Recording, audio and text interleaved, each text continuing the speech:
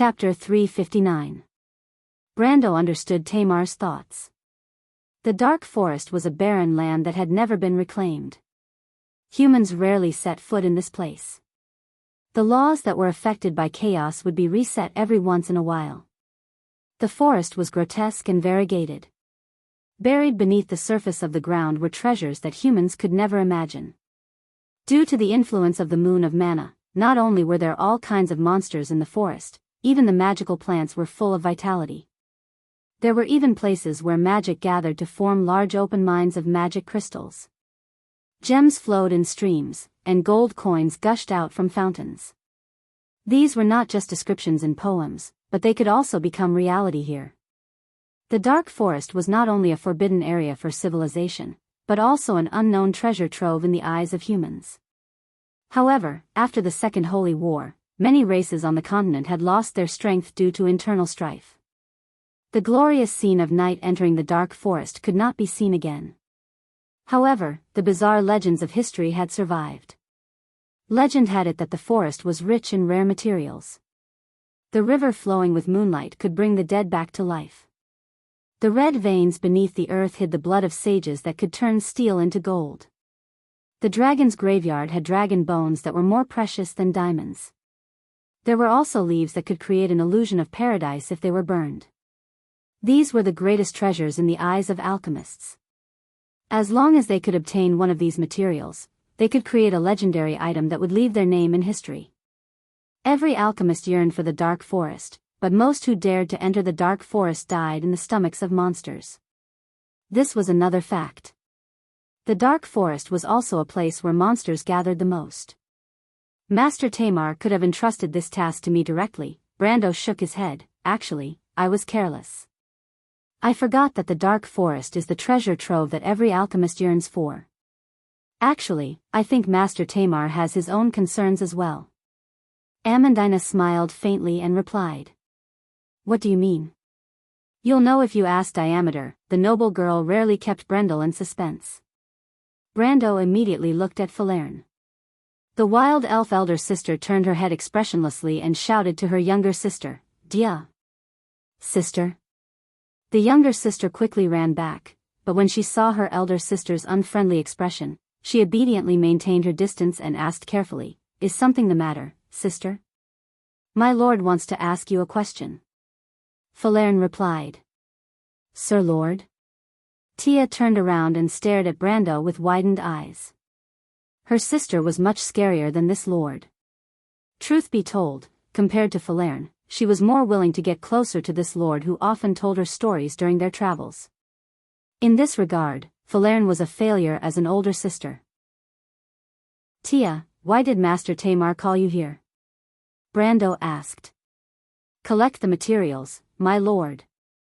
Wasn't that normal? Brando turned around to look at Amandina. Amandina covered her mouth and giggled. She gestured to him with her chin, indicating for him to continue asking. Brando was slightly surprised. He thought for a moment and continued to ask, What materials do you have? That's what Master Tamar said. Tia began to recite, but she was immediately glared at by Falerne. The little girl's head shrank back slightly, and she became much more obedient. She pouted and whispered, It should be easy to find lesser magic crystals in the forest, so we should collect as many as we can. There are moon crystals, gold crystals. There are also magic plants, blood-stained roses, and whiptail flowers. In terms of minerals, it's best if we can find mithril in the open, but sacred silver is also good. There's also frost iron, Nasr ore. I heard that the dark forest has spring water that can preserve eternal youth, archangel's wings, dragon's poem, golden core. Stop, stop, stop.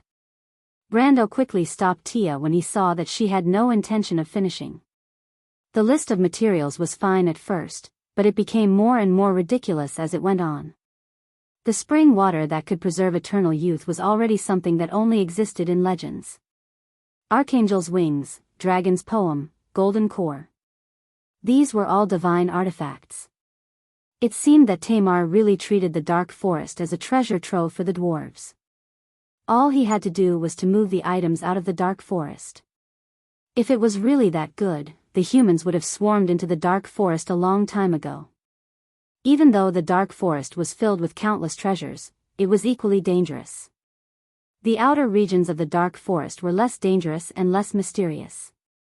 However, all kinds of minerals and rare magic plants were also rare.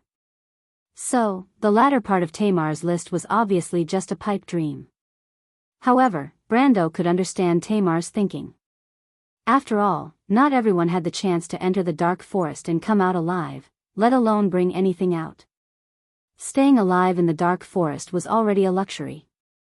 Not every lord would dare to throw their golden core into the bottomless dark forest. After all, no one knew if they would lose their men and not even be able to find anything. Brando dared to do so because he was familiar with the area north of the Karana Mountains.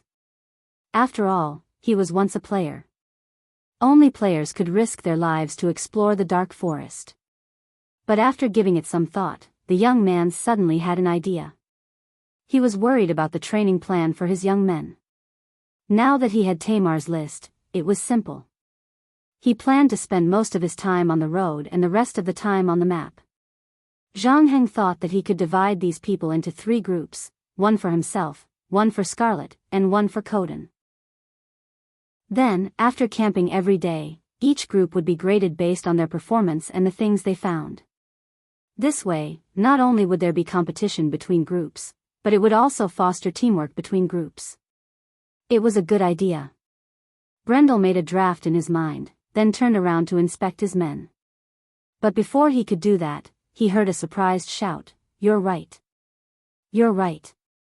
Muriel." Brando recognized Cargly's voice. He turned around and saw the young man dragging the red-robed Mordenkainen through the crowd and striding towards a young man who had just gotten off the carriage. "Carglys? You? Why are you here?" The young man was confused at first. Then, he blinked his eyes and looked at his old friend. Brendel saw that the young man had long blonde hair that was rarely seen here, and his eyes were as blue as the sea. He was wearing a set of Kurlut's travel attire that was similar to Brendel's, and the long sword on his belt had been confiscated. He looked slightly slender and feminine, and stood there like a woman with long hair that reached her shoulders. But even if he was a woman, he was still a rich man's daughter. "I understand now." The young man reacted and opened his mouth slightly in realization. "Your father was defeated. So you came along as well." "Heh," Carglys looked at his old friend and smiled casually. "I thought you weren't here." "I didn't think that Lord Maxon would lose even with you around." The young man's blue eyes were filled with worry as he furrowed his brows. "Did you join them, Carglys?" "Yes," Carglys nodded nonchalantly, "but then again, why are you here, Muriel?" Of course, he knew who these young men were, but he was surprised to see his friend here. "I was captured by those mercenaries. I was just passing by with my squire," Muriel blushed. "You snuck out, right?" Carglys saw through his friend's predicament. I didn't." All right, we all know about you. Don't pretend. Don't worry, I'll protect you. But I have to say, you're in big trouble this time. My lady, you're going to the dark forest. Are you ready?" Carglys suddenly showed a gloating expression.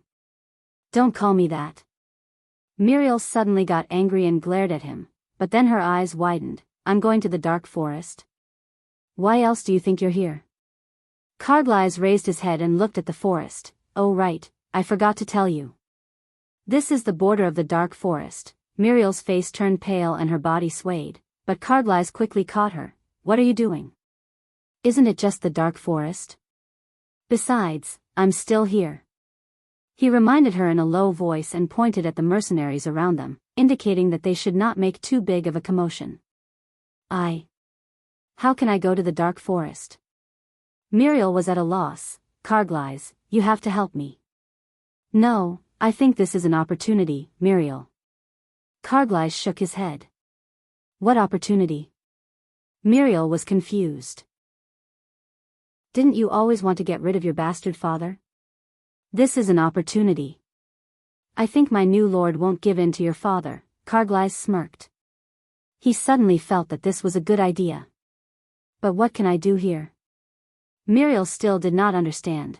Besides, I don't want to go to the dark forest. There are monsters in the dark forest. We will die.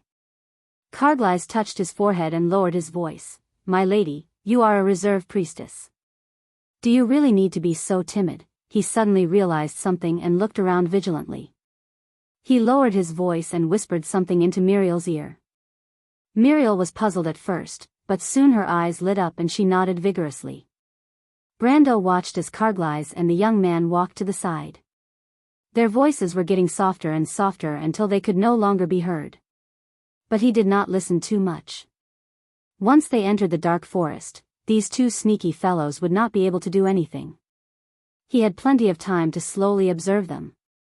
But what made Brando curious was that Carglass' friends could only be nobles. The young man's temperament seemed to confirm this point. But why were there nobles among the young men he recruited? Brando was not arrogant enough to think that the nobles in ABs would support him at this time. Unless they did not want to lose their heads, they would be in big trouble when Count Randner came to settle accounts with them in the future. He turned around and looked at Amandina with a puzzled expression. Who are these people? Nobles. I heard that they are from the manor. You mean there are more than one of them? Brendel felt that the situation was getting more and more strange. He did not want his personal guards to be mixed in with unknown people. Even though the background of the manor's disciples could be considered clean, and perhaps the nobles around Ferber would not support him yet, he believed that it would not be long before that happened. But this situation was still a little strange. Amandina nodded her head. How did they come here? They snuck out. That's what the mercenaries said. Amandina replied, it seems like they came because of your reputation. Your reputation has spread far and wide. Interesting. Brando could not help but touch his cheeks and asked a little shamelessly, am I that famous? Amandina raised her head and rolled her eyes at him. If you want to know the future, please go to www.chidian.com to read more chapters. Support the author, support the original reading. Chapter 360. Traveling always seemed to be between anticipation and uneasiness. You would be caught in the middle when you were least prepared. The Tower people had a saying, the hardships of traveling can destroy all ambitions. This tribe, which was rich in merchants and adventurers, had a profound understanding of traveling. In the blink of an eye, Brando and his team had been in the Black Forest for a week. Although Coden had suggested that Brando set up camp outside the forest and set off after one night, Brando thought that they did not have time to waste. Besides, he was more experienced than Coden in the Black Forest, so there was no need to waste time. The depths of the Black Forest were like layers of emerald clouds. Supported by the black tree trunks near and far, they covered the sky densely. Light seeped through the gaps between the clouds, dyeing the surroundings green, while the backlit areas were almost inky black. Pillars of light shone in the darkness, and dust rose and fell under the light. Spots of light fell on the knotted roots. Under the roots, the emerald green pool in the forest was calm, and ripples would occasionally appear when a water spider slid across the surface. Light and darkness intertwined, outlining a quiet and strange scene. But it was actually close to evening. Brando was holding a notebook, and on it were various notes that were emitting fluorescent ink. Black Mage, Moonshine, Four-leaf Clover, Witch's Misery. Black Mage symbolized mystery in the secret language of the witches, and was used to extract the state of mind for meditation. Using level 3 alchemy could obtain Breath of Tranquility, which was the main ingredient of meditation incense.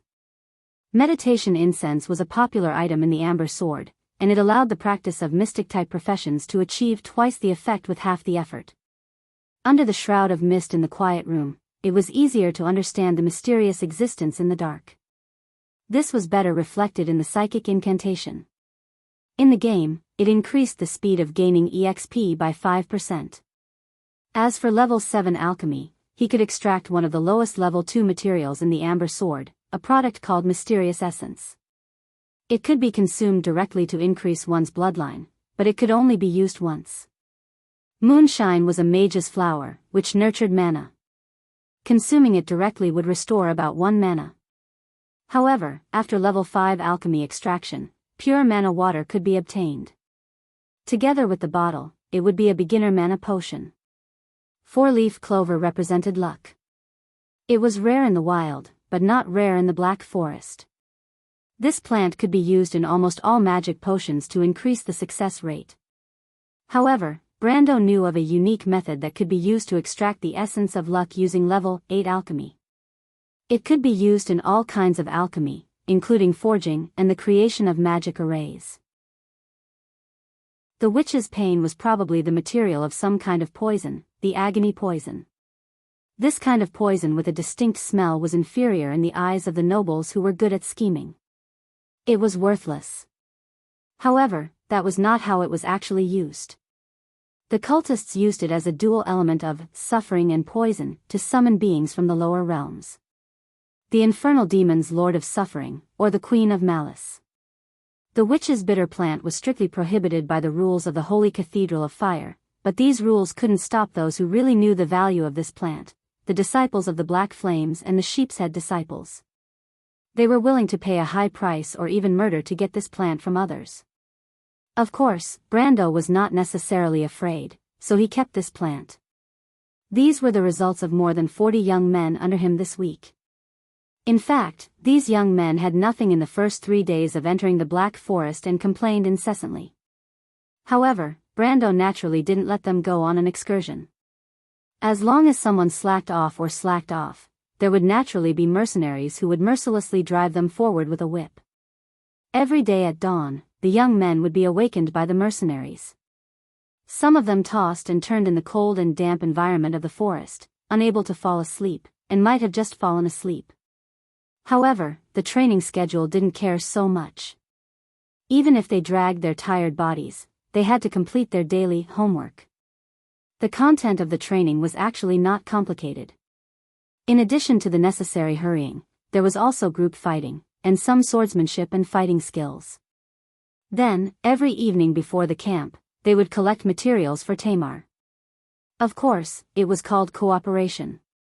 Survival training was also a very important part of the training. After a week, the number of materials recorded in the notebook had increased, and the value of the materials had obviously begun to increase. This meant that they were leaving the border of the Black Forest and entering the outskirts of the wilderness. Brando finished recording the second group's harvest and used a quill pen to mark a point on the parchment to indicate that the recording was complete. The 60 young men were divided into 6 groups, and each group was appointed a leader. The leader of the second group was a young man named Mars, who came from Fern's mercenary group. He was a lower iron-ranked expert, serious in handling matters, and had strong organizational skills. However, he was a little rigid. But rigidity wasn't necessarily a bad thing. Brando raised his head and glanced at Carglass, who was not far away. The young man was leaning against a tree and wiping his long sword. This sword was a bit like the commanding sword of the year 377 before the November War. The sword had a wavy handle and the style of the sword leaned towards lightness. Brando liked this style very much, so the swords that were distributed to the young men were also of this design. The sword was the work of Master Bosley, so the quality was not a problem. Brando's design was obviously a success. The young men, regardless of whether they had used a sword before or not, loved the sword very much.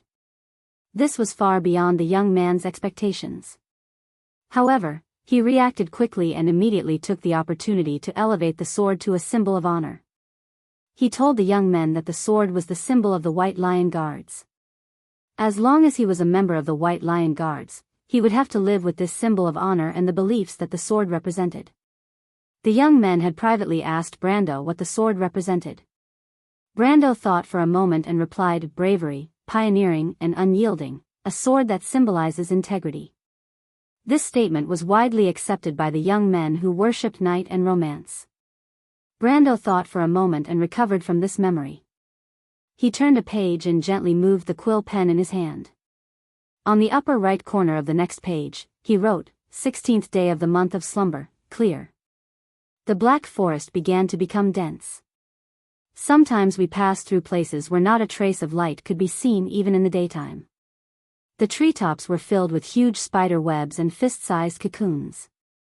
Moths and polypods were densely packed on the tree trunks in the darkness. Strange thorns began to appear in the forest, such as the witch's pane. This means that the team is gradually leaving the forest border area. We saw traces of monsters for the first time in the whole day. From the shape and the traces left behind, it should be black wolves.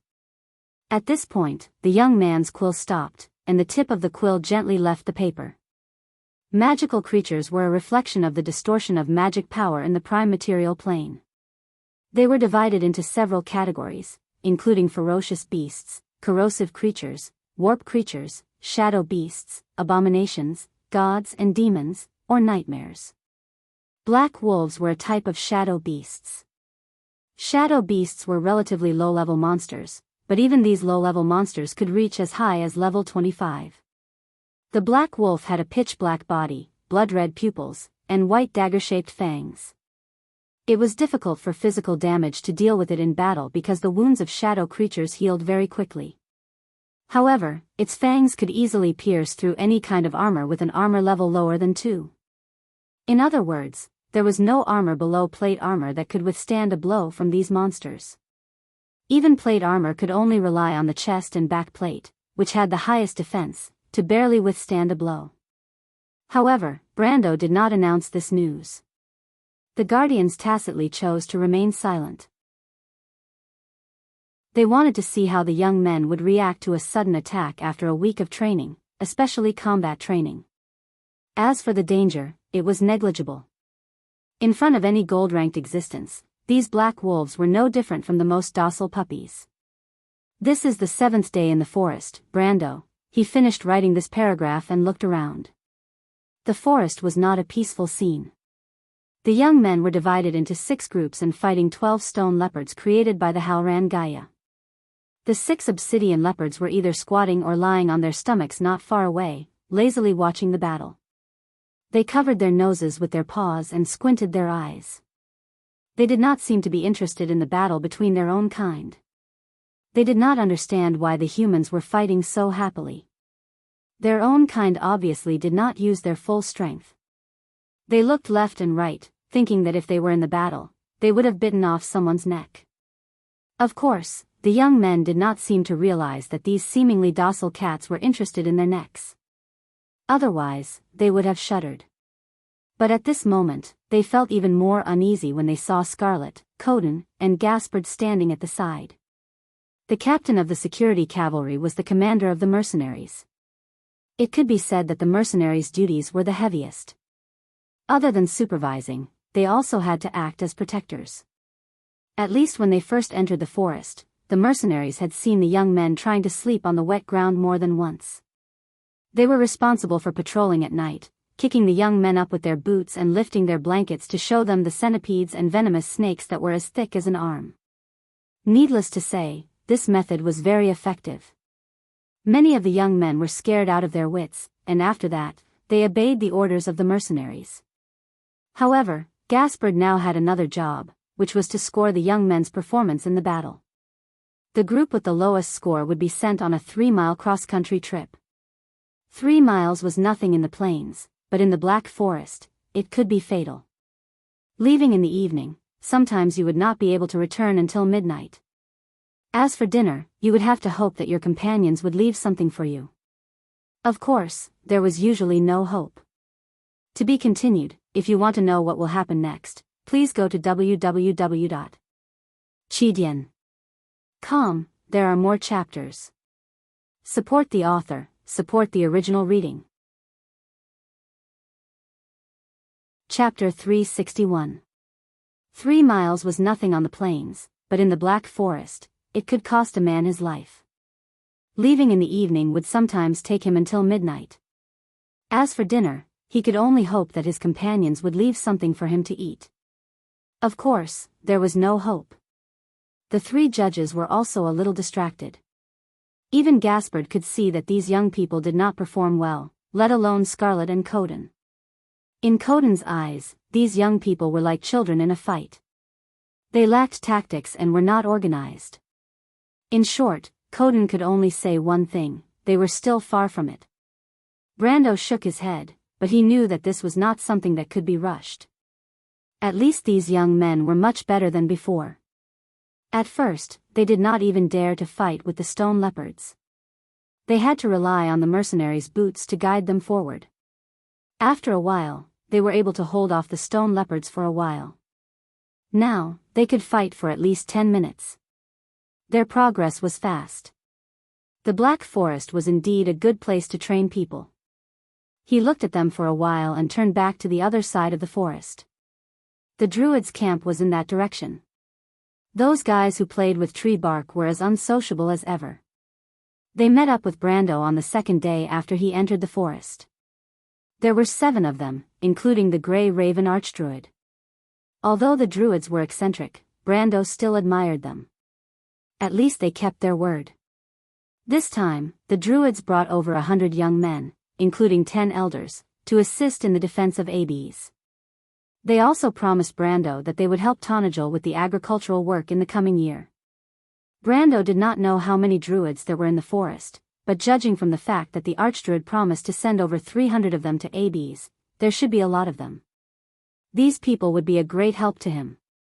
The Druids were very good at building a city's defense. They planted thorny walls under the city walls, reinforced them with vines, and also had a bomb fruit and spells like quicksand.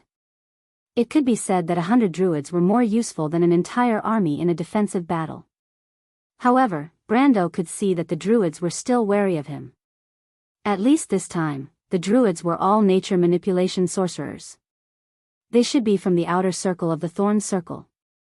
None of them were from the Beast Spirit Circle, which worshipped the spirit of nature. Thinking of this, he smiled slightly. Ordinary people might not be able to see the difference, but he was very clear. Among the 12 outer circles of the Druids, the Circle of Flame, the Circle of Storm, and the Circle of Beast Spirit were the 3 with the strongest offensive abilities. The Circle of Thorns, on the other hand, was quite proficient in defensive spells. Thus, the intentions of the Druids were clear. But he was not in a hurry. There would be plenty of time in the future. He closed the travel journal and put away the quill. Then, he took out a pale yellow leaf from his pouch. This was the evening primrose. These low-level materials were easily available in the Black Forest, and Brando could use them to practice alchemy.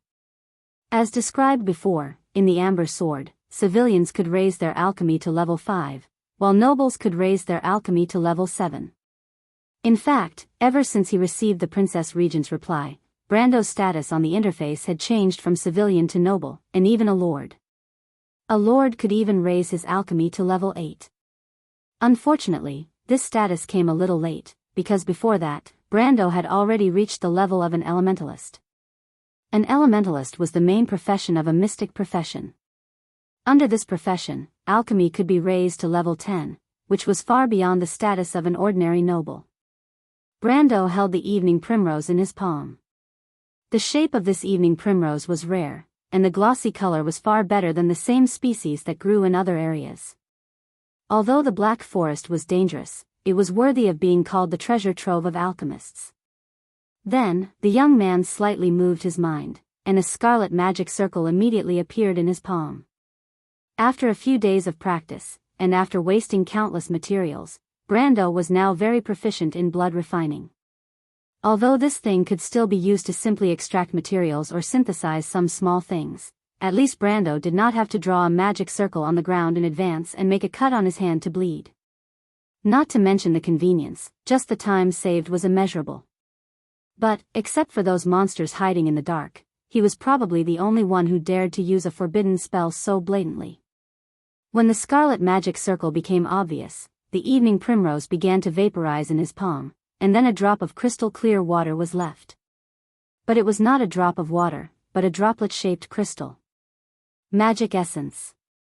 Dissolve 10 units of this thing in water, and it could make a bottle of lesser magic potion. This thing seemed simple, but in fact, it required the support of at least level 5 alchemy. In the Amber Sword, this was probably the best alchemy product that a commoner could make in their lifetime.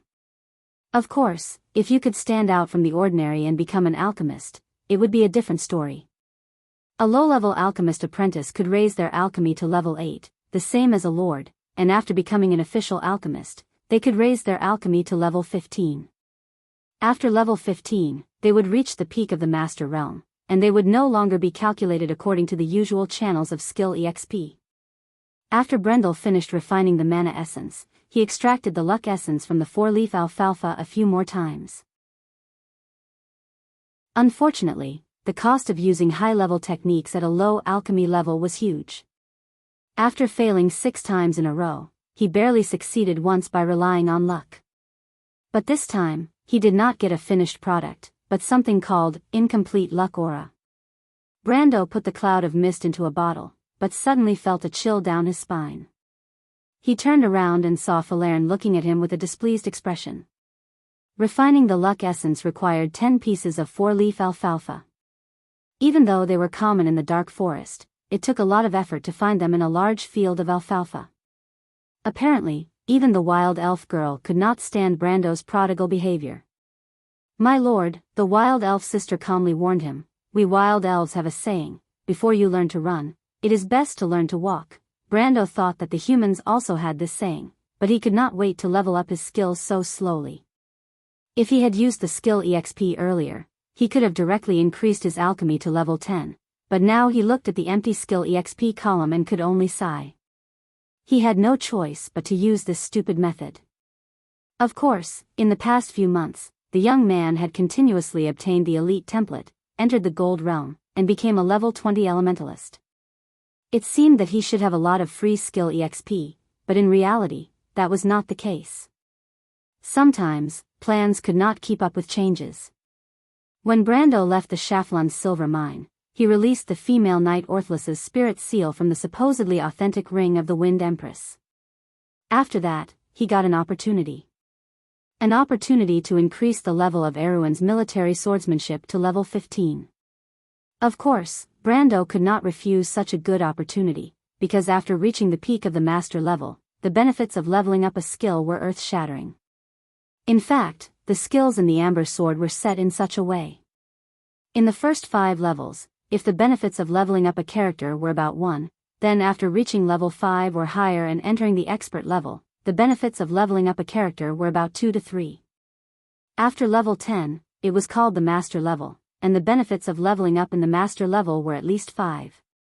However, the skill experience required to reach level 5 was 10 times that of the previous 10 levels, and the master level also had requirements for the profession. Skills that were not of the profession could never reach the master level. As for the formula for leveling up after level 15, no one had calculated in detail, because different professions and skills had different benefits, but it could be concluded that it was between 15 to 20. In other words, after reaching the peak of the master level, the benefits of leveling up a skill were almost 3 times that of leveling up a skill at the master level. The gap was shocking. Unfortunately, when a skill reached the master level, the channel for investing experience in the skill would turn gray, and from then on, the skill could only be leveled up through practice and inspiration. As for the probability, most of it depended on one's face, or one's understanding of the skill. A level 16 skill was called the Realm of Creation, which meant that it contained a character's unique understanding and pioneering experience of the skill. Under normal circumstances, if a character could invest a skill to level 16, it would be their core skill. And if a character could invest a skill to level 17, then they could indeed be called a grandmaster in this field. Whether it was an NPC or a player, they could at least leave their name in history.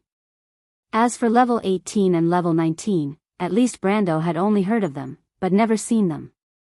Although players often joked that perhaps with the upgrade of the Amber Sword, the average level of the players would continue to increase, and maybe in the future there would be level 20 and 30 skills called the Realm of Gods, but Brando also knew that it was just a beautiful dream.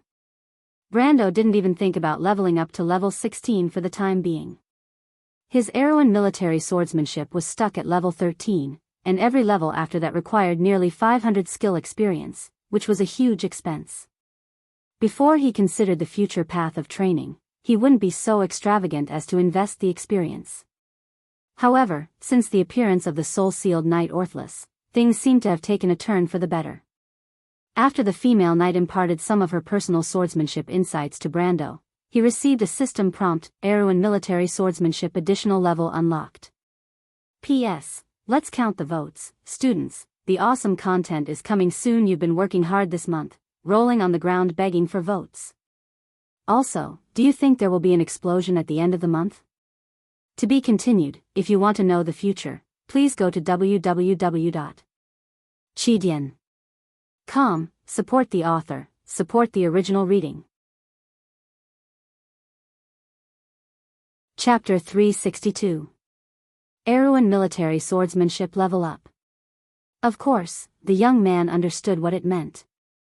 It meant that he could add another level of experience after reaching the peak of master.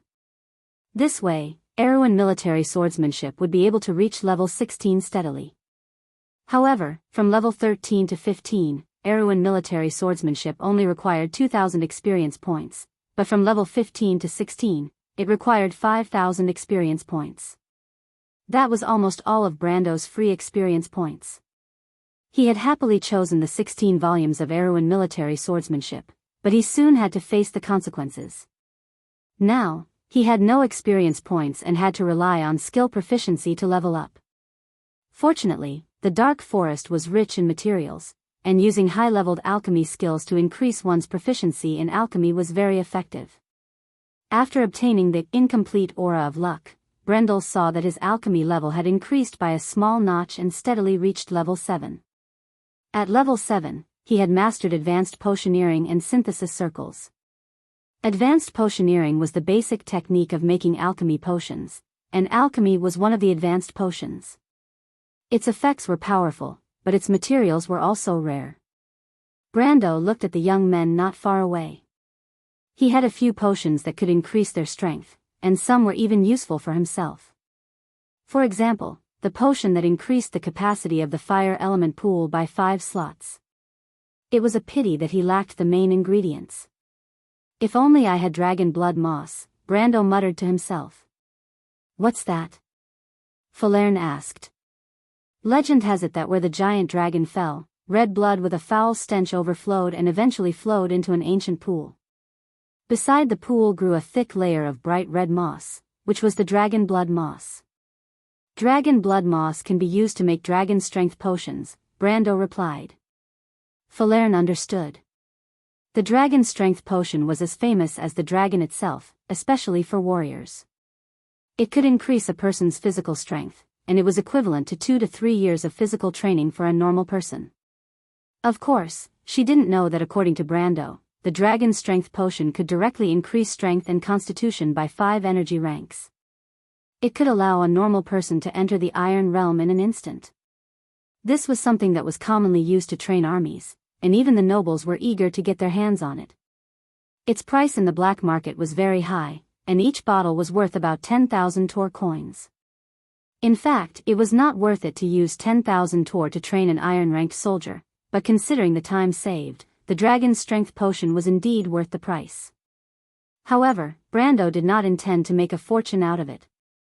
First of all, the south of Erewhon, including the Black Forest, did not produce dragon blood moss.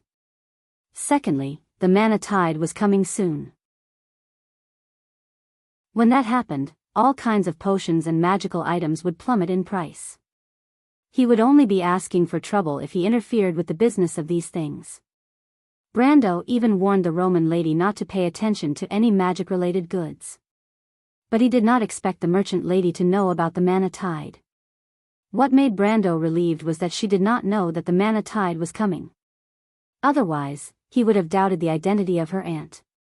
My lord knows how to make that kind of thing? Falerne asked.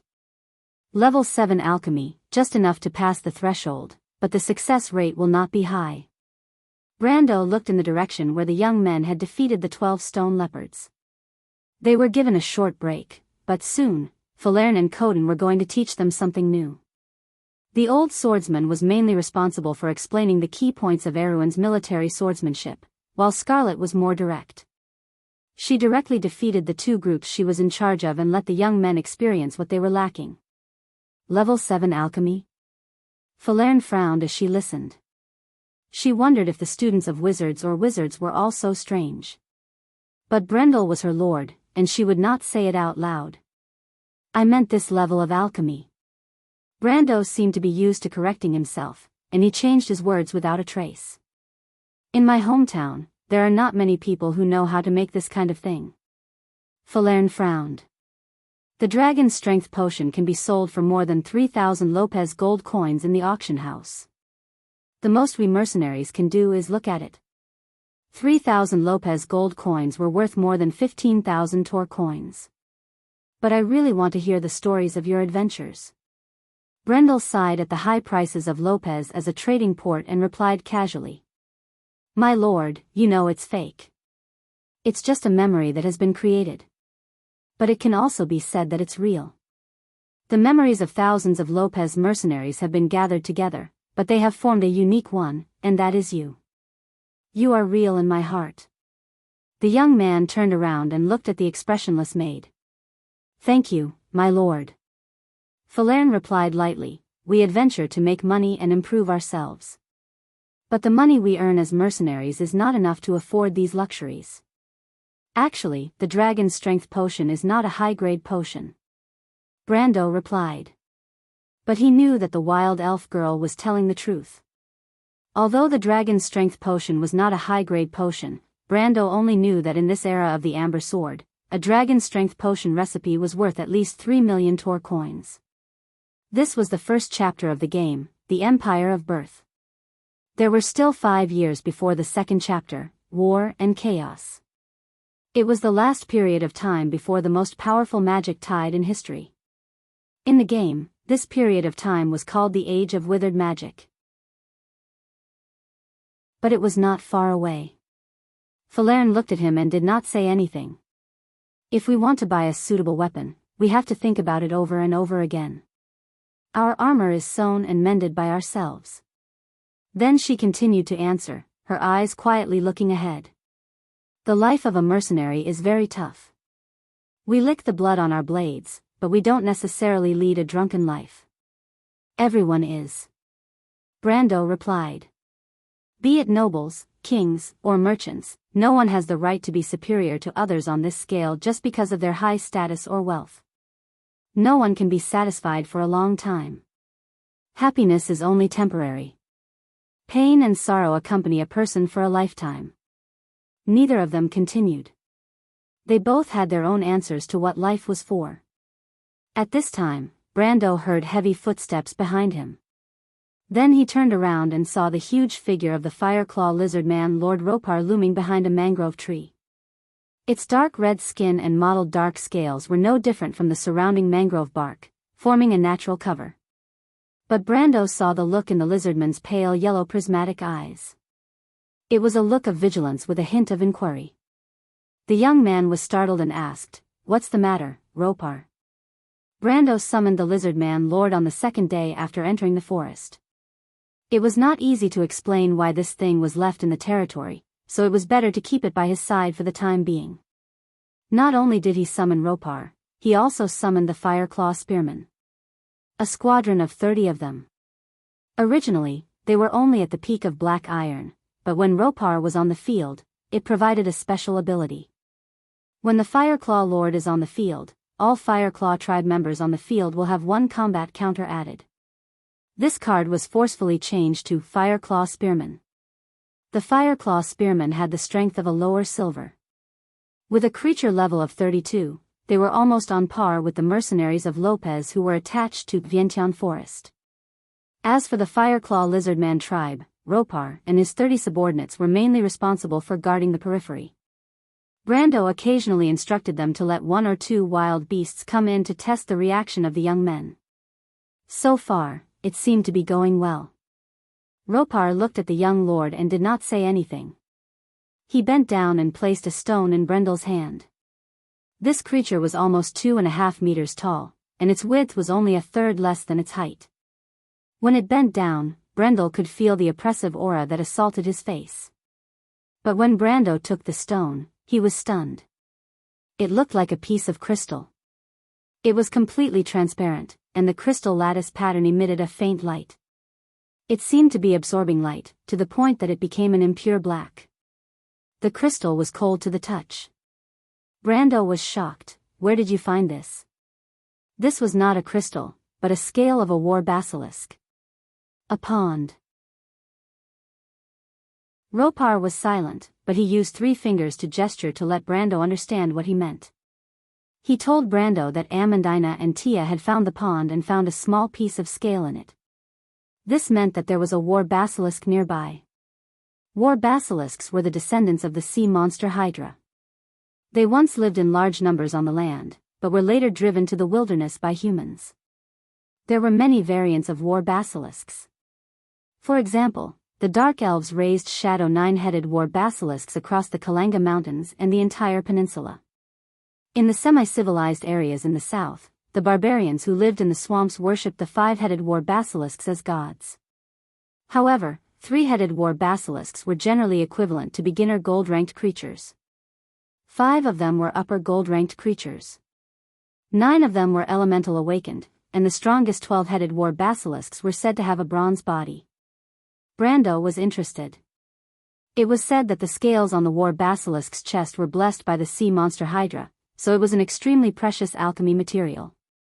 Even though the war basilisk's blood was not as good as dragon's blood, it was at least a grade higher than dragon's blood moss. It could be used to make dragon's strength potions, and the effects were even better. Thinking of this, the young man stood up. He clapped his hands at Coden, Scarlet, and the group of youths in the distance to attract their attention. There's work to do. Author's note, someone asked this question. Yes, level 15 to 25 is the Holy Realm. After 25, it is called the Divine Realm, but no one has ever reached it. Also, Brando's level 16 plus 2 does not mean that he is level 18. The plus 2 is an additional bonus. At lower levels, it can be counted as 1 level. After reaching the Grandmaster realm, it will only increase by 10%. To be continued. If you want to know what will happen next, please go to www.chidian.com. There are more chapters. Support the author, support the original reading. Chapter 363. When Brando found the basilisk, Amandina and Tia were hiding in the bushes, admiring the beautiful and mysterious creature. Of course, they did not dare to get too close, but peeked from a few hundred meters away. The noble lady actually came out to look for this little girl who was running around collecting materials for Tamar. However, when she and the lizard men of the Flame Claw clan met this little wild elf girl, the 2 of them discovered the quiet little pond in the forest together. Amandina recognized the scale. She had seen all kinds of monsters in books, and some of the books on natural history were dedicated to describing the basilisk. She had Ropar report to Brando about the basilisk while she led the others to continue forward. Soon, they found the tracks left behind by the basilisk in the forest. It was a 5-headed snake lizard. The surface of its body showed incomparably beautiful lines at the intersection of light and darkness. It was filled with a sense of power. Its fine scales were ink black, but there were some places that revealed a faint green color. This was a venomous basilisk. Its defense and strength were not as good as other basilisks of its kind. It could not turn its body into mist like the Shadow Hydra, and it could not manipulate the elements like its ice or fire subspecies. However, it was one of the most difficult to deal with among the basilisks. It could even corrode magic alloys with its venom. Fortunately, Brando knew how to deal with this monster. He rushed out and said to the others, "You guys stay here and watch." He said this to the group of eager youths, and then ordered, Coden, Ropar, Scarlet, attack from the back. The 5-headed basilisk only attacks 180 degrees. I'll attract its venom. That's too dangerous. The old swordsman pulled out his sword and followed behind. The basilisk was precious, and Brando had promised to give him a bottle of dragon strength potion. Leave it to me. The youth pulled out Halran Gaia, and the wind haste spell on the scabbard that Tamar had specially made for him was activated. His agility was increased by 50%, and his body sped up. As he said this, he entered the snake lizard beast's alert range. The 5-story tall behemoth also discovered the intruder from 200 meters away. Its third head raised, and its conical mouth opened wide. Brendel did not forget the experience of fighting against these creatures. He saw the monster's mouth open and frowned, then rolled to the side. Chi! A black arrow of venom missed him by a hair's breadth. The venomous liquid streaked through the forest like a long dragon. The trees in front of it were corroded and emitted white smoke. Some even burned because of the large amount of heat. Finally, the venomous arrows that did not hit the target shot into the forest. The trees in the forest withered and turned yellow at a speed visible to the naked eye. The basilisk spirit, the youths who wanted to try their skills, but when they saw this scene, their faces, and some even cried out. By the name of Martha. The young man named Mordenkainen by Brando stared blankly at the lord who dodged left and right, and calmly avoided the 5 venom arrows. His heart was full of nervousness and surprise. He had heard of many legends about the youth, and some of them were too miraculous and unbelievable to be believed. But these were incomparable to the facts he had seen with his own eyes. His mouth was wide open, and suddenly he heard someone beside him ask, so strong, the Lord said that one day we can be like this too? Is this true? The person who asked this question was obviously stunned. He could not help but pull his companion next to him. Muriel, whose sleeve was pulled, blushed and moved aside. Muriel? The man was stunned. What's wrong with you?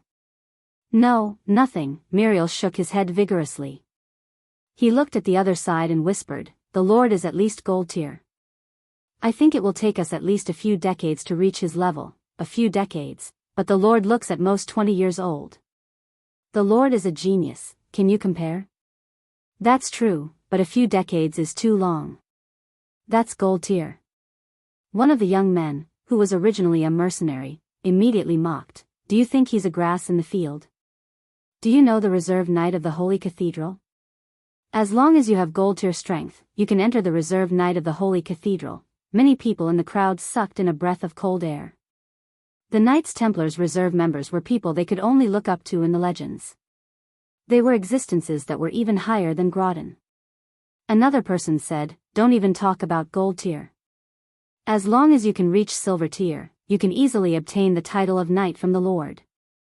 Even the lowest noble title of knight was full of temptation. Then can we reach silver tier? Someone asked. Carglass finally snapped out of his daze. He felt that his lord must have laughed when he saw him rushing towards him with his sword. He was only at the pinnacle of iron rank, and yet he had to fight against a gold-ranked quasi-sword saint who was at the pinnacle of swordsmanship and possessed the strength of a gold-ranked warrior. Although the young man was thick-skinned, he could not help but feel a little embarrassed. We can definitely reach silver tier. He glanced at the others and answered. Are you sure, Carglass? Maria asked curiously. It's difficult for an ordinary person to reach silver tier. You still need to have a certain amount of talent, right? Don't you think you're improving very quickly? Carglass asked. Everyone was stunned. Is that so? They were scolded by Coden every day as idiots. The red-haired girl with a long ponytail who beat them up every day shook her head whenever she saw them. Even though the Lord looked kind, gentle, and easy to talk to, he only smiled at them without saying anything. Now, they even thought that they were idiots. Otherwise, how could the Lord and Miss Scarlet, who looked like they were in their teens or 20s, be so much stronger than them? Carglass shook his head. He knew that this was not the problem. Recently, he felt that since he returned to his father's side from the Lord of the Palace, his swordsmanship, which had stagnated for a long time, seemed to be showing signs of improvement. He was also surprised to find that his absolute strength had begun to show signs of reaching silver tier after only a week in the dark forest. Do you know what kind of swordsmanship the Lord is teaching you every day? He asked. Everyone shook their heads. Maria, Carglass said. Maria frowned. I took a look. It should be the Sanctum's swordsmanship. Isn't that forbidden to be taught to outsiders? Someone shouted. The young men suddenly became quiet and looked at each other. It was not a small crime to teach the Sanctum's secret swordsmanship to outsiders. But Carglass shook his head. He did not care about the Sanctum, and the sanctum did not care about a small fry like him. They had plenty of talented young men to choose from. Heaven's bearers and chosen ones. Compared to those favored by the heavens, he was just an ordinary person. He patted Maria's shoulder lightly. So, do you understand, Maria? I think I've made the right choice this time. Maria blushed. The others quieted down. They all heard what Carglai said. While the young men were deep in thought, Brando was not as relaxed as they thought. The venom of the five-headed snake was far more terrifying than it appeared to be. Although Brando was not hit directly, he was still shuttling in and out. Soon, a row of notifications appeared on the green grid in his vision. Abnormal status. Brando had already passed through the fifth poisonous arrow. He knew that the basilisk needed some time to prepare for the next round of attack. He immediately gestured to Coden, Scarlet, and Ropar, who were behind him, to quickly move closer to him. At the same time, he also tried to lure the big guy to turn around. On one hand, he wanted to leave the area filled with poisonous clouds. As he moved forward, he quickly switched through the interface. It was not difficult for him, as it was a reflex action after thousands of repetitions. The interface first switched to the life status, and it showed the healthiest green color. This meant that although the poisonous cloud had begun to seep into his body, it had not yet caused any damage. This was because his constitution was still immune to the poison. Brando's constitution was over 100. If he was an ordinary person, he would have died a few hundred times. He immediately switched to the immunity panel. The resistance column was pale yellow. The resistance rate was about 87%, but it was still decreasing. At this rate, within 10 minutes, even if he was not hit directly, he would still be poisoned to death. As expected of an upper gold-ranked creature, it was not easy to deal with. In the game, the five-headed snake's attack interval was 1.5 minutes. This meant that the attacker had to hurry up and close the distance between them. However, the basilisk was very cunning. It also retreated while spitting. Brando was used to this tactic. He changed his direction and lured the five-headed snake to face him. This way, it would be easier for Coden and the others to approach it from behind. The five-headed snake also realized this, but it could not do anything else. It could only growl angrily. 30 seconds later, Brando, Coden, and the others were within range of the five-headed snake. Brando activated charge and was the first to enter. He then jumped up and dodged the five-headed snake's whip-like tail sweep. Tail sweeps had always been reserved for dragons and wyverns. When the tail that was even sturdier than steel swept across the forest and cut the towering trees in half, the loud cracking noises could be heard for miles. All the spectators in the distance couldn't help but hold their breaths. Brando landed beside the basilisk's right front claw and raised Halran Gaia. The battle had reached its climax. To be continued. If you want to know what will happen next, please go to www.chidian.com to read more chapters. Support the author, support the original reading. Chapter 364. The battle had reached its climax. Brando raised Halran Gaia with both hands and swung it at the five-headed basilisk's right front claw, which was as thick as a marble pillar. Despite its massive size, its movements were surprisingly nimble. The five-headed basilisk retracted its right front claw as if it had foresight. Brando's sword only hit its afterimage. However, the power of Halran Gaia shattered the ground beneath the five-headed basilisk's feet. The dirt and stone slabs were pushed to the sides, and the center of the ground collapsed downward, forming a cone-shaped trench. The five-headed basilisk lost its footing, and its entire body tilted to the side. However, it was not easy for Brando to take advantage of the situation. The five-headed basilisk's five heads were like whips in the air, swooping down one after another to bite. The young basilisk kept retreating until it was more than 10 feet away from the five-headed basilisk. Coden, Scarlet, and Ropar, who were approaching the five-headed basilisk from behind, found an opportunity to attack. However, when Brando saw them approaching, he immediately shouted, "Be careful of the venom shield." Coden and Scarlet were startled. As they rushed forward, they saw a dark green liquid shield appear in front of them. Both of them were experienced, so they stopped abruptly. However, the old swordsman was obviously more experienced. When he stopped, he pulled out a dagger and threw it at the magic shield. Then, with a soft hiss, the dagger turned into a puff of white smoke before it could penetrate the venom shield. Martha above. The old swordsman rejoiced in his heart. Fortunately, Brando had warned him early.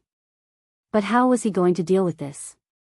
Only the Fireclaw Lizardman Lord, Ropar, did not seem to have heard anything. The Lizardman Lord, who had been majestically pursing his lips, with a hint of coldness in his pale yellow eyes, crashed into the venom shield. The venom shield washed over his body, but it did not seem to have any effect on him. It only took away the dirt on his dark red scales. Poison immunity. Brando did not expect the Fireclaw Lizardmen to have such a trick up their sleeves. However, the five-headed snake lizard was also a lizard, or at least a reptile. Ropar and it could barely be considered the same species. It was reasonable for the same species to have some means to restrain each other. Ropar was out of everyone's expectation, including the five-headed Naga itself. The monster wanted to turn back, but it was too late. The Fireclaw Lizardman Lord used a double-headed sword as a weapon. He stabbed the sword into the five-headed Naga's right hind leg, and a flame burst out from the sword. The blood under the broken tendons and veins of the five-headed snake lizard was vaporized before it could splash out, forming a red satin mist that sprayed out. The monster raised its head in an instant, and its five heads let out a high-pitched scream at the same time. The sound traveled at least dozens of miles, and a flock of birds flapped their wings and flew out of the forest. While the five-headed snake lizard was injured, the venom shield suspended behind it fluctuated and then disappeared at the same time. Right now. Coden and Scarlet immediately realized this. They rushed in, but before they could even take 2 steps, they felt the ground under their feet give way. What is this? Scarlet was shocked. She saw countless green thorny vines sticking out of the broken ground. These vines broke out of the ground and curled towards her feet as if they were alive. Not only her, but the old swordsman Coden also suffered the same fate. Brando had just recovered from the five-headed Naga's attack, and of course, he saw the situation that Scarlet and Coden were in. It was the five-headed Naga's poisonous vines, but he did not have time to answer. Instead, he used his sword to stop himself from falling back, and at the same time, pointed his left hand in front of him. At that moment, everyone saw bright green spots appear in the air behind Brando. However, they were not light spots, but small magic circles that appeared in the air. The magic circle took up half of the sky behind Brando, and it spread out like a pair of translucent green wings. Then, in the next moment, balls of green light shot out from the magic circle like cannonballs. The balls of light landed on the ground, leaped forward, and flew up into the sky. The dense dots of light quickly gathered and formed a crescent shape. Brando threw out another card. Hundreds of golden holy swords surrounded the five-headed Naga in a semicircle. The youths in the distance were stunned. They had imagined the most beautiful swordsmanship and the most terrifying magic, but they had never imagined such a magnificent power. This was the power of their lord. Carglass looked at the scene with a strange expression. Muriel, I feel like an idiot. Muriel lowered her head and blushed as she whispered, yes, you always have been. The five-headed Naga also felt threatened. It raised its head, and the 15 pairs of eyes on its 5 heads flashed with a ghostly green light. The thorns that were spreading towards Scarlet and Coden suddenly changed their direction. They quickly grew back and intertwined in front of the five-headed Naga, forming a dense thorny shield that was dozens of meters high. Attack! Brando roared at Coden. The huge monster could no longer turn back to save itself. At the same time, hundreds of holy swords in the air emitted a dazzling light. The intertwining golden beams of light burned down like fire from the heavens, and the thorns were reduced to ashes. The huge thorny shield was instantly pierced through, and then the beams of light continued to descend and collided with the venom shield. At the moment when the two collided, beams of golden light immediately refracted on the surface of the shield, sprinkling a rain of light in all directions. The temperature of the venom shield also changed dramatically. The shield first turned red, then vaporized. Then, a ray of light penetrated the shield, followed by a second, then a third. The venom shield finally collapsed, and the beam of light directly hit the five-headed Naga's hard skin. The same thing happened to the five-headed Naga's black crystalline skin. It refracted the light, turned red, and then burst open. The blood below turned into a red mist and rose into the air. The intense pain caused the Naga to roll around in the forest. At this time, Coden, Scarlet, and the Lizard Man Lord did not stop attacking. They dodged the five-headed Naga's hind legs and tail while trying their best to inflict wounds on the monster. Although they were both upper gold tier, the five-headed snake lizard was much less agile than the wind wyvern. However, the defensive ability of this demonic creature was daunting. Scarlet used all her strength to strike the monster's scales with lightning bolts that were dozens of meters long. However, most of the lightning bolts were unable to penetrate the monster's skin and could only leave a small burn mark. Coden's situation was not the same. Only the Fireclaw Lizard Man Lord could not attack from a distance. However, every strike of its sword was able to inflict real damage. Its method was quickly copied by the others. Coden and Scarlet also gave up on attacking from a distance. Instead, they stabbed the monster with their spears and swords. At the very least, they could bleed a little. Their method worked quickly.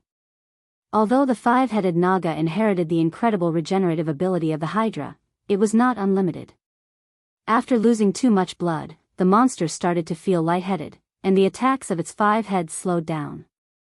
Brendel, who was in charge of drawing the enemy's firepower, felt a lot more relaxed.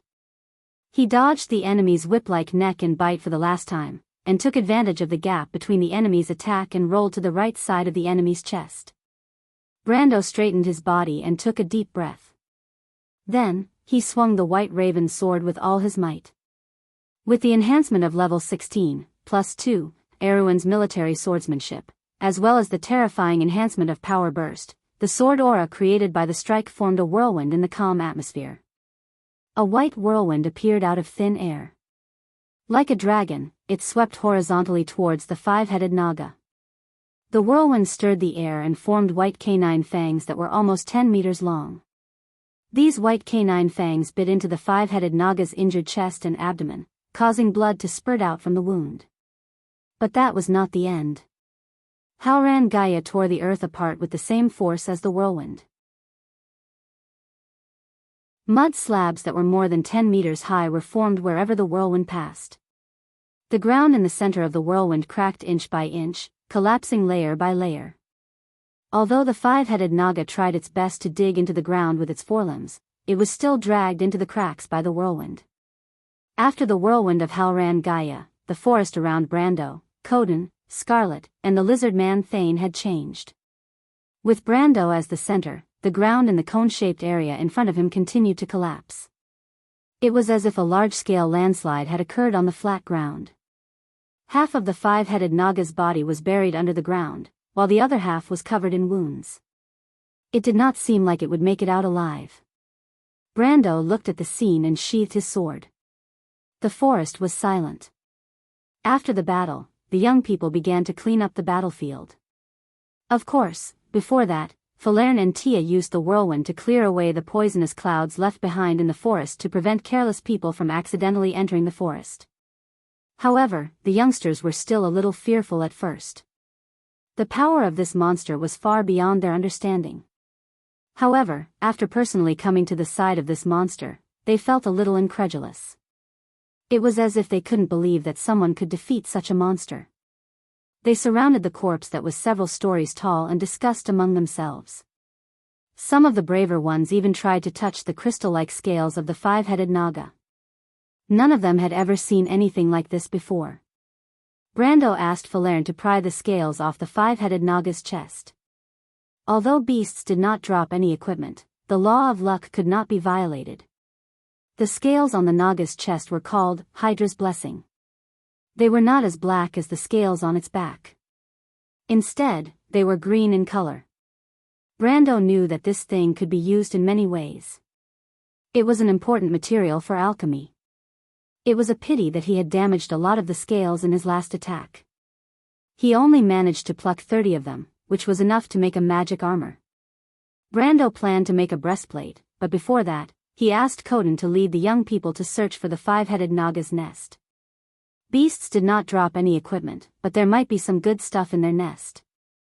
To be continued. If you want to know what will happen next, please go to www.chidian.com to read more chapters.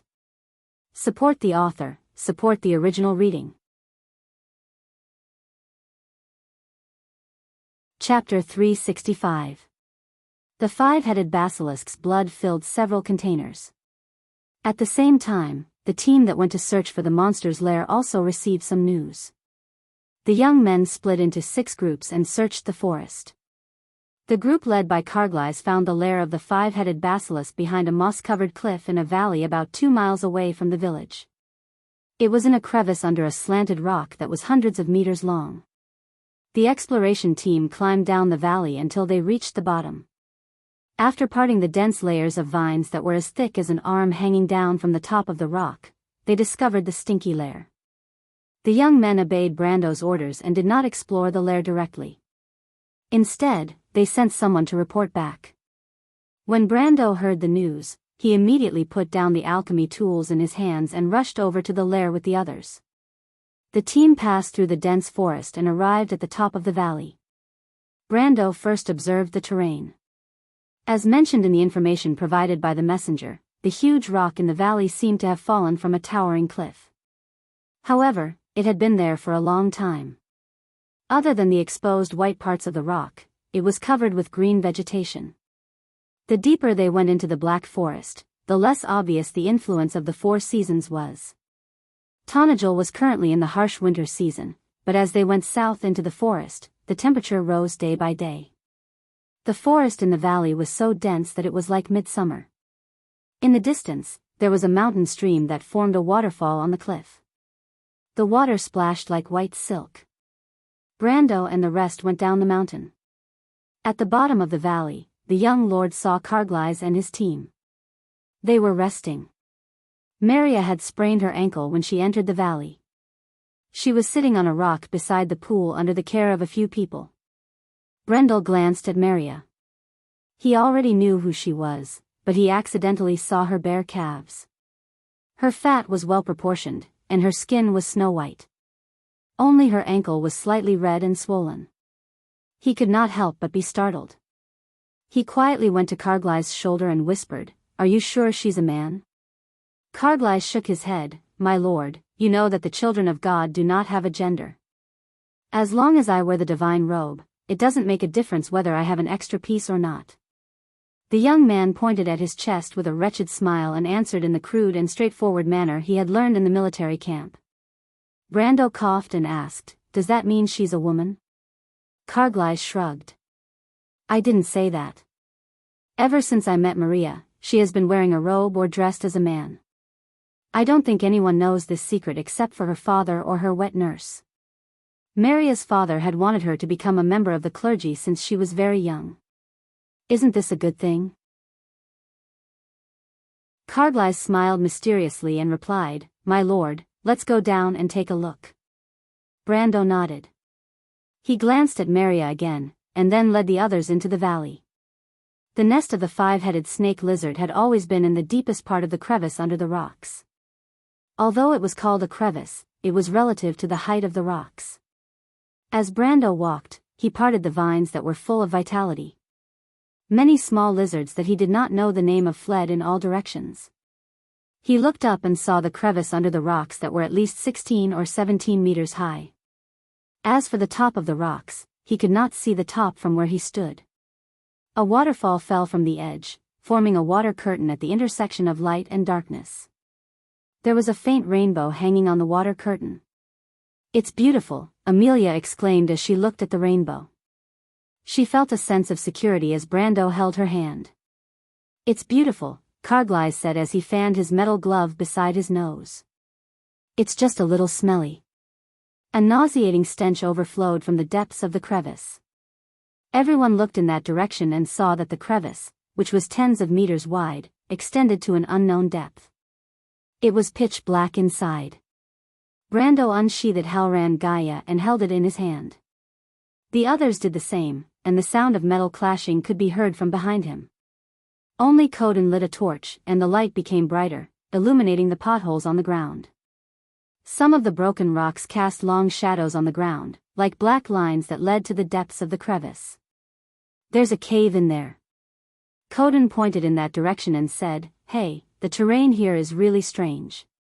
I'm surprised that the five-headed snake lizard could find a place like this to build its nest." Brando also saw that place. It was the deepest part of the crevice.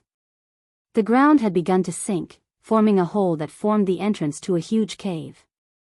He could imagine that the crevice had already existed before the rock fell. The mountain stream on the cliff had broken through the weaker rocks and flowed into the underground river. After a long period of erosion, it had formed a huge hole. However, after the rock fell, it had once again covered the entrance to the cave. Coincidentally, it did not completely seal off the entrance, but left a crevice that could be entered. It had to be said that the terrain was indeed strange.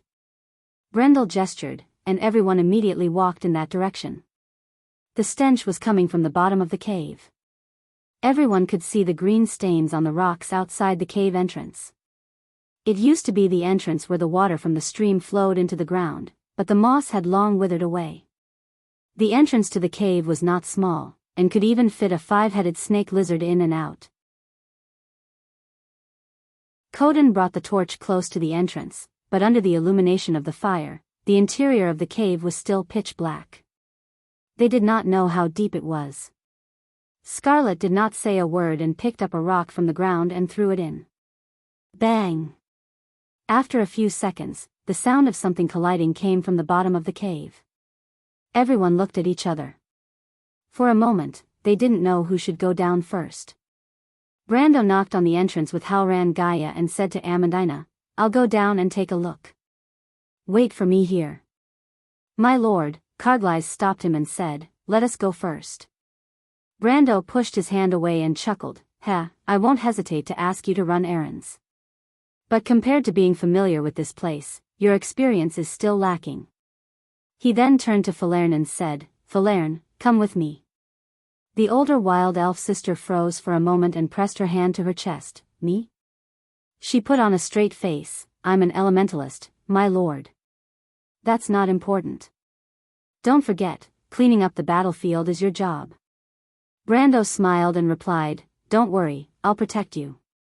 He had to admit that Soft Hand's luck was indeed very good. The cave was at least 100 meters deep, but Brendel saw something good the moment he reached the bottom of the cave.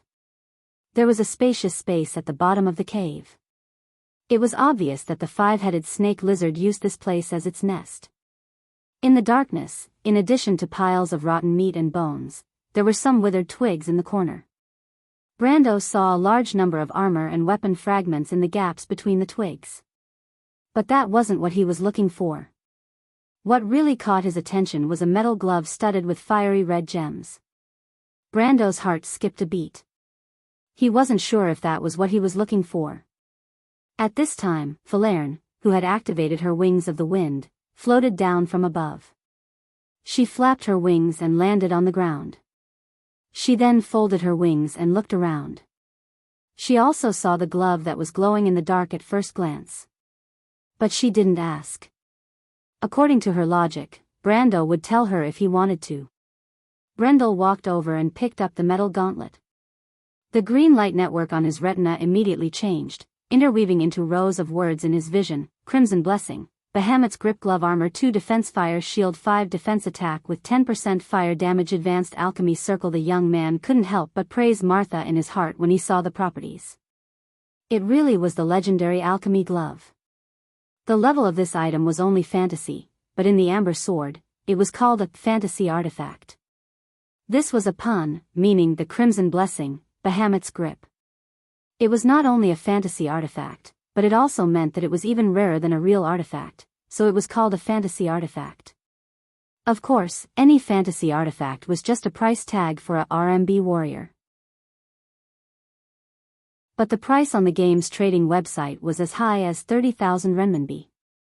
It was enough to make an ordinary player like him look at it as nothing. But Brando never thought that he would get this glove in his first exploration of the dark forest in this world. Compared to the 5-headed snake lizard he had killed, this thing was like a piece of cake. He couldn't wait to put on the glove. But at this time, he suddenly heard Falerne whispering behind him. "Look over there, my lord." Brando turned around. Then he saw something he couldn't believe at the top of the circular nest made of branches. It was a snow-white, spherical object about the size of a coconut. It was a little dazzling in the dark underground. There were about 30 of them in the outer layer of the nest. "Damn! I'm going to be rich this time," Brendel exclaimed in his mind. Those were snake lizard eggs. There were at least 100 of them. The value of these eggs was enough to buy the whole of Tonajul. Brando's heart pounded. Those snow-white eggs were like a shining treasure trove in his eyes. The young man was stunned for a moment before he remembered something. He immediately beckoned to Falerne.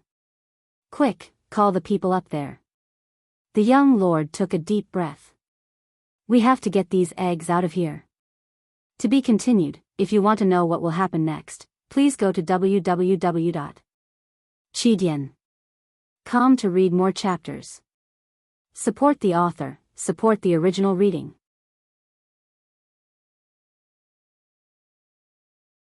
Chapter 366.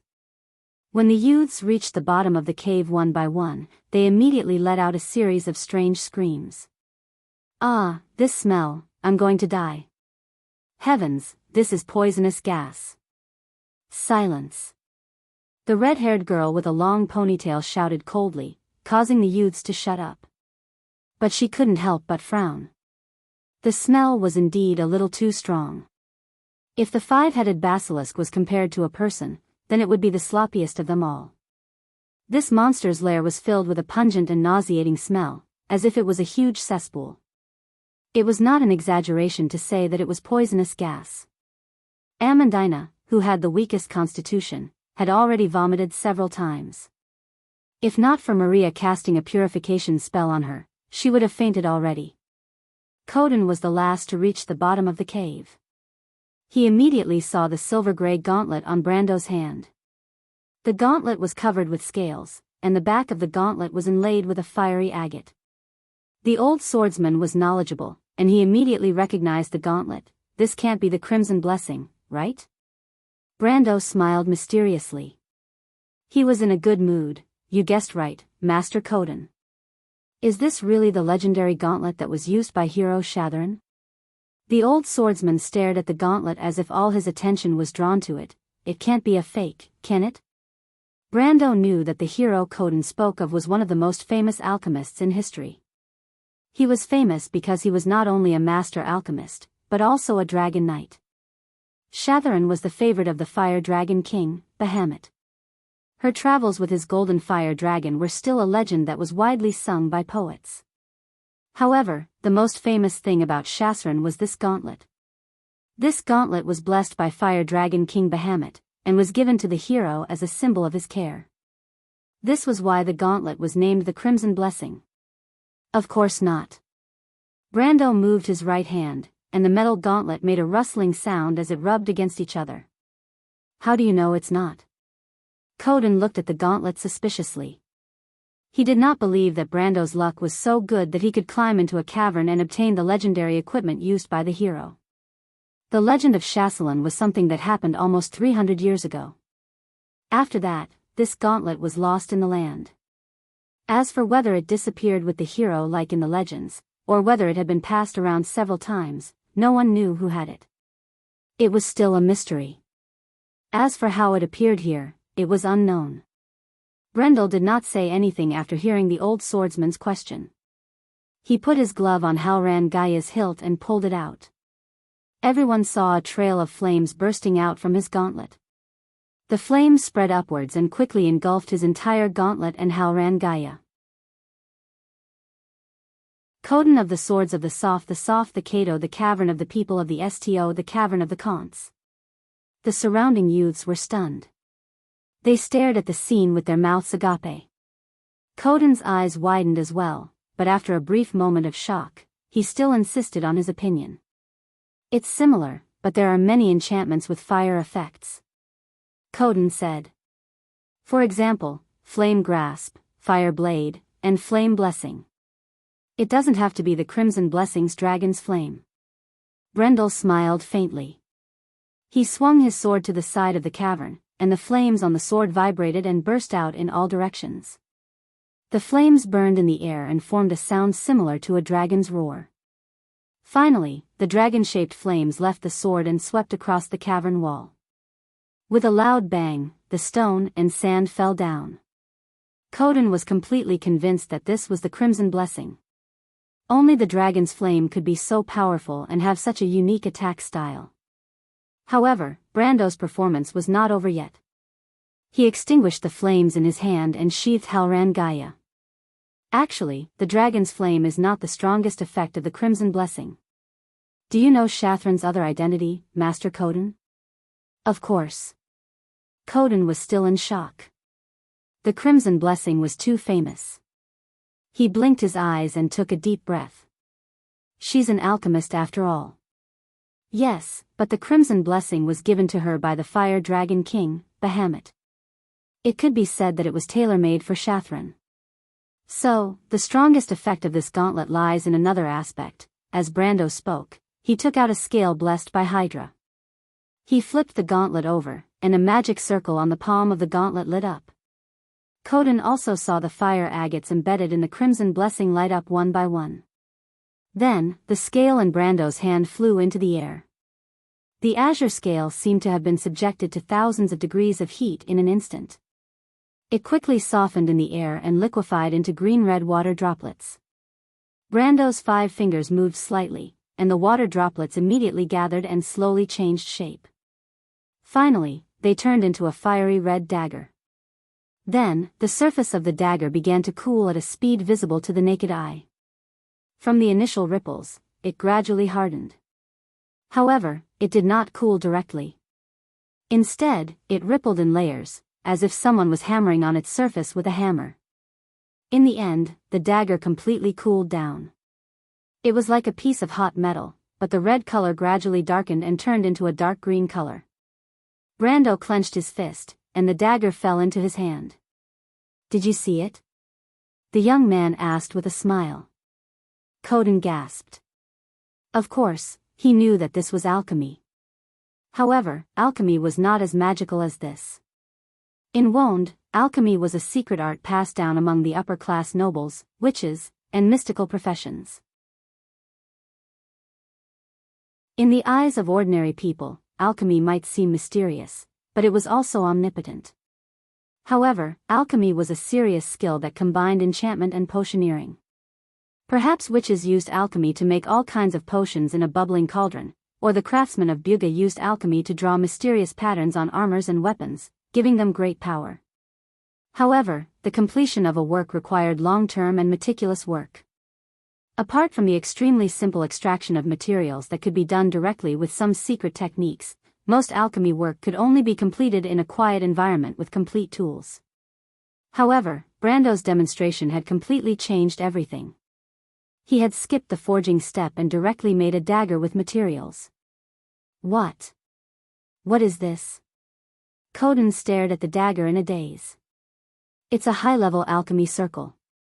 In fact, the forbidden blood refining technique was developed based on the research of this alchemy circle, Brando replied. The wizards of Buga have more complete information, but their imitation is much simpler. Not to mention, with the blessing of divine power, the power of this circle is much higher than what it says. The young lord thought for a moment. Generally, advanced magic circles can only be used to refine products below level 10 alchemy. Apart from alchemy in the general sense, if it involves the field of making magic items, it can only enchant the finished product. But this gauntlet doesn't have so many restrictions. As you can see, it can even be used to refine items below level 13. Coden didn't understand the meaning of level 10 and level 13 alchemy, but at least he understood. Now that he understood, the mystery of the advanced alchemy circle didn't seem as intense anymore. He had heard of advanced alchemy circles. The old swordsman shook his head and thought for a moment. I think I understand. But my lord, do you think this is the most important function of the gauntlet? He shook his head again. Actually, I think the dragon's flame is more useful. Brando was stunned. It was only then that he realized that an NPC's thoughts were different from the players'. Players were not used to spending all day in an alchemy lab, so they naturally thought that such a convenient item was a godly item. Brando saw the old swordsman's somewhat disapproving gaze and could not help but feel pity for the gauntlet. He thought to himself, I met a guy who doesn't know what's good for him. He then thought, if Coden knew that the market value of the gauntlet in the amber sword was about 7 billion tor in Erewhon's currency, which was about half of the total wealth of this ancient kingdom in a year, he wondered what kind of expression he would make. Coden patted the gauntlet and was about to say something when a young man suddenly shouted, My lord, are these really the eggs of that big guy? 5-headed hydra lizard's eggs? Coden was already shocked enough when he saw the crimson blessing. He thought that he would be able to remain calm no matter what he saw today, but when he heard this sentence, he could not help but be shocked. Martha above, what did the eggs of the venomous lizard beasts mean? A large number of future top-tier war beasts? The 9-headed hydra beasts were regarded as top-tier weapons by both the dark elves and the barbarians. Although the 5-headed hydra beasts were much inferior, they were still gold-ranked beasts after reaching maturity. The old man immediately turned his head. Eggs? Where are they? He asked, but he was immediately petrified. He saw more than 100 white eggs placed in the pile of branches. Coden rubbed his forehead, as if wondering if he was still dreaming. These. He gulped, are these the eggs of the 5-headed hydra beasts? He asked Brando tentatively. Brando nodded. In fact, when he saw the eggs, his reaction was not much better than the old swordsman's. Martha above, these eggs were much more valuable than the gauntlet on his hand. Of course, this was not referring to their value in the game, but their value to him at this moment. You. What are you going to do with these eggs? Coden turned his head stiffly and asked. To be continued. If you want to know what will happen next, please go to www.chidian.com to read more chapters. Support the author, support the original reading.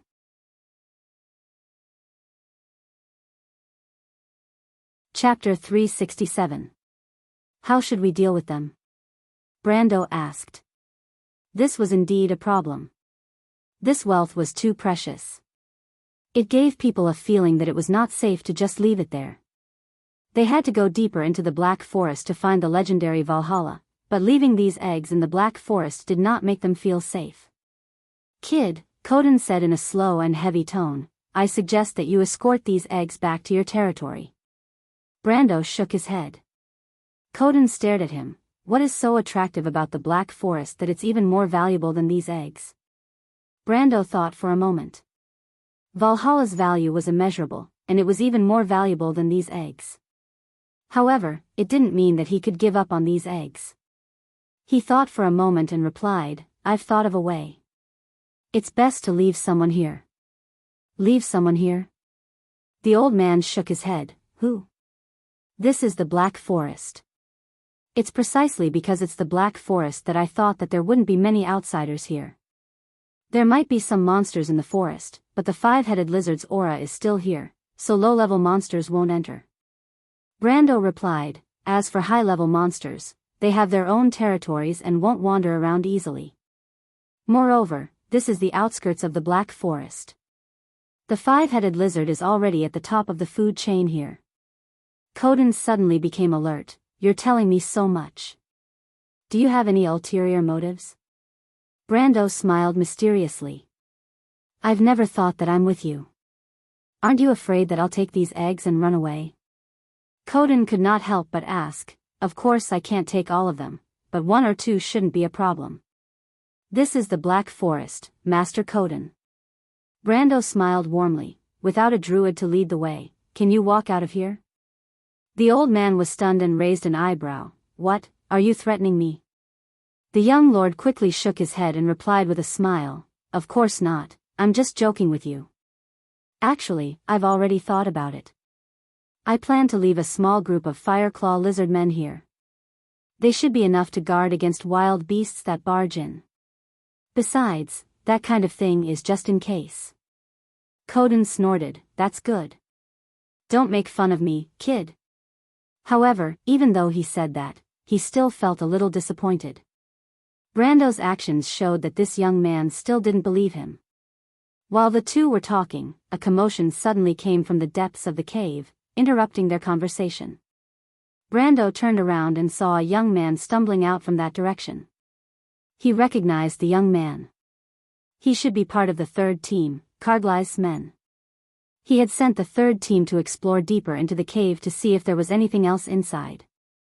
Did he discover something? Brando had originally guessed that the depths of the cave should be connected to an underground river.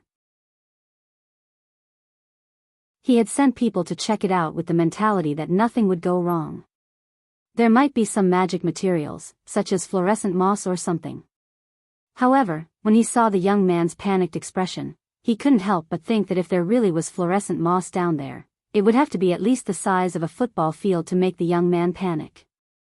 He immediately gestured for the young man to quiet down and asked, "What's wrong?" My lord." The young man gasped for breath. Captain Cargly's wants you to come and take a look yourself." Brando and Coden looked at each other.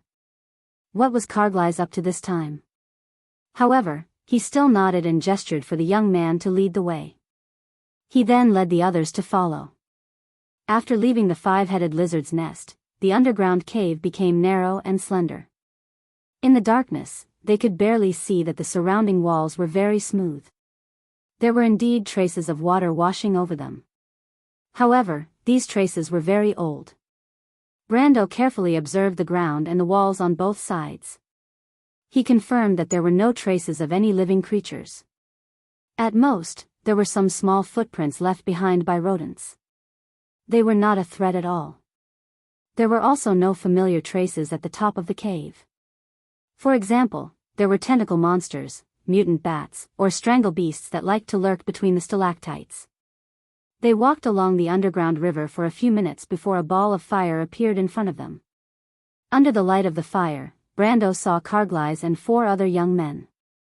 Since Muriel and the other half of the third group were still on the surface, Cargly's had only brought half of the group with him. Of course, even so, his group was still the most outstanding among the young men. That was why Brando could rest assured that the most dangerous task would be given to them. When Brando arrived, Cargly's and the others were resting by the torches. When they saw their lord, they immediately stood up and saluted, "My lord." The unruly youngest son of Lord Maxon rubbed his hands with a troubled expression. "We found something that we can't handle." "Something that we can't handle?" Brando paused and asked, "What's the situation?" "How should I put it?" Cargly's expression was extremely strange. "It's indescribable." Brando wondered what kind of thing could make this fearless young man reveal such an expression as if the sky had fallen. But he knew that Cargly's was not joking with him. Otherwise, he would know the price of such a joke. Of course, he also had another absurd thought. Could it really be a fluorescent moss the size of a football field? "Anyway, my lord, please come and take a look." Cargly's coughed and replied. He then stepped aside and extended his hand to lead the way for Brando. Brando nodded and followed Cargly's. It seemed to be the exit of the underground tunnel. The young lord saw a light at the exit. He was stunned. Was it really fluorescent moss? But when he reached the exit, he was stunned. He opened his mouth slightly, but he couldn't make a sound. Perhaps it would be more accurate to say that he was petrified. A brilliant light shone into Brando's eyes.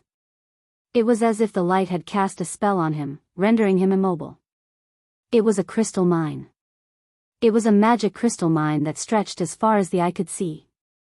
Lord of ABs. Brando seemed to have predicted the old knight's plan.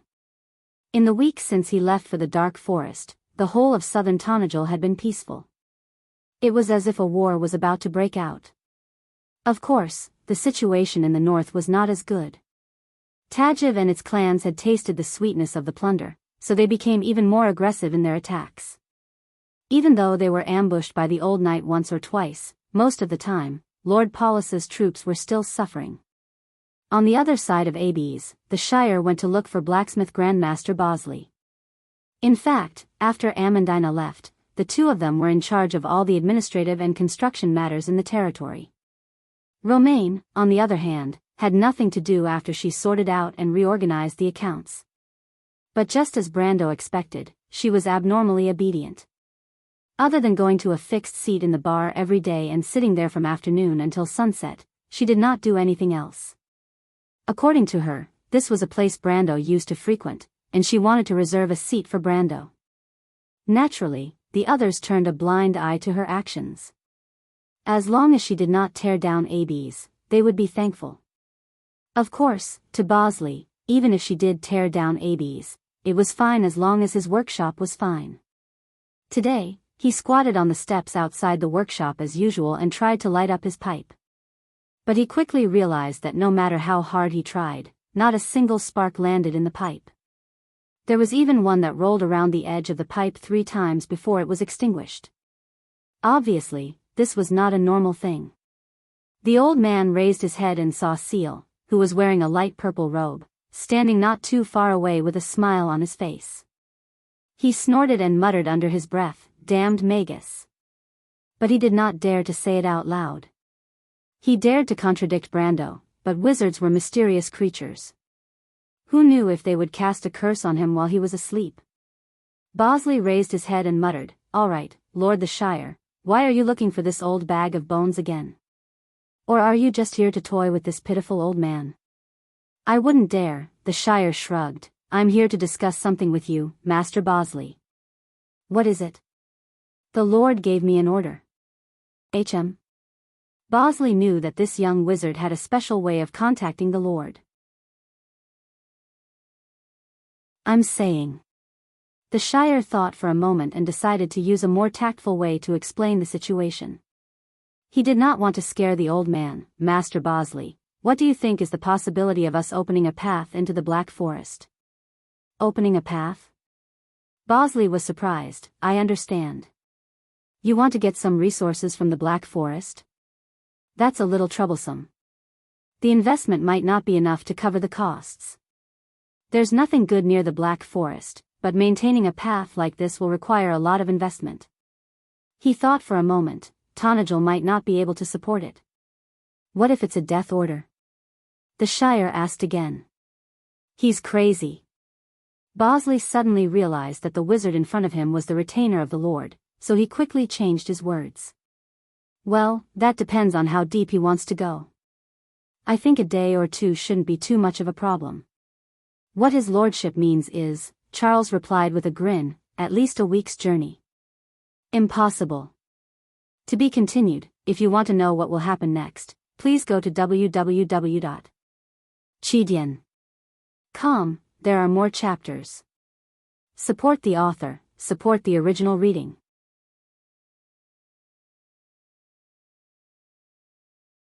Chapter 368. Bosley almost jumped out of his seat. Even though he wasn't good at building roads, he knew that the Black Forest was a treasure trove for smithing masters like him. However, he knew exactly what kind of place the Black Forest was. "That's a little troublesome." The Shire shook his head. "What do you mean?" Bosley felt that the young adept was implying something. "My lord, he discovered a crystal mine in the Black Forest. I mean, according to what you said, it's going to be troublesome for us to claim it as ours." "Magic crystal mine." The old man jumped out of his seat. "You're telling the truth." "No, I'm talking about the crystal mine." The Shire shook his head. "According to my lord's inspection, there should be star iron and cold steel. There should be some other rare minerals as well." "Iron?" Bosley's voice trembled. "Yes, there's iron, but there's also star iron and cold steel." How big is it?" "I don't know how big it is. They spent 2 days there, but they still haven't found the edge. There's not enough time. We can only determine the size of the mine later." The Shire replied with a straight face. 2 days, and they still haven't found the edge. Bosley felt like he was about to suffocate. His lord and his companions were 3 gold-ranked existences. How could they not find the edge in 2 days? However, he suddenly thought of another problem. His face paled. Is it an open-pit mine? No, the Shire shook his head, it's underground. Bosley let out a sigh of relief. From your description, I thought it was an open-pit mine. But how did my lord and his companions find it? Prospecting is a specialized field of study. Weren't they traveling in the forest? No, the Shire shook his head again. Let me finish. It's not easy to describe, but how should I put it? What I mean is that it's an open-pit mine. Ah. Bosley's hand loosened, and the cigarette butt that had been with him for many years fell to the ground and shattered into pieces. However, he did not mind at all. He grabbed the man's sleeve and asked loudly, not caring if the man was an adept or not, "Are you saying that there is an iron mine of unknown size in the Black Forest with magic crystals and large amounts of rare minerals waiting for us to mine?" The Shire quickly pushed his hand away and put a finger to his lips. "Shoo, keep your voice down, keep your voice down.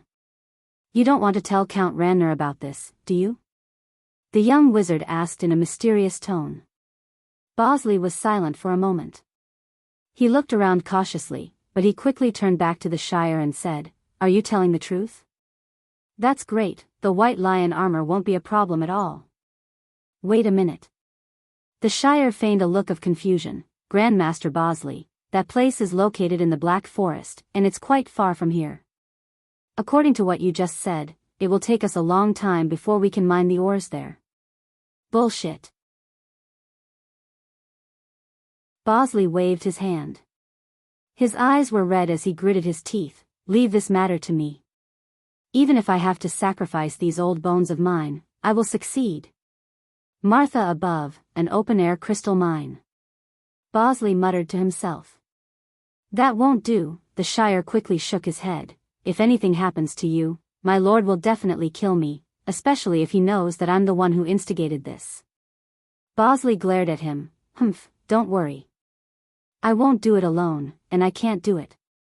I'll ask my students to help, but it'll take some time." Bosley's determination was evident when he said those words.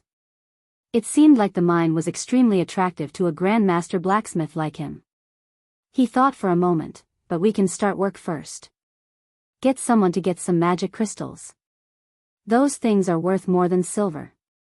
Once we have money, everything else will be easier." However, Bosley suddenly stopped and stared at the young wizard from the corner of his eyes. "Hold on, you didn't set me up from the start, did you?" "Ah." The Shire suddenly understood and said with an innocent look, "Of course not. I also think that this is a good idea, but the others won't be able to do it. I think the subterranean dwellers are good, but I don't know if Tajiv will agree." Bosley looked at the young wizard suspiciously. The more he thought about it, the more he felt that this damned wizard had dug a hole for him to jump into. He suddenly remembered that he said he would ask his students to help, and the words he said to Brando made his vision go dark. However, the young wizard didn't notice the look of regret on the Grandmaster Blacksmith's face. The Shire was only thinking about how to get Tajiv to help him. Otherwise, it wouldn't be easy to complete the Lord's orders. Opening a path through the Black Forest. This was a feat that Erewhon had never done in hundreds of years. When Bosley and Seal decided to open up a path in the dark forest, they sent the first batch of subterranean dwellers into the forest, but Brendel and his team did not stop exploring the dark forest. In Won's calendar, the sleeping moon symbolized talent. Astrologers believed that babies born during this month had extraordinary potential. But in the witch's ancient prophecy, potential meant sleeping power. Sleep corresponded to awakening.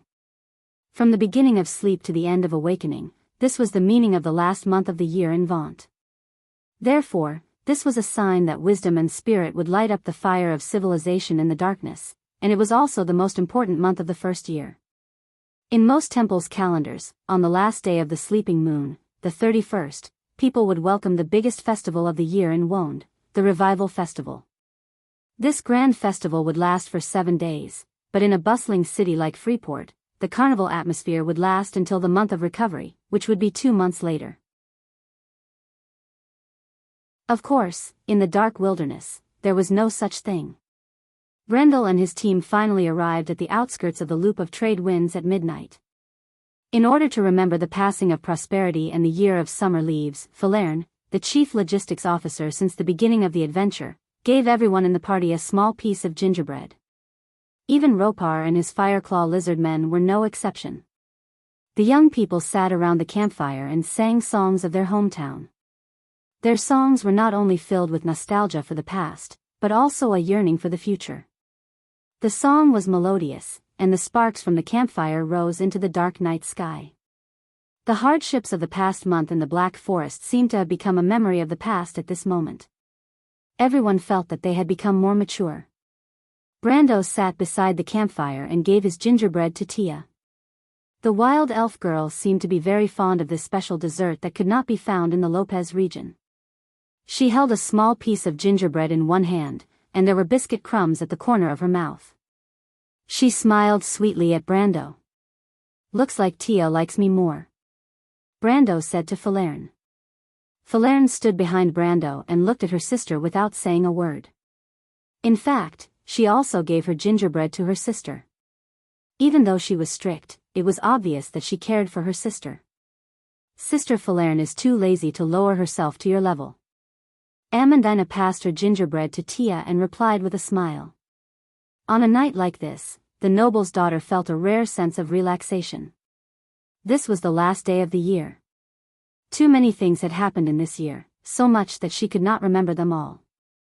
This was the year of flowers and summer leaves. Tia was beside Amandina, and there was already a small pile of gingerbread in her dress. She looked at the gingerbread with sparkling eyes. Scarlet, who was leaning against a tree, looked at Amandina, and then looked at the gingerbread in her hand. She thought for a moment and put it in as well. "Thank you, Sister Scarlet," Tia said sweetly. The red-haired girl reached out and patted her head. Brando smiled and did not reply to Amandina's words. He did not care about Falerne's attitude either. He looked up at the night sky that was as dark as ink.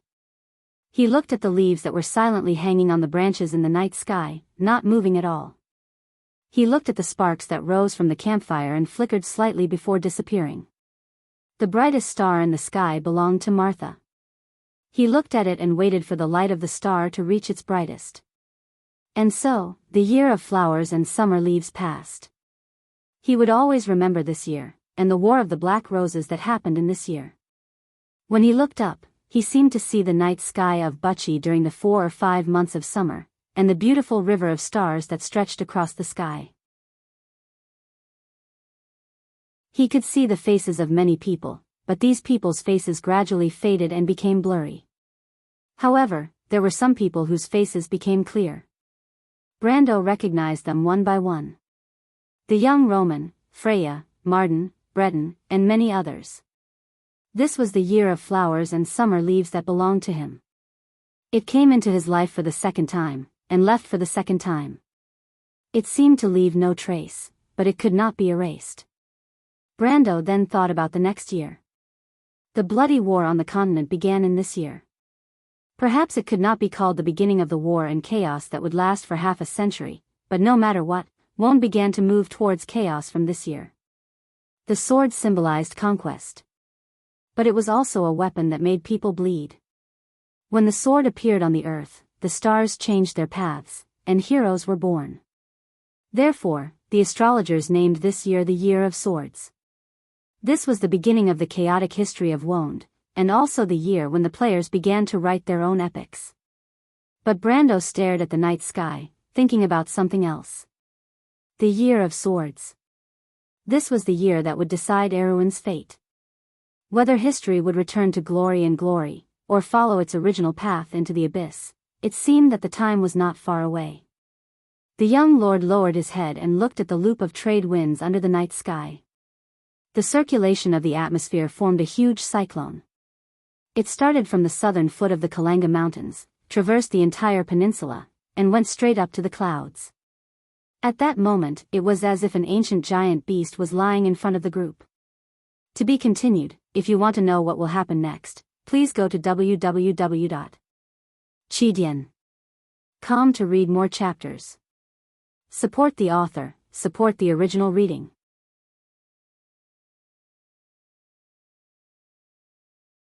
Chapter 369. Notice had a dream. In the dream, he was surrounded by a tide of undead creatures. In the boundless and empty wilderness, those skeletons with calcified, grayish-yellow bones and crimson flames dancing in their empty eye sockets pounced on him wave after wave from the darkness. In the dream, his comrades fell one after another. The battlefield was filled with arrows. He looked around and saw corpses everywhere. Erewhon's broken war flag drooped down in exhaustion and remained motionless. Until the last moment, the world seemed to have fallen on him. Then, he woke up with a start from the dream and sat up on the bed covered with soft reeds. The dark forest was still chilly in the early morning, but when Notice touched his back, he found that it was drenched in sweat and his pale forehead was covered with fine beads of sweat. Panting, he sat on the bed for a while before he came back to his senses. He looked up and saw a ray of morning light flowing into the small room from the windowsill. The window was actually a hole dug out of a tree trunk. The furnishings in the room were simple. Most of them were made of wood, and the whole room was a hole dug out of a tree trunk. Some vines hung down from above, forming a natural and simple space. Notice held his forehead and remembered that he was no longer on the battlefield. It had been a few months since he was rescued by those strange people and sent here, but he still had nightmares like this. He took a deep breath and stood up. He was a little shaky. Then, he suddenly heard a noise outside the window. He could not help but feel strange. This village had always been quiet. Did something happen? Or did the revival ceremony begin? Notice came to the window and looked out in confusion. The settlement built by the Druids at the periphery of the loop of trade winds was a town called the Green Tower. It was called a town, but there were thousands of people living there.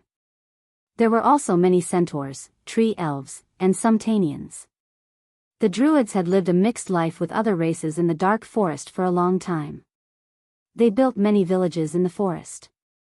They planted a kind of fast-growing ancient tree and lived in the trunks of these magical trees. The villages were built about 20 to 30 meters above the ground from these towering trees. The whole town was connected by suspension bridges. The suspension bridges were formed by intertwining magical vines with wooden planks in the middle. They were even sturdier than the strongest stone bridge. Countless suspension bridges shuttled between the ancient trees, forming a strange landscape of the city in midair.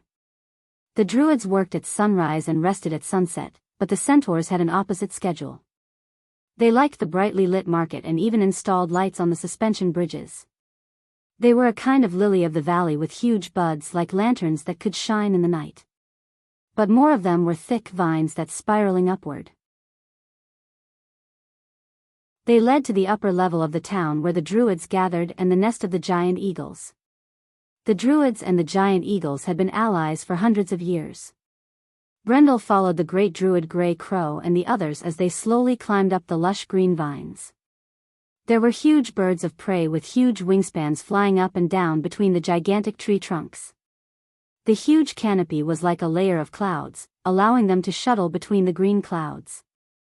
Of course, Brendel also saw the centaur guards patrolling the area. They wore shiny armor and wore a stern-looking sentry's helmet. The centaurs and druids had a long history of living together. They were a race of warriors, and their individual strength was even stronger than the subterranean dwellers.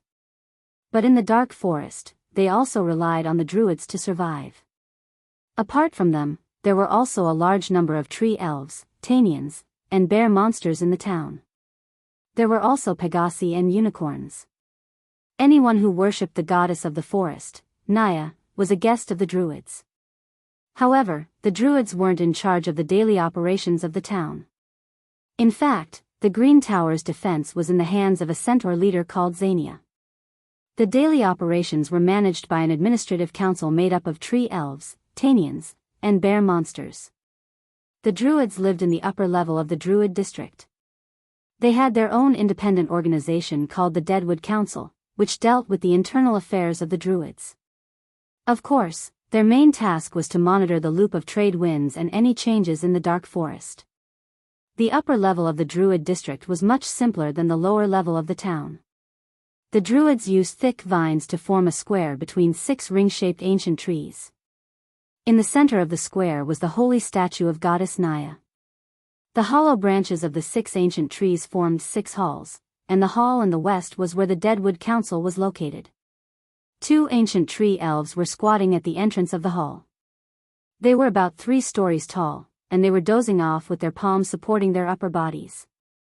These tree elves seemed to be the guards of the hall, but they didn't fulfill their responsibilities. When Brando and the others approached them, the tree elven on the left opened one of its eyes. It glanced at Big Druid Grey Crow and slowly closed it again. The other tree elven was snoring, its voice sounding like a song from an ancient forest. "Please follow me." Big Druid Grey Crow gestured to the 2 tree elves and turned to the others. Brando nodded and followed him into the hall. The youths under him were left in the town, and the friendly tree elves were there to receive them. Coden and Ropar were with them to prevent them from causing trouble. At this moment, only Scarlet and Amandina followed behind the young lord. They had never seen such a place before, and their eyes were filled with curiosity. Even the noble ladies who were more reserved could not help but look around. The hall was no different from the usual architectural style of the Druids. It was simple and natural, and there were no extravagant decorations other than the statues of the ancient Druids and spirit beasts. The walls of the hall were hollowed out, and only a few pillars were left, making the hall look like it was exposed to the wind. Of course, the vitality of the ancient magic trees was very strong, but even so, it did not affect their growth. From here on out, the ancient tree was still lush with leaves. Brando saw a circle of people standing in the hall. The Druid elder he met the first time was among them, and there were a few other elders. There were a total of 17 people.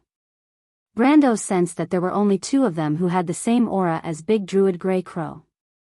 This meant that the 3 great druids of the Green Tower were gathered here. They really think highly of me. Brando could not help but think.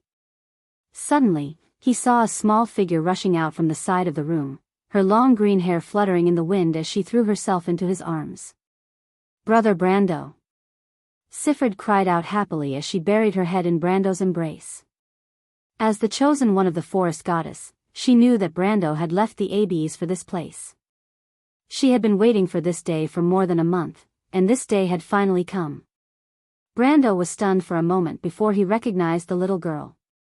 Sifred had grown a little taller in the past half a year, and her complexion had also become a lot rosier. It seemed that the Druids had taken good care of her. But he did not know that there was a misunderstanding. The Druids did not know how to take care of people, and Sifred's daily life had been taken care of by the tree elves. Since they were entrusted by the great Druids, the tree elves did not dare to be negligent. Brando stroked Sifred's head and looked up at the Druid elders. "I like people who keep their promises. I'm very satisfied that you did not lie to me." Sifred seemed to understand that Brando was about to get to the point. She tilted her head in response to Brando's hand and obediently stood to the side. Amandina squatted down and held the little girl's hand with a smile. Sifred responded with a sweet smile in return. "My lord." The oldest great druid standing in the middle of the 17 druid elders spoke up. He was leaning on a walking stick and had a long cloak of leaves draped over his shoulders. His eyebrows and beard were completely white, and his face was filled with wrinkles, but his eyes were sharp and spirited. But before he could speak, Brando politely interrupted him. "Great elder," he said, "I am a noble of the Erewhon kingdom, but my identity is meaningless outside of the human world. You don't have to address me as such. You are the elder here, and I am the younger one. You can just call me Brando." The great elder was slightly taken aback, but his expression softened as he nodded. Then he looked at Andelu and asked him to speak to Brando. "My lord, let me speak." Brando knew that this was the great elder's way of repaying his respect. He nodded and did not object. What the Great Elder wants to ask is, my lord, you said that you understand the ancient druid magic, and even the secrets of the Black Forest. He wants to know how much of that is true. These druids really don't know how to interact with people. Why would a guest come from afar and not let them rest first, and directly come over to discuss business? Brendel thought in his heart. Humph. The impression that he gave others was a little too cold and unreasonable. But he liked this style. If he had to stay here for 3 days and slowly discuss the important matters after the banquet, he would not be able to enter the loop of trade winds for at least half a month. He did not have that much time to squander. He thought for a moment and replied, I only know a little about ancient magic, but it doesn't mean that I understand it, let alone that I'm good at it. As for the Black Forest at the border of Tranquil, I do know some inside information. For example, you said that the ruins in the forest are Valhalla. Is this true? A tall druid asked. No, Brando looked at him and confirmed that he was a druid of the Beast Spirit Circle. I only said that Valhalla is in the loop of trade winds. As for whether it is the ruins or not, I can only say that the location of the ruins is very close. The Great Elder nodded. Brando did not like to boast, but he also did not jump to conclusions easily. This made the Great Elder feel that he was somewhat trustworthy. But he did not reply, and the other druids only looked at each other.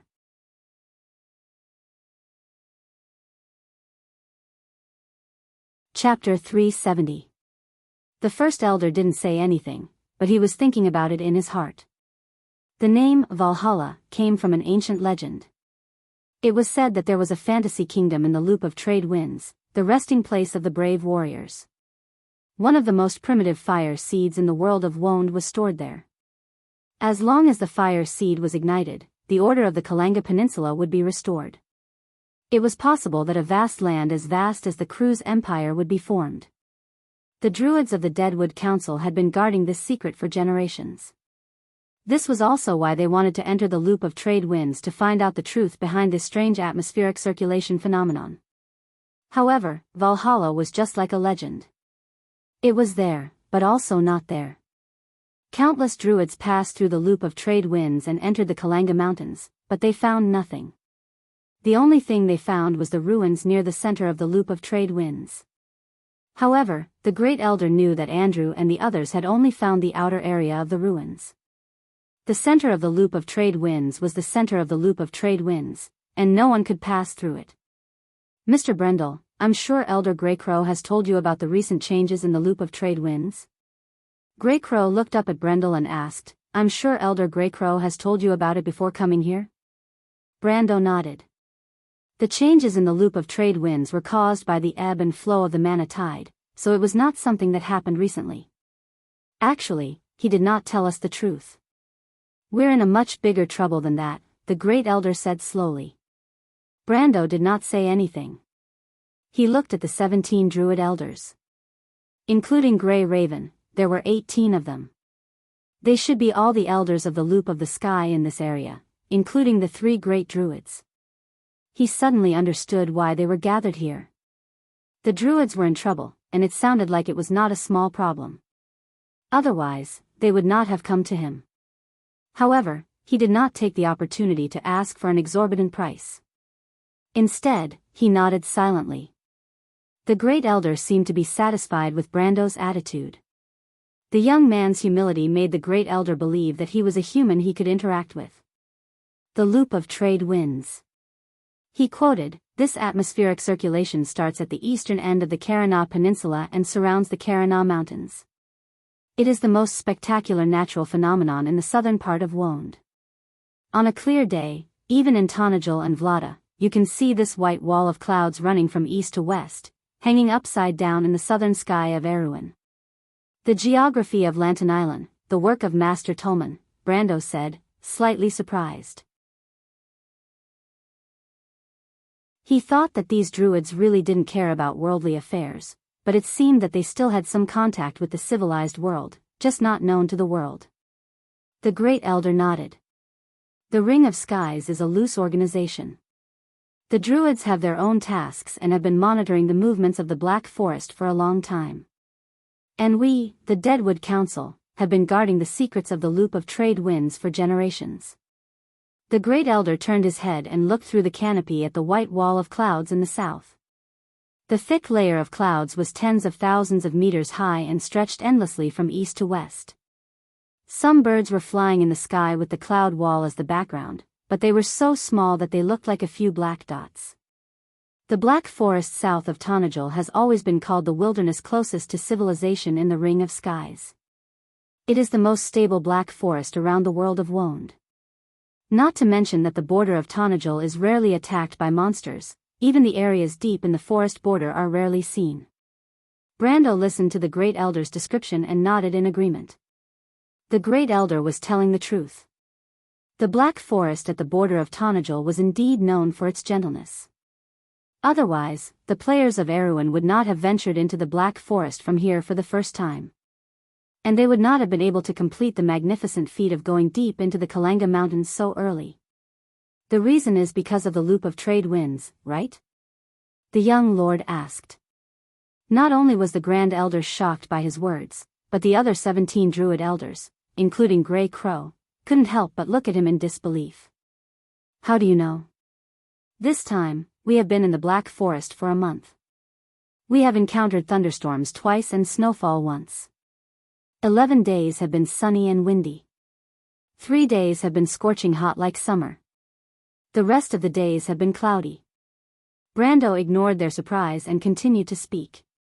There have been a week when the day was less than 6 hours, and one day when there was no night. This is the Black Forest. The deeper you go into the forest, the more obvious the changes will be, and the more abnormal the phenomena will be. But in this ever-changing wilderness, there is a huge atmospheric circulation that has never changed. The trade winds arrive at the Kalanga Peninsula every year, accompanied by abundant rain. Does this mean that there is a hidden order? He looked at the Great Elder. Clang!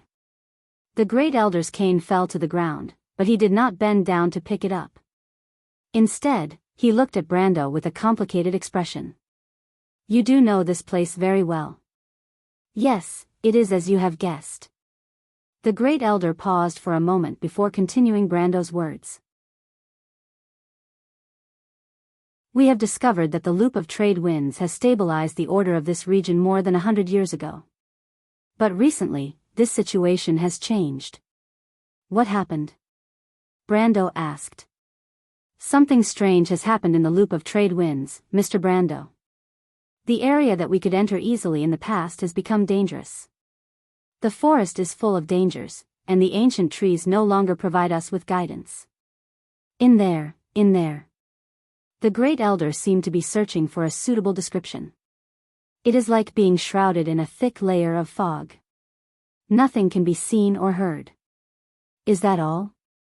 No. Since a few weeks ago, those who entered the forest were attacked. Some were injured, but fortunately, no one died. Brando asked after hearing the Great Elder's explanation. So you are worried that this is a sign? The power of the loop of trade winds is gradually weakening, and it could be destroyed in an instant. Once the loop of trade winds collapses, the factor that stabilizes the Karana Peninsula will no longer exist. The violent mana brought by the Great Tide will corrode this region, and even Trentheim will be affected. The original guarded land will be reduced to nothing? Brando's words hit the nail on the head. The Great Elder nodded with a heavy expression. Their worries were not unfounded. The Kingdom of Erewhon did not have the strength to defend the south, and once the Kalanga Peninsula was destroyed, Tranquil and even the entire Ranner region would fall back into the wilderness. Your guess is correct. There is such a possibility. Brando thought for a moment and replied, but this problem is not unsolvable. There is a way. Andrew blurted out. The elders had discussed this matter for half a month without any results. How did this young man solve the problem with just a few words? He could not help but look at Brendel, wondering if he was just boasting. I am also curious, Brando replied, since you know about the Great Tide, how can you not know about the connection between the two? You mean? The Great Elder was shocked. The weakening of the loop of trade winds is caused by the Great Tide? Isn't it obvious that the enemy is strong, and we are weak? But wait, Mr. Brando. The previous great tides only happened within the past 100 years. The magic moon did not have such a strong influence. The great elder exclaimed in shock. Brando slapped his forehead and suddenly realized where the problem was. You don't know about the Millennium Tide? What is that? The great tide that occurs once every 1,000 years. The last great tide ended the year of chaos, and this great tide is coming soon. The loop of trade winds is obviously affected by the great tide, Brando replied. The Druids no longer doubted that the young lord was boasting. Their expressions changed. I remember now, Andrews suddenly said, my lord, when we were in Hades, you told me that this era is coming to an end, and the magic moon is coming. The last great tide ended the year of chaos, and no one knows what will happen this time. Under such circumstances, it is impossible for you to suppress the growth of the dark forest. The burly druid elder cried out in annoyance, damn it. I didn't notice it at that time. I thought you were just talking about the normal great tide of the magic moon. Brando looked at the dozen druid elders strangely. But didn't you ask for the opinions of the other members of the Loop of the Sky? I remember that although your organization is scattered, you still have a headquarters in the sacred land. Isn't there a lot of documents from before the great tide? Don't tell me that no one knows about the great tide. That's right, the great elder replied. He was not surprised that Brando knew about the secrets of the Druids. He guessed that the young man had some kind of relationship with the Druids. Otherwise, how could he know so much about them? We Druids rely on the wind of trade winds to transmit information. It takes at least one season for us to go back and forth. But the next season is spring, the season of the goddess. By the time we receive a reply, it will be summer. I see. Brando nodded. All right, he said, let's get back to the topic. Let's see how we can solve this problem. If we have to wait until summer, I'm afraid I can't wait that long. Then, my lord, do you have any ideas? The great elder changed the way he addressed Brendel. Nothing, Brando replied. We can only deal with the changes by sticking to the status quo. You mean Valhalla. To be continued. If you want to know what will happen next, please go to www.chidian.com to read more chapters. Support the author, support the original reading.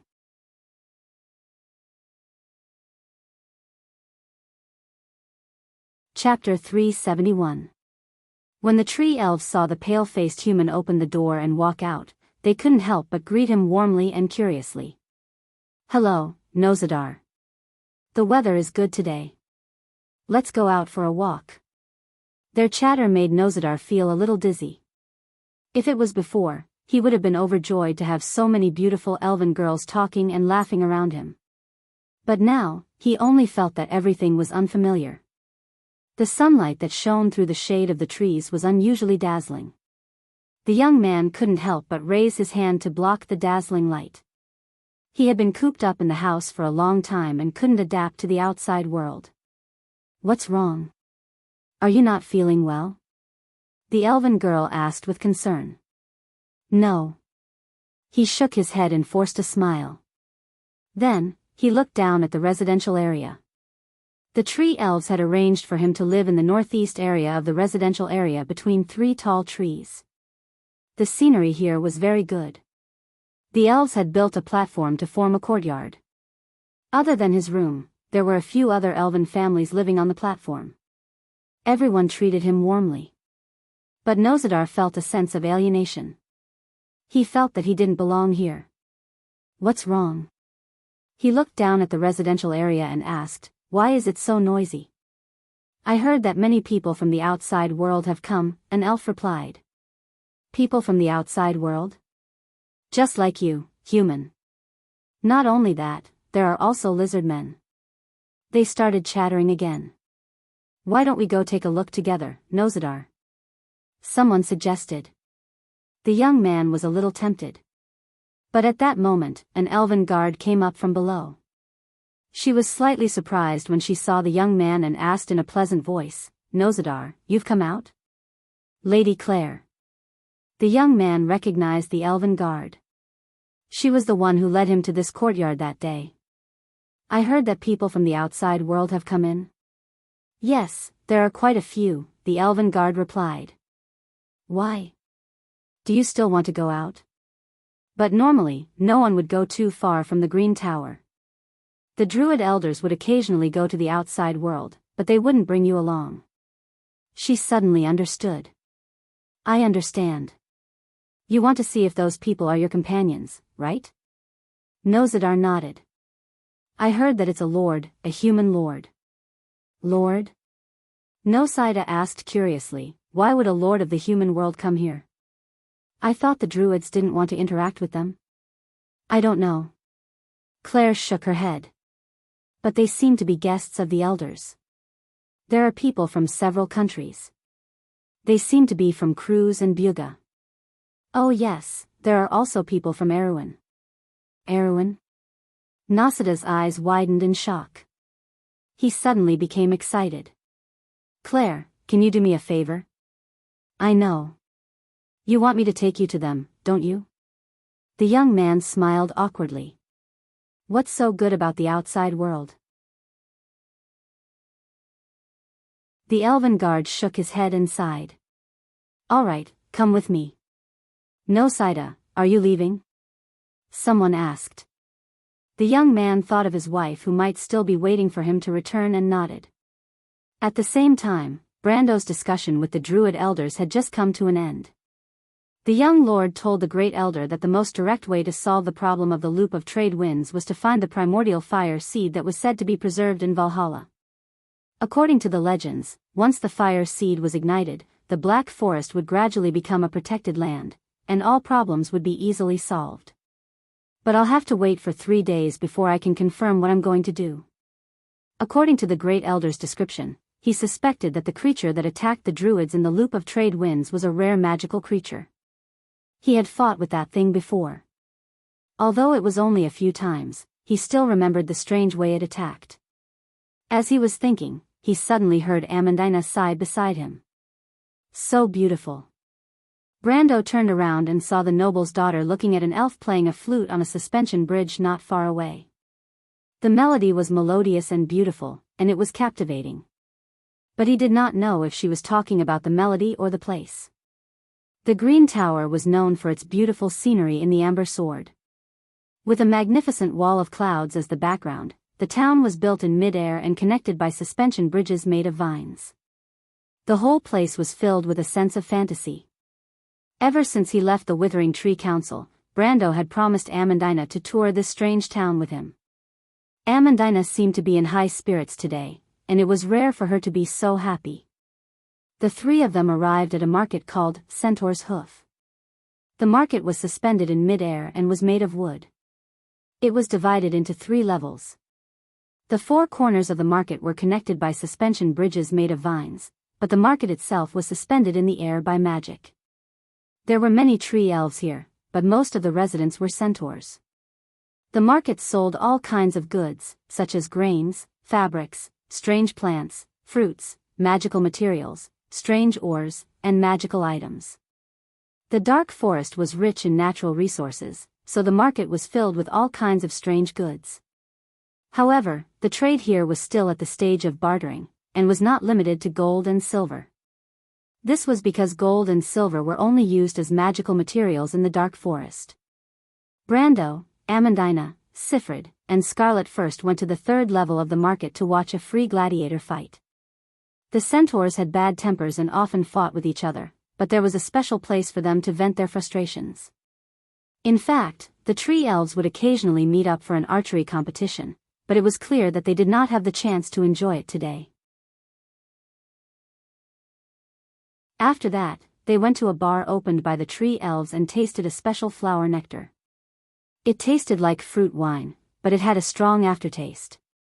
Brando quickly realized that he had made a mistake because Amandina and Scarlet were not players. They only took a small sip and their faces flushed red. Brendel hurriedly stopped the 2 ladies, lest they fall head first into the bar because of the alcohol. That would be a big joke. But Amandina was clearly not done yet. She had heard from the owner of the bar that there was a specialty of the Green Tower, tree gems. These gems looked like emeralds, but they were more crystalline and translucent. What's more, they were not expensive either. Amandina was tempted. She acted coquettishly under the influence of alcohol and pestered Brando to bring them to have a look. Brando looked at Amandina's flushed face and shook his head. He did not expect this calm and rational lady to have such poor alcohol tolerance. However, Scarlett's face was also red from drinking too much, and she seemed to be moved by Amandina's suggestion. Brando knew that he could not refuse. But he came to a conclusion. Women seemed to have no resistance to shiny things. This was similar to the habits of the Dragon clan. Fortunately, Brendel had the foresight to take out some magic crystals from the five-headed basilisk's nest. These things were hard currency in this place. If it was an ornament made of tree gems, a lesser moon crystal could be exchanged for a bunch of them. Thus, when Brando placed a small piece of blazing agate in front of the centaur shop owner, the centaur merchant who had been doing business here for many years knew that he had a big customer. However, there was no way that he could earn much from selling the tree gems. The centaur merchant promoted the ornaments that he had personally crafted while trying to find out if the young lord needed any mysterious magical items. Brando was a little amused. He knew about this kind of magic shop. It was a place where you could buy a lot of cheap magic materials, but it was a little rare to see a finished product. It might be able to fool a new player who came here for the first time, but for a veteran like him, it was a little disdainful. Brando, let him take it out for me to have a look. Amandina's face was red as she squinted her eyes and whispered, see if it's as good as yours, my lord. Brando suddenly felt that this noble lady was quite cute. He nodded, take it out for me to have a look. The centaur merchant's face lit up with joy. If he could sell one or two accessories, he would not have to do business for the rest of the month. He mysteriously took out a pair of rings and said to Brando, Sir, I bought these rings from a witch. Legend has it that they have the power of love. As long as your two female companions wear them, they will fall in love with you forever. What kind of nonsense is that? Amandina covered Sifrid's ears and said to the centaur merchant, take it back, my lord won't buy such despicable things. Brando shook his head with a smile. If two enchanted rings were called rings with the power of love, then wouldn't the ring of the Wind Empress be a divine artifact blessed by the Wind God? But he suddenly remembered that the ring of the Wind Empress on his hand was the real deal. It was a divine artifact blessed by the Wind God, even if it was just a fragment. He coughed and shook his head, if that's all you have, then I think we should just buy some gems. Don't, the centaur merchant immediately stopped them, I have something else that my lord will like. Brando was surprised, you know that we came from the outside world? The centaur merchant smiled mysteriously, I'm not afraid of being laughed at by my lord. I've been doing business here for decades, and I know most of the people in the Green Tower. So that's how it is, Brendel replied, then your business is really difficult. The centaur merchant's face immediately turned awkward. He realized that his little trick had been seen through, and he could only smile. Don't worry, my lord, this time it's definitely not that kind of thing. Oh. I bought this from a witch. She came from the outside world just like you. The centaur merchant took out a box and opened it. Then he opened the box, and there was a shield-shaped stone piece inside. Brando's heart skipped a beat when he saw it. The stone key. P.S. Wrong name. Equals, smiley face.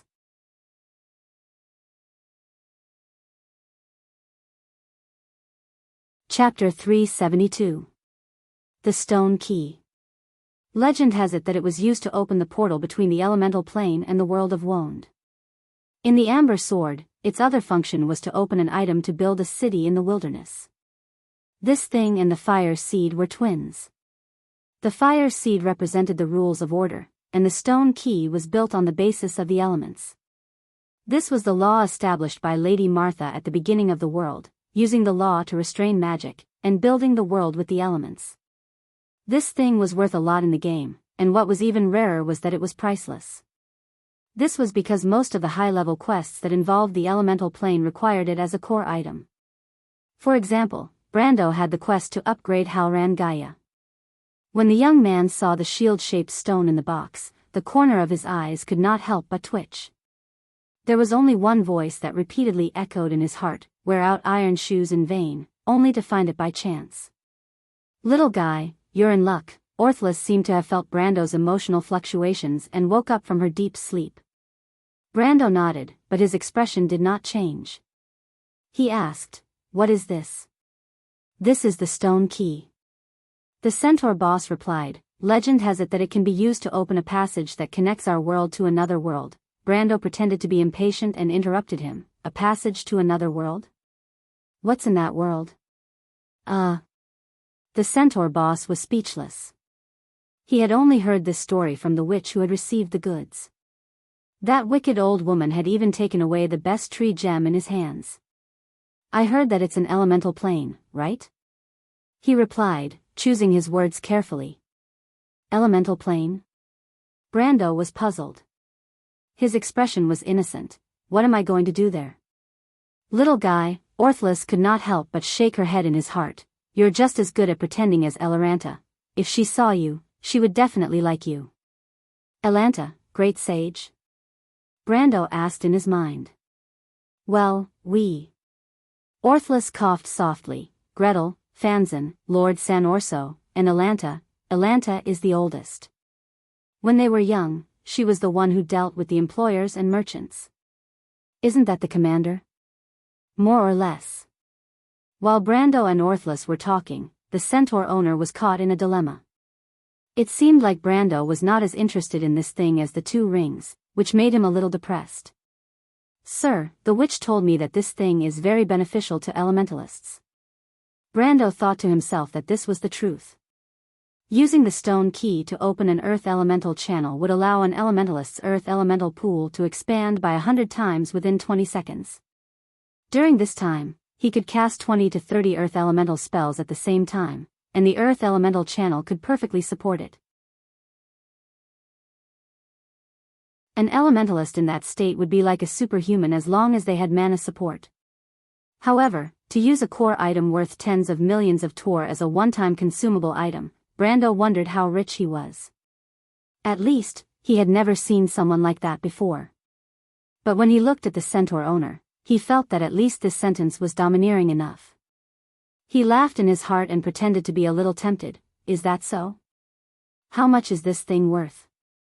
The centaur owner was considering whether to ask for the flame agate in Brando's hand, but the price of a flame agate was almost enough to buy half of his shop. He was worried that if he asked for such a price, the other party would turn around and leave. But just as he was hesitating, a hand suddenly reached out from the side and grabbed the stone key. "Boss, I want this thing." The owner of the voice threw a piece of flame agate and said softly. But how could Brando let the duck in his hand fly away?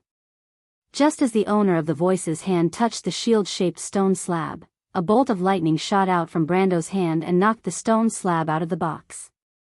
Then, he stretched his right hand forward, trying to grab the stone key that was in midair. However, the owner of the voice was obviously not an easy person to deal with. "Damn it, elementalist." The owner of the voice snorted softly. Suddenly, he drew his sword and beat the stone key away. The stone key flew into the centaur shop and hit the wooden shelf, then bounced back to the 2 of them. The owner of the voice immediately tried to snatch it back, but before she could do anything, the stone key suddenly stopped in midair and was lifted up by a whirlwind as if it had hit a ball of cotton. It flew towards Brando. Windbind, dual elementalist. The owner of the voice stamped her foot and gave up on the idea of directly snatching the stone key. She simply stabbed her sword towards Brando. But Brando was not alarmed when he saw that the owner of the voice had turned to attack him. Because before the owner of the voice could make a move, vines suddenly sprouted from all directions and tightly wrapped around her. This was the druid's barrier spell. With a clang, the young lady's sword fell to the ground. It hurts." She squinted her eyes. Brando finally had the time to size up the opponent who came out of nowhere. He was slightly startled because the opponent was neither a Tanian nor a tree elf. She was a cruise citizen through and through. Just by looking at the other party's long blonde hair and emerald green eyes, such obvious characteristics allowed the young lord to distinguish that the other party was definitely a noble of the Kurlutz Empire, a pure-blooded descendant of the Flame King's first batch of followers, a descendant of the Eagle Knights. But this young lady was wearing a white princess dress and long black leather boots. Her long wavy hair was tied into two unusually gorgeous ponytails on both sides of her head. She was dancing under the vines while glaring hatefully at him. There was only one word left in Brando's mind. Blonde twin ponytails. But to dare to make a move in the territory of the Druids, she had guts. You shameless. The girl's eyebrows were raised to a sharp degree. She glared at Brando. How can you snatch something from a lady's hands? Wait, Brando hurriedly interrupted her. When did this thing become yours? I clearly paid for it. The girl choked, but immediately said righteously, hurry up and give it back to me, hateful country bumpkin. Brando glanced at the agate and replied, Miss, you paid for it, but did the boss take it? Buying by force is the same as selling by force. It's not a very noble act. You. The girl was so angry that her chest heaved up and down. But now that her hands and feet were tied, she couldn't fight back even if she wanted to. Besides, her companions didn't come up. She couldn't help but turn her head, but her emerald eyes immediately lit up. Faina, what's wrong? The first to come up was a black-haired youth. He was wearing a black trench coat unique to Cruz's royal alchemists. Brando was stunned when he saw him. The Cruz royal alchemists required level 10 alchemists to be qualified to join. How old was this guy? No matter how Brando looked at him, he didn't look more than 15 years old. Even a genius shouldn't be like this, right? But what he didn't expect was that after the youth checked the condition of his companions, he immediately raised his head and said, You hurt my companions, I want to duel with you. Then the youth looked up at the ancient tree above and said loudly, Spirits above, I promise not to harm this gentleman's life. I only want to teach him a lesson. This is a dispute between us, I hope no one will interfere. Just as he finished speaking, a green light flashed in the canopy. The agreement is established.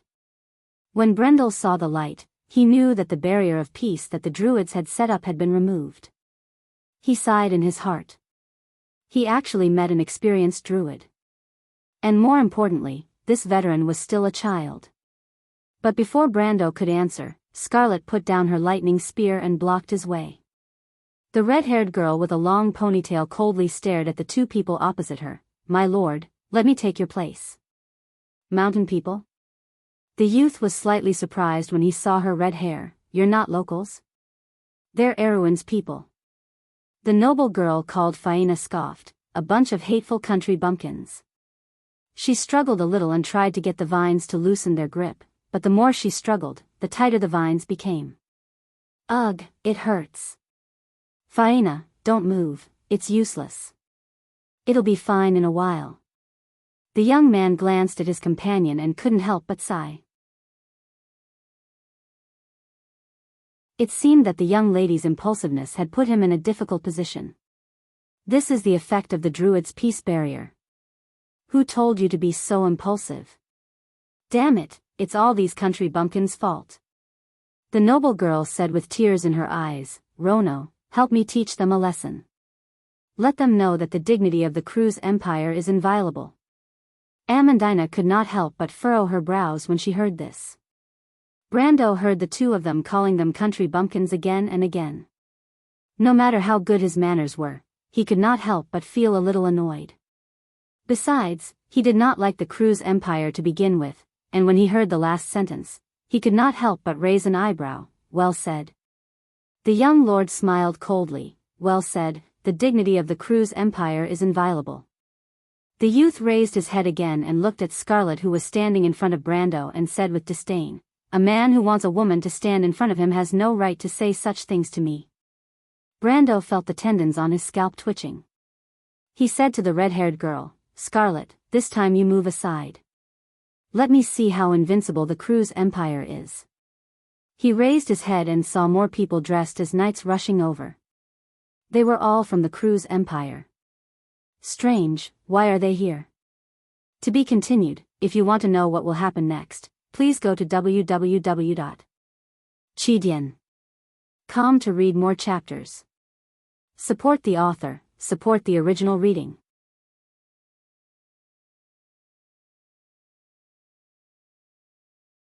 Chapter 373. The night was still far away. But the black-haired boy had already thrown 2 bottles at him. Alchemy bombs? Brando frowned and took a step back.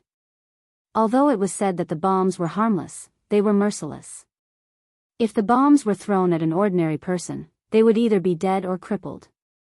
The bottle exploded in midair, and the boiling acid and glass shards scattered in all directions. But before they could touch his body, they were blocked by a bright and dark red shield-shaped flame shield that appeared in front of him. The Crimson Blessing spell automatically took effect. However, when the white smoke dispersed, Brando found that there were 2 strange humanoid creatures in front of him.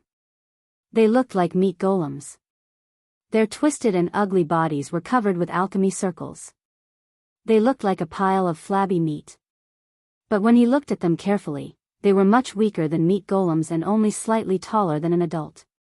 They were called mutants. They were a kind of level 25 alchemy life. Although they were living beings, they did not have feelings, emotions, or intelligence. It was not against the teachings of the Holy Cathedral. At the same time, 12 spherical metal objects appeared behind the black-haired boy. They were magic conductors. Brando instantly understood the boy's plan. He used the alchemy life to buy time and the magic conductors to set up the alchemy circles. It seemed that the boy was preparing for a more advanced alchemy spell.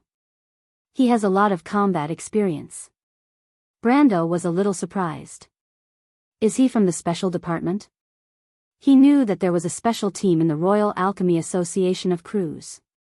The members of this team were not only experienced alchemists, but also fighters who were good at combat. They had a blood-red eagle as their emblem and were known as the War Alchemists. The War Alchemists were a combat class of alchemists. But Brando did not expect to meet them here. And the boy was too young. But Brando shook his head. Is that all you've got? The young lord from Awin did not even need to draw his sword. He stood on the spot and pressed his right hand forward. The white raven sword art immediately produced a gust of wind that collided with the 2 mutants. The power of a gold-ranked ranker was terrifying, and the 2 mutants did not even have the chance to resist. They were sent flying backwards. The noble lady who was trapped screamed and lowered her head. One of the mutants almost brushed her golden hair as it flew past. The knights in the distance also reacted quickly. They moved to the sides, allowing the 2 mutants to hit the ground and bounce up. Then, they crashed into the fence in that direction and fell down 100 meters. The crew's empire doesn't seem to be that good? Brando reached out his hand and asked. The wind pressure continued to advance, and the youth was shocked. He did not expect this Awin man to not be as easy to deal with as he thought. The 2 iron-ranked beasts did not even manage to stop him for a moment. In his previous battles, no matter how strong his opponents were, they would always be delayed by these 2 mutant beasts. Tyre's wall. The boy gritted his teeth and shouted.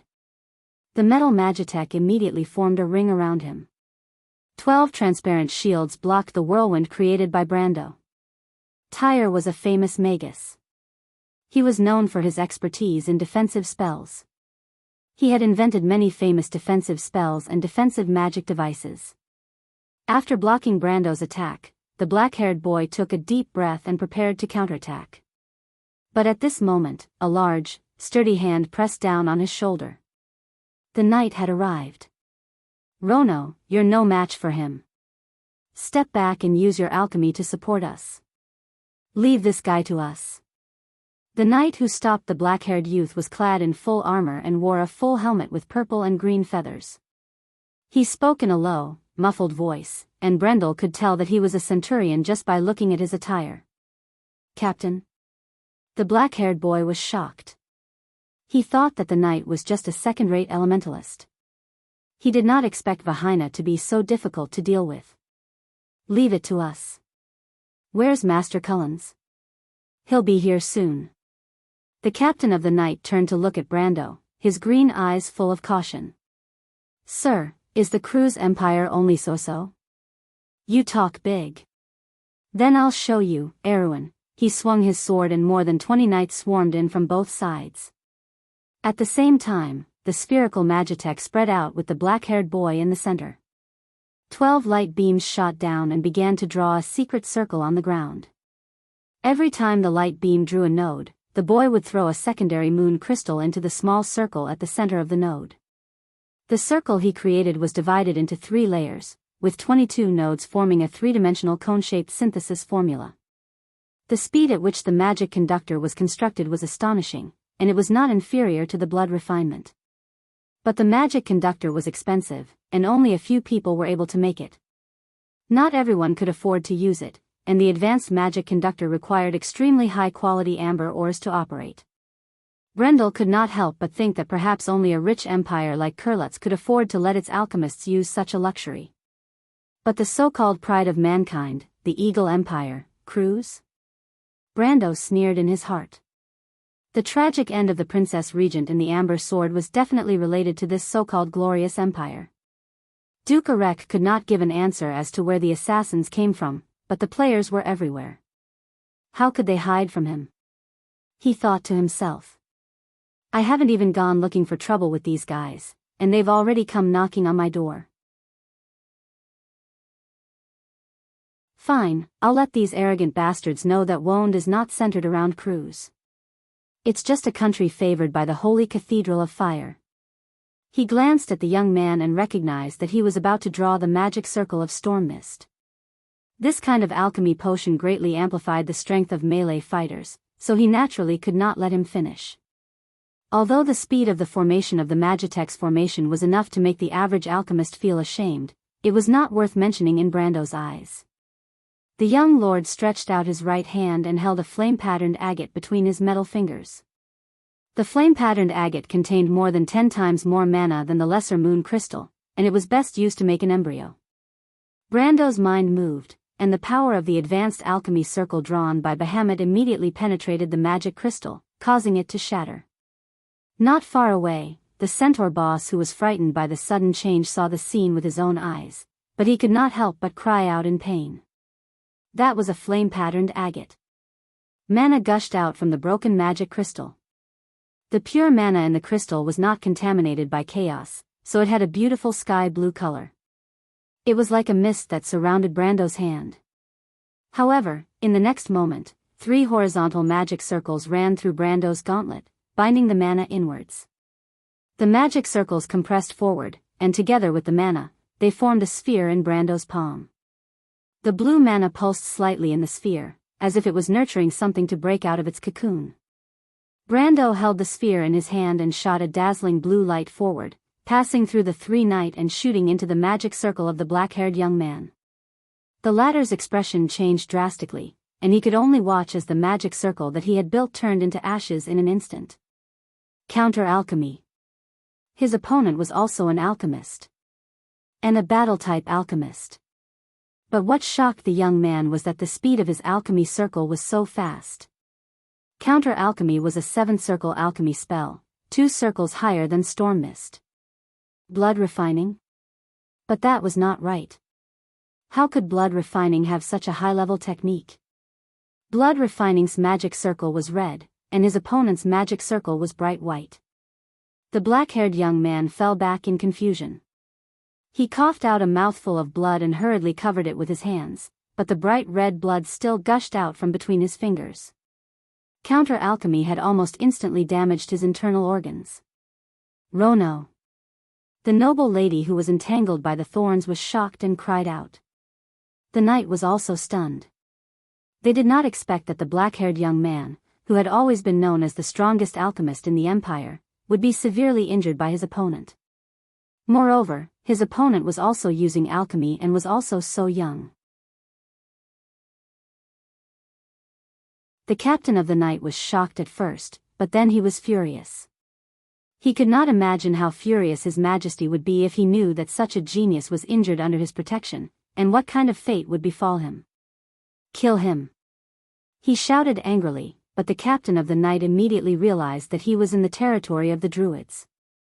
He quickly changed his words and said, "Capture that Erewhon man." "Capture me?" Brando sneered. "What right do you have to capture me?" He looked around. There were more than 20 knights present, and every one of them was at least a middle silver. On one hand, this showed Cruz's strength. On the other hand, it also showed that the black-haired young man and the blonde lady with double ponytails were not simple people. However, there were only a little more than 20 middle-level silver knights. Brando heard their conversation just now and knew that they might have more powerful reinforcements, so he did not want to waste any more time on them. He took a step forward. With the young Lord of Erewhon as the epicenter, an unparalleled wave of energy exploded in all directions. Driven by the power of a level 16 military swordsmanship and the power of a gold-ranked knight, the White Raven sword's aura was so sharp that it was almost tangible. Although Brando did not draw his sword, the white aura was already as sharp as a blade. The centurion did not expect that this young man had not only stepped into the gold-ranked knight, but also reached the level of a master in swordsmanship.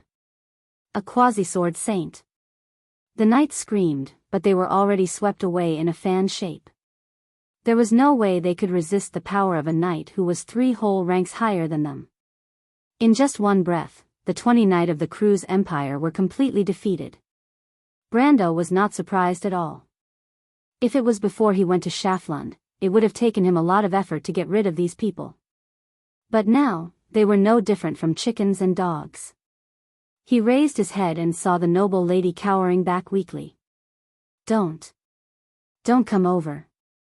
To be continued. If you want to know what happened next, please go to www.chidian.com.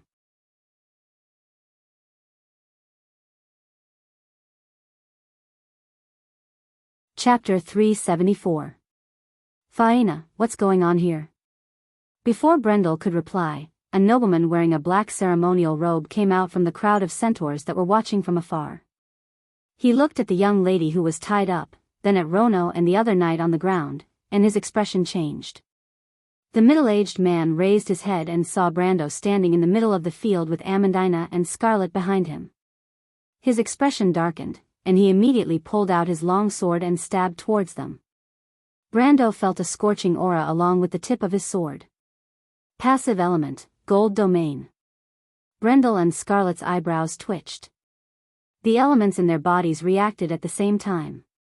After the space stagnated, everyone felt the temperature plummet. Arcs of electricity danced on the lightning spear in Scarlet's hand. The middle-aged man's sword was blocked by a fire shield when it was 3 inches away from Brando. His expression changed, and he immediately retreated, cautiously looking at the 2 youths. "Who are you?" Cullens was shocked. He could tell that Brando and Scarlet were not Tanians, nor were they tree elves. Scarlet's striking red hair made it easy for him to tell that she was a Highlander. How come he had never heard of 2 gold domains at such a young age? Count Cullens, they're Erewhon's people. Faina patted her chest and sighed in relief when she saw the middle-aged man rushing over. They're the ones who injured Rono and the others. That young man, he even said that the Empire isn't worth mentioning. The Empire isn't worth mentioning? Cullen snorted when he heard those words. The glory of the Empire was the pride of every citizen of the Eagle Kingdom. In his eyes, Aween was just a small group of rebels. If it wasn't for the wind elves who were behind the scenes, Aween would have been wiped out long ago. Even if the Erewhon were recognized by the Holy Cathedral of Fire, the proud Cruz Empire was still unwilling to admit this. In their eyes, the Erewhon Empire was just a group of country bumpkins, and the nobles among them weren't nobles at all. The Erewhon Empire's king, Eric, was indeed from a noble family with a long history in the Cruz Empire. He looked at Brando with a dark gaze. "Young man, are you the one who said that?" Brando looked at the noble, and his impression of him ran in his mind. But there were too many nobles in the Cruz Empire, and the number of gold domains were as many as the stars in the sky. I'm just telling the truth, he replied casually. Well said. Cullens ground his teeth, but there was a cold smile on his pale face. But I heard that your empire is in trouble right now. Oberg VII was defeated by Amir Madara, and he sent an envoy to beg the emperor for help. Oh, that old man should be dead by now, right? He pretended to think for a moment, and sighed. There's civil strife, and it seems that your empire isn't doing well, young man. I don't know if the princess is interested in our ninth prince, or else our prince might be able to help. Even if the Cruz Empire isn't worth mentioning, it would be easy for them to solve the problem of the Erewhon Empire. The noble's words were filled with mockery, and it was jarring to the ears of any Alwyn citizen. It took Amandina a lot of effort to hold herself back from retorting. She was a girl after all, but she still gritted her teeth inwardly. Even scarlet furrowed her brows. No matter how despicable Erewhon Empire was, it was still a country shared by everyone in this land. Being mocked by an outsider made her uncomfortable. As for Brando himself, the moment the man mentioned the princess, his face darkened.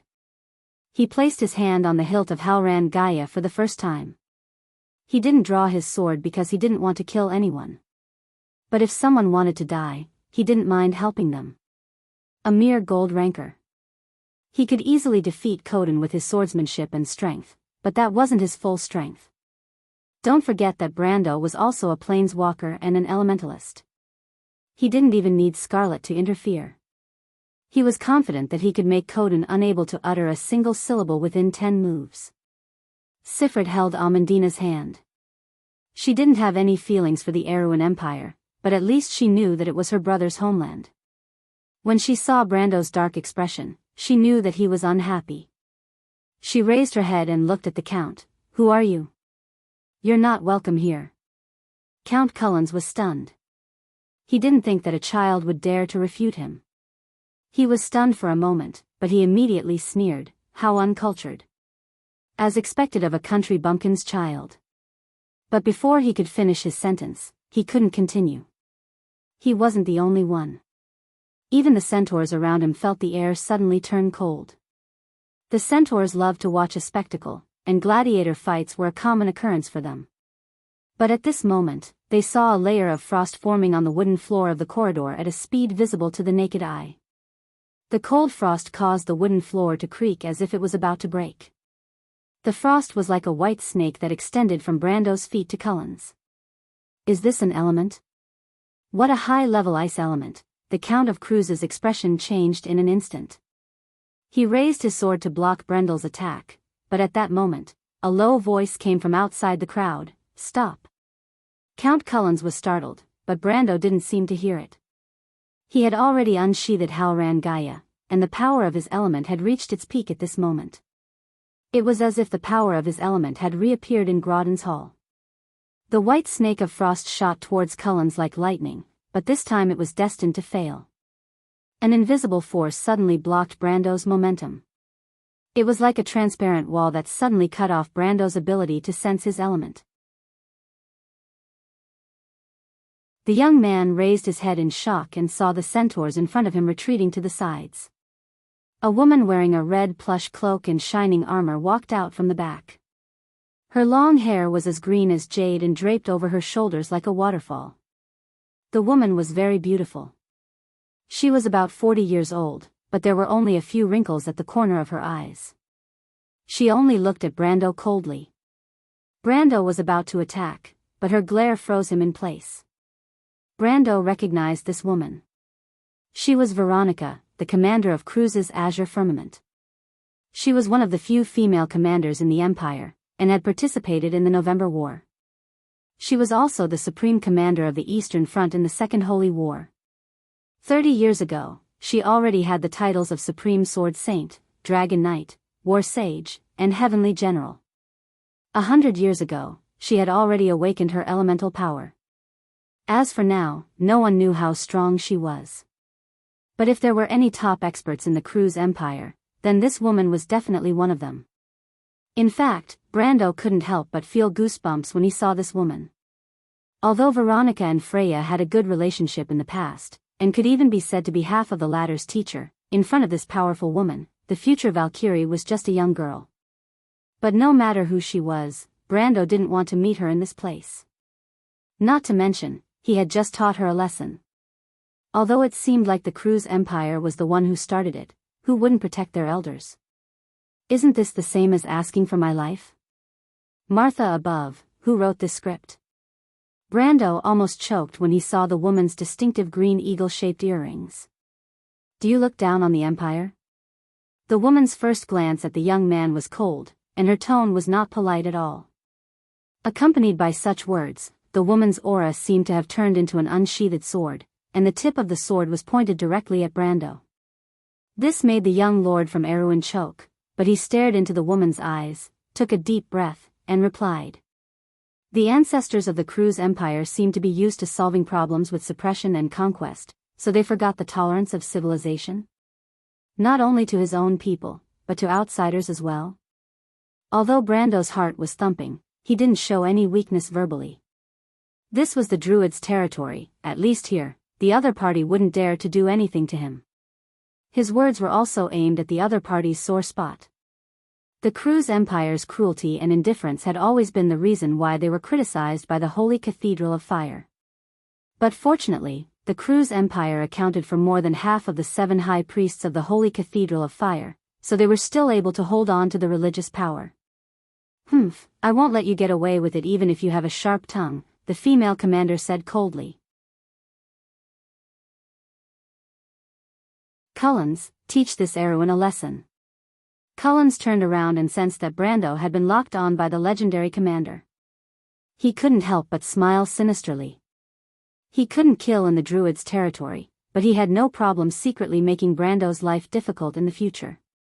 He was more than willing to destroy the future of 2 Erewhon's outstanding youths. He immediately bowed respectfully to Veronica, then drew his sword and stabbed Brando's wrist. But how could Scarlet, who was standing behind Brando, let him do as he wished? She raised her spear and blocked Cullens's path of attack, but just as she was about to strike, the female commander glanced at her coldly. At that moment, the red-haired girl was struck by lightning, and the halberd in her hand fell to the ground with a clang. You don't know what's good for you. Cullens sneered, the blade in his hand already close to Brando's body. P.S. What will Brando do when facing an elemental-level opponent? Next time, please listen to the breakdown. It's the end of the month. Where are the tickets? I'm begging for them. To be continued. If you want to know what will happen next, please go to www.chidian.com. There are more chapters. Support the author, support the original reading.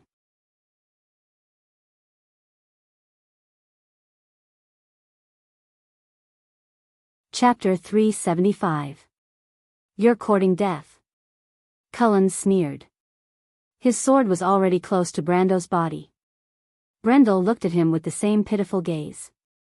The young lord was completely suppressed by Veronica's aura and couldn't move at all. But as he watched Cullens approach him step by step, the green light on his retina flashed layer by layer. Different attributes were quickly changing. Character. Mana pool. Attributes. Planeswalker skill tree. Card. At this moment, the attribute panel was fixed on the Planeswalker system. Then, Brando smiled at Cullens. The latter was startled and didn't know why Brando was smiling. But Veronica, the commander of the Azure Firmament Legion, was the first to notice something was wrong. This little guy, Cullens, back off. She warned. But she was still a step too late. A white gold flaming blade appeared in front of Brando, Sun Blade. This was the first time Brando used this card in a long time, and the unlucky Count Cullens became the first guest. He didn't expect Brando to be able to counterattack under Veronica's suppression, so when the blade of light condensed in front of him, the Count of Cruz could only stare in horror. He was hit head-on and flew back with a scream. He did a series of difficult 1800-degree turns in the air before falling heavily on the ground. Lord Cullens. The blonde girl with twin ponytails exclaimed. Veronica raised her beautiful green eyebrows. She didn't expect Brando to still be able to retaliate under her suppression. She was surprised and dissatisfied. Ever since she became the commander of the Empire's Legion, no one dared to be so arrogant in front of her. Veronica reached out to grab her sword, Azure Firmament. But after thinking about it, she held back. As the commander of the Empire's Legion and the extreme sword saint who was over 100 years old, bullying a junior was a disgrace to the Empire's dignity. But no matter what, the Empire's dignity couldn't be blasphemed. She raised her hand and coldly said, "Take this guy down." Veronica stared coldly at Brando. She waved her hand forward, and more than 30 knights from the Imperial Cavalry Division behind her swarmed forward. When Veronica spoke, she released the pressure on Brando. Even though the knights of the Imperial Army were nothing more than embroidered pillows, she believed that they were more than enough to deal with a small noble like Erwin. She had seen Erwin's army before. Other than the Royal Knight Regiment of Corvado, who could barely be considered soldiers, the rest were just a bunch of rabble. But Brendel felt the pressure on his body loosen. He looked up and saw the Imperial Knights rushing towards him. At a glance, he recognized that the other party was the Kurlut's guards. Although these guys were not Kurlut's frontline legion, they were much more difficult to deal with than the Knights of the Border Cavalry Regiment he had just dealt with. After all, the Border Cavalry in Cruz was an organization similar to Erwin's guards. Brando calmly took a step back and drew his sword for the first time. As soon as the sword was drawn, the cold light reflected from the dark blade made Vahina, who was tied up by thorns, cry out. That sword, be careful. It's the Crimson Blessing." But the black-haired youth's voice immediately covered her voice. Rono got up from the ground and wiped the blood from the corner of his mouth. One of his hands was pressed on his chest, and it was extremely uncomfortable.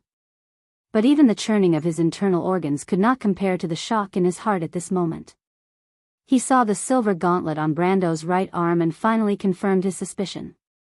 It was the Crimson Blessing, the grip of Bahamut. A true divine weapon in the eyes of alchemists. Brando's hand was ignited with true red flames. The flames surged up his arm and swallowed Halran Gaia in an instant. Brando leveled his sword and charged towards the knight. At that moment, he was like a demon from hell, leaving a trail of flames behind him. Veronica's face changed when she saw Brando's sword. This was not a quasi-sword saint at all. The youth standing in front of her was a true sword saint. And when she saw the sword and armor in his hand, she knew that she had made a huge mistake. She had underestimated her opponent. Veronica immediately grasped the hilt of Azure Firmament, but at this time, Brando was already like a burning phoenix, charging into the midst of the night. Attack from the front left. Orthlus's voice was cold and calm. She was fighting side by side with him. Take advantage of the gap between the knights' attacks. Don't let go of this opportunity to retreat. Pursue. It's best to block this attack first. Hey, little guy, how did you do that? Orthlus was suddenly startled. She found that sometimes Brando seemed to know the enemy's intentions better than she did. She relied on her thousands of years of experience, but it was a stretch to say that Brando had talent. Even Orthlus was surprised that a person could have such talent in swordsmanship. Even Gretel doesn't have such talent. She thought. But at this moment, Brando saw a different scene. Golden lines appeared in his eyes, outlining a complex image. Whether attacking, defending, or outflanking, the intentions of the knights were laid bare in these lines. As long as they lowered their bodies, a golden line would extend from their prepared attack path and pierce Brando's chest. This was the effect of in-depth analysis. Perhaps it was not perfect, but Brando found that this skill was surprisingly suitable for him.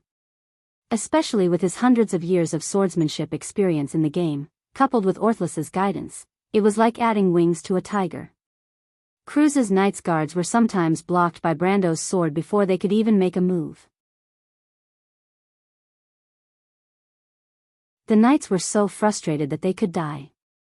They realized that something was wrong the moment they clashed with the young man. The young man seemed to know what they were trying to do.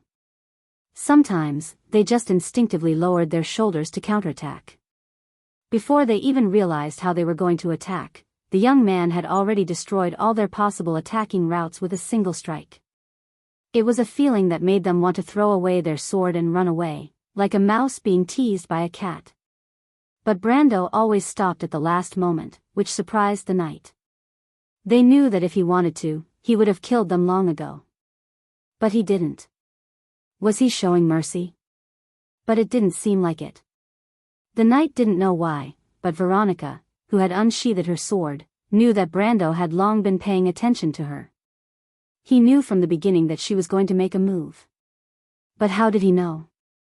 She's about to make a move. Orthless reminded. I'm curious. Brando looked at Veronica's direction while blocking the knight's attacks. Lady Orthless, in your prime, who was stronger between you and this lady? She's just a little girl, Orthless snorted and replied with some confidence. I don't even need to use my sword to fight her. She's not even as strong as your grandfather. What? Brando was shocked. Careful, she's coming. The young lord raised his head and saw Veronica appear in front of him in an instant. He was shocked and rolled away to avoid his opponent's sword. Veronica was slightly startled, thinking that this guy dodged quite quickly. It seemed like he already knew how she was going to attack before she even appeared.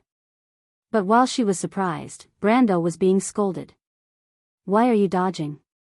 Orthless was dissatisfied. Meet her head on. Lady Orthless, I'm not afraid of her in terms of swordsmanship, but in terms of strength, I'm not even close to her. Brando explained as he dodged. Idiot, how can she use such a high level of strength here? Orthless scolded him in his mind, unless she wants to tear down this bazaar with her sword. Brando was stunned for a moment, then suddenly realized that this was the druid's aerial bazaar. Although there was a barrier protecting it, it could only support a battle between two gold-ranked fighters. No matter how high the power was, the barrier wouldn't be able to withstand it. He was stunned and almost got hit by the sword, but at the last moment, he turned his head and dodged. Veronica's sword barely grazed his cheek. The sword's aura left a cut on his face. Brando felt a chill on his face, but Veronica was both angry and amused at the same time. This kid actually dared to be distracted during a battle with her. Even the famous sword St. Cruz was not so daring. And what surprised her the most was that he actually dodged. This kid. Veronica couldn't help but think, if only Cruz was more powerful, I would definitely let him follow me and inherit my legacy. But of course, Brando didn't know what the female commander was thinking. After Orthless's reminder, he decided to switch from defense to offense. He paused for a moment, then raised earth to block the blade of the azure skies. Green and gray light intertwined, the azure skies was a wind fantasy weapon. In terms of level, it was not inferior to the Halran Gaia. However, the earth was stable and naturally restrained the ever-changing wind element. Thus, Azure Firmament's whirlwind effect was almost completely suppressed. Brando only felt his arm go numb when the two swords collided. This woman is so strong, he thought to himself. But this time, he didn't retreat. Instead, he pulled back his sword and stabbed at the opponent. Counterattack. Everyone was shocked.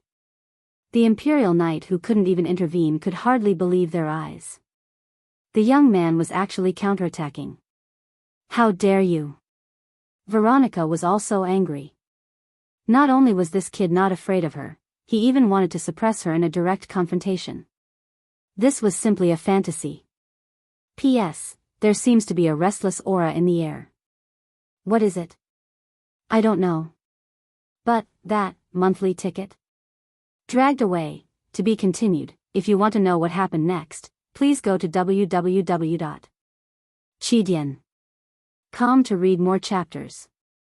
Support the author, support the original reading.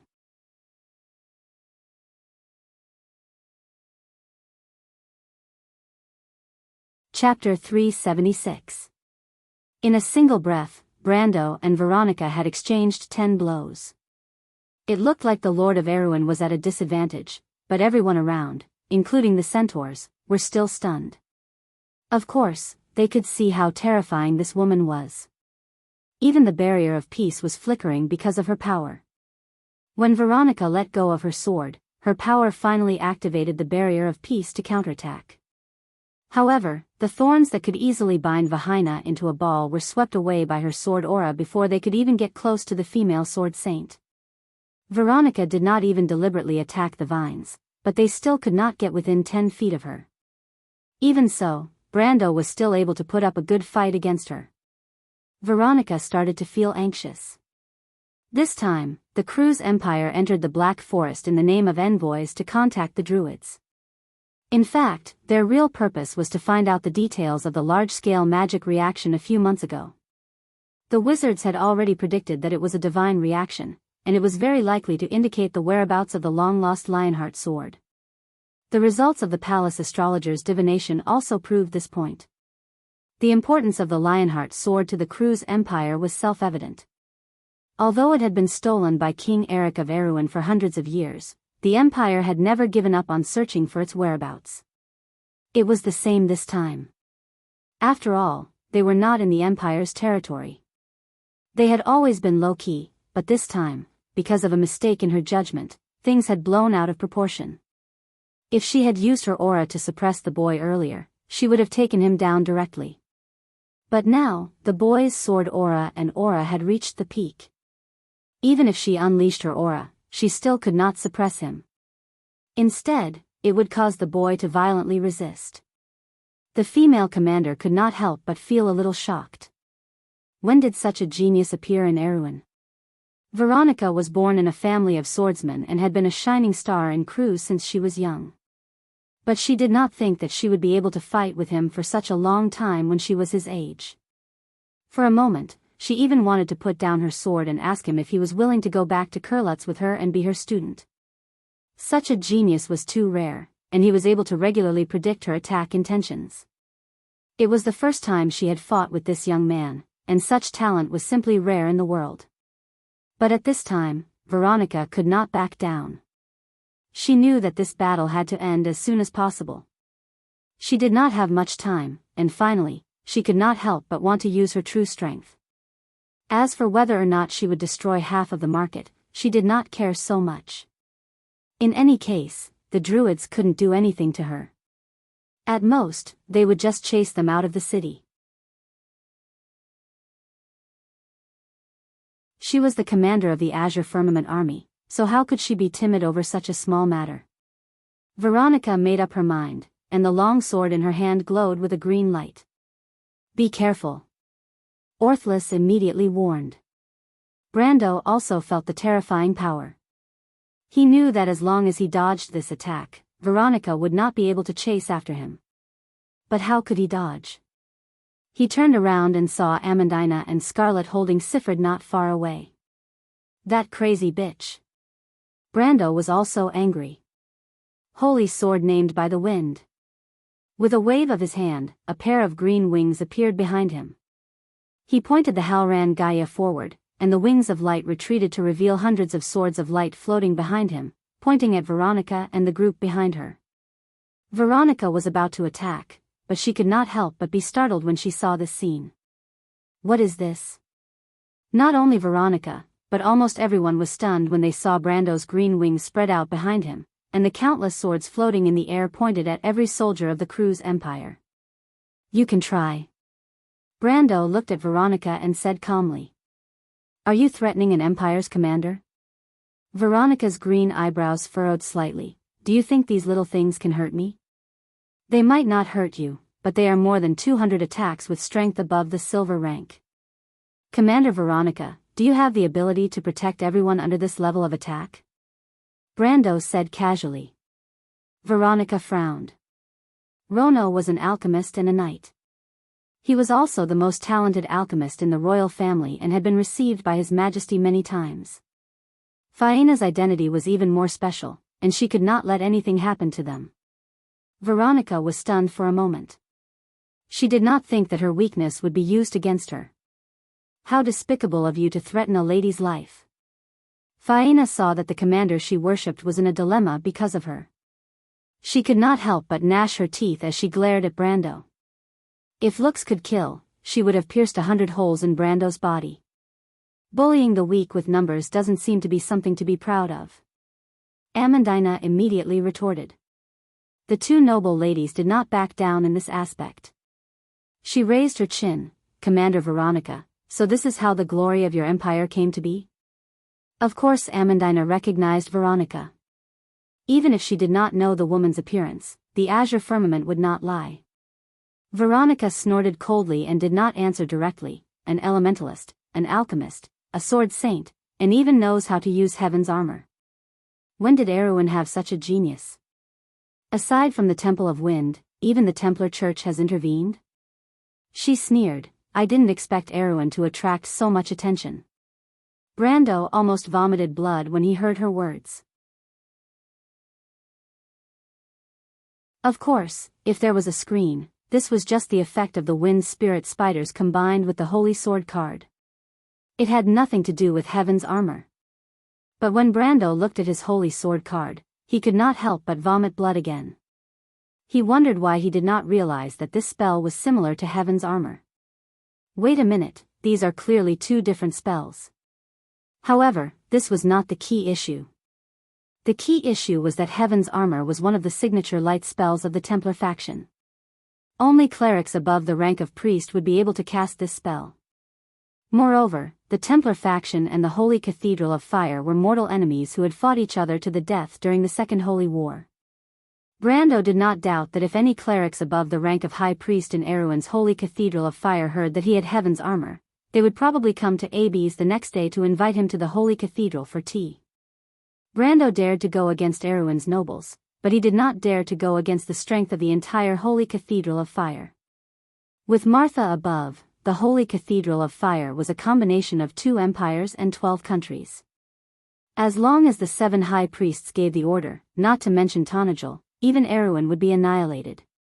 In fact, the reason why Awin could exist until today was purely because the Holy Cathedral recognized this ancient kingdom. Otherwise, Kurlutz would not tolerate this territory that was separated from their own territory to exist until today. But how could he explain it? He could not say that he was actually a planeswalker, could he? What was a planeswalker? Could he tell them that a planeswalker was actually a professional card player? It would be strange if Veronica did not slap him to the ground. Therefore, Brando was a little depressed for a moment. He could only hope that this crazy woman's mouth would be virtuous and would not spread this matter to anyone. Fortunately, Veronica had always been taciturn in front of outsiders and was not the kind of person who liked to make things difficult for others. However, Veronica did not dwell on this topic. On the contrary, the female commander only coldly raised her sword and said with extreme arrogance, "But young man, do you really think that I won't dare to attack?" Brendel's breath caught in his throat, and he immediately felt a boundless pressure converging on his body. She has made up her mind to attack. Orthless reminded. Crazy. Brando cursed in his heart. At the same time, his mind was frantically trying to think of a way to avoid the opponent's sword. But at this time, a majestic voice came from the sky. "Cruz's people, why don't you try attacking?" This loud voice seemed to echo in the sky, rumbling in everyone's ears. Everyone was stunned. Then, they saw the surrounding green barrier began to flicker, and one by one, druids appeared from it. As soon as they appeared, they blocked in front of Brando, completely blocking Veronica's path of attack. The scene was silent. Veronica furrowed her brows and put down the sword that she had raised. The druids had finally arrived. No matter how arrogant she was, she would not break the rules in front of the druids, let alone accidentally injure them here. Because of her special status, even the Empire would have to come up with an explanation. Although the druids usually did not care about worldly affairs and did not step into the world of mortals for hundreds of years, she knew very well that once the Ring of Skies was angry, it would not be a joke. There were tens of thousands of black forests in the entire Woned border, and there were traces of druids in each of them. As for how many druids there were in the world, only Lady Martha knew. Not to mention that the forest country Alanta was their ally. "Lady Veronica, you promised that you wouldn't cause any trouble here when you entered. You should understand that the Kurlutz Empire may be powerful, but it has nothing to do with the druids. the druid said coldly. Brando recognized the leading druid elder at a glance. He was one of the 17 elders in the morning, but the other party's tough tone made him speechless. This is clearly not giving face to the crew's people. And the other party questioned Veronica first, which was obviously abnormal. He knew in his heart that the other party was actually siding with him. It seemed that these druids were very interested in his proposal. Veronica's face darkened. Of course, she could hear the hostility in the other party's tone. She originally hoped to use the identity of the crew's diplomatic group to suppress the other party and see if she could detain Brando from the hands of these people who played with turf. After all, in her opinion, Brando was just a small noble of Erewhon who came here for an adventure. Compared to the crew's diplomatic group, it was self-evident which one was more important. But she did not expect these druids to be so inhumane and completely shut down this possibility. The female commander could not help but look at these druids carefully with her green eyes. She wondered if they were really unkind, or if it was because of the relationship between this young man and them. But what relationship could a small noble of Erewhon have with a druid? P.S. This is just a small climax, the best part is yet to come. At the beginning of the Year of Swords, what changes will happen to the world? But the other question is, will there be more today? Of course, this is a little secret, to be continued. If you want to know what will happen next, please go to www.chidian.com and read more chapters. Support the author, support the original reading.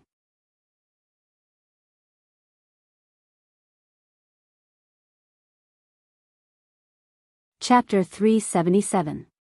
But how could a small noble from Erewhon have anything to do with the druids? Veronica couldn't figure it out. She shook her head and replied coldly, "This is between our crews and Erewhon, I hope you won't interfere." The moment the commander of the Azure Firmament spoke, the atmosphere turned cold. Personal grudge? The druid frowned and shook his head. "I don't care what grudges you have, and I don't care what reason you have, I won't allow you to make a move against him here." He paused for a moment, "But for the sake of the Flame King, we can let bygones be bygones. But if the crew's empire thinks they can cause trouble here, then don't blame us for being impolite." Impolite? Veronica snorted. "How impolite are you going to be?" Her tone was cold. Even if the three great druids of the Green Tower came together, they wouldn't necessarily be her match. In other words, Commander Veronica, you're determined to start a war? War, the black-haired youth's eyebrows twitched. A war with the druids wasn't a joke. It might even turn into a holy war. Vahina's eyes widened in disbelief. "You're going to start a war with the crew's empire over a person from Erewhon?" "No," the druids shook their heads. "You're mistaken, this is for our most respected guest." The most respected guest of the druids. What kind of title was that? Apart from Eloranta, the druids had never addressed anyone from the outside world in such a manner.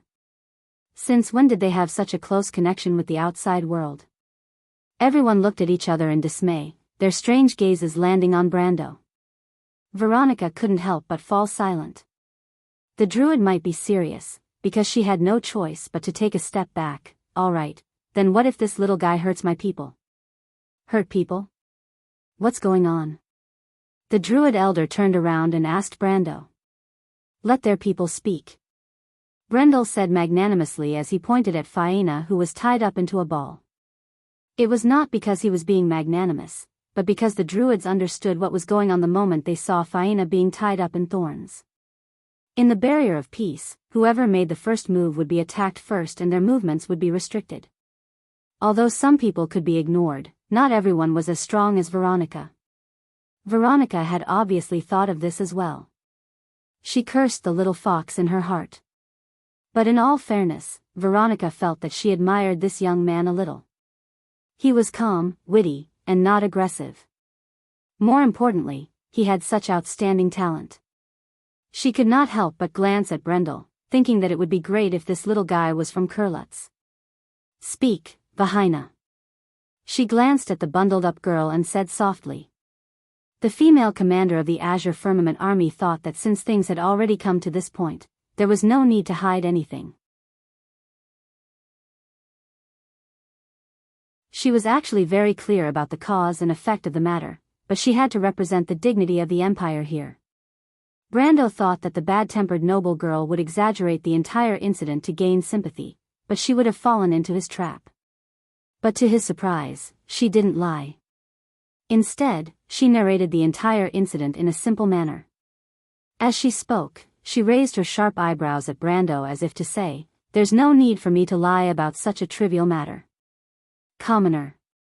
Of course, whenever Brando was mentioned, she would viciously insult this young lord from the Erewhon Empire. She would say that he was a country bumpkin from the Erewhon Empire, an impolite man, and a man who lacked the spirit to judge others.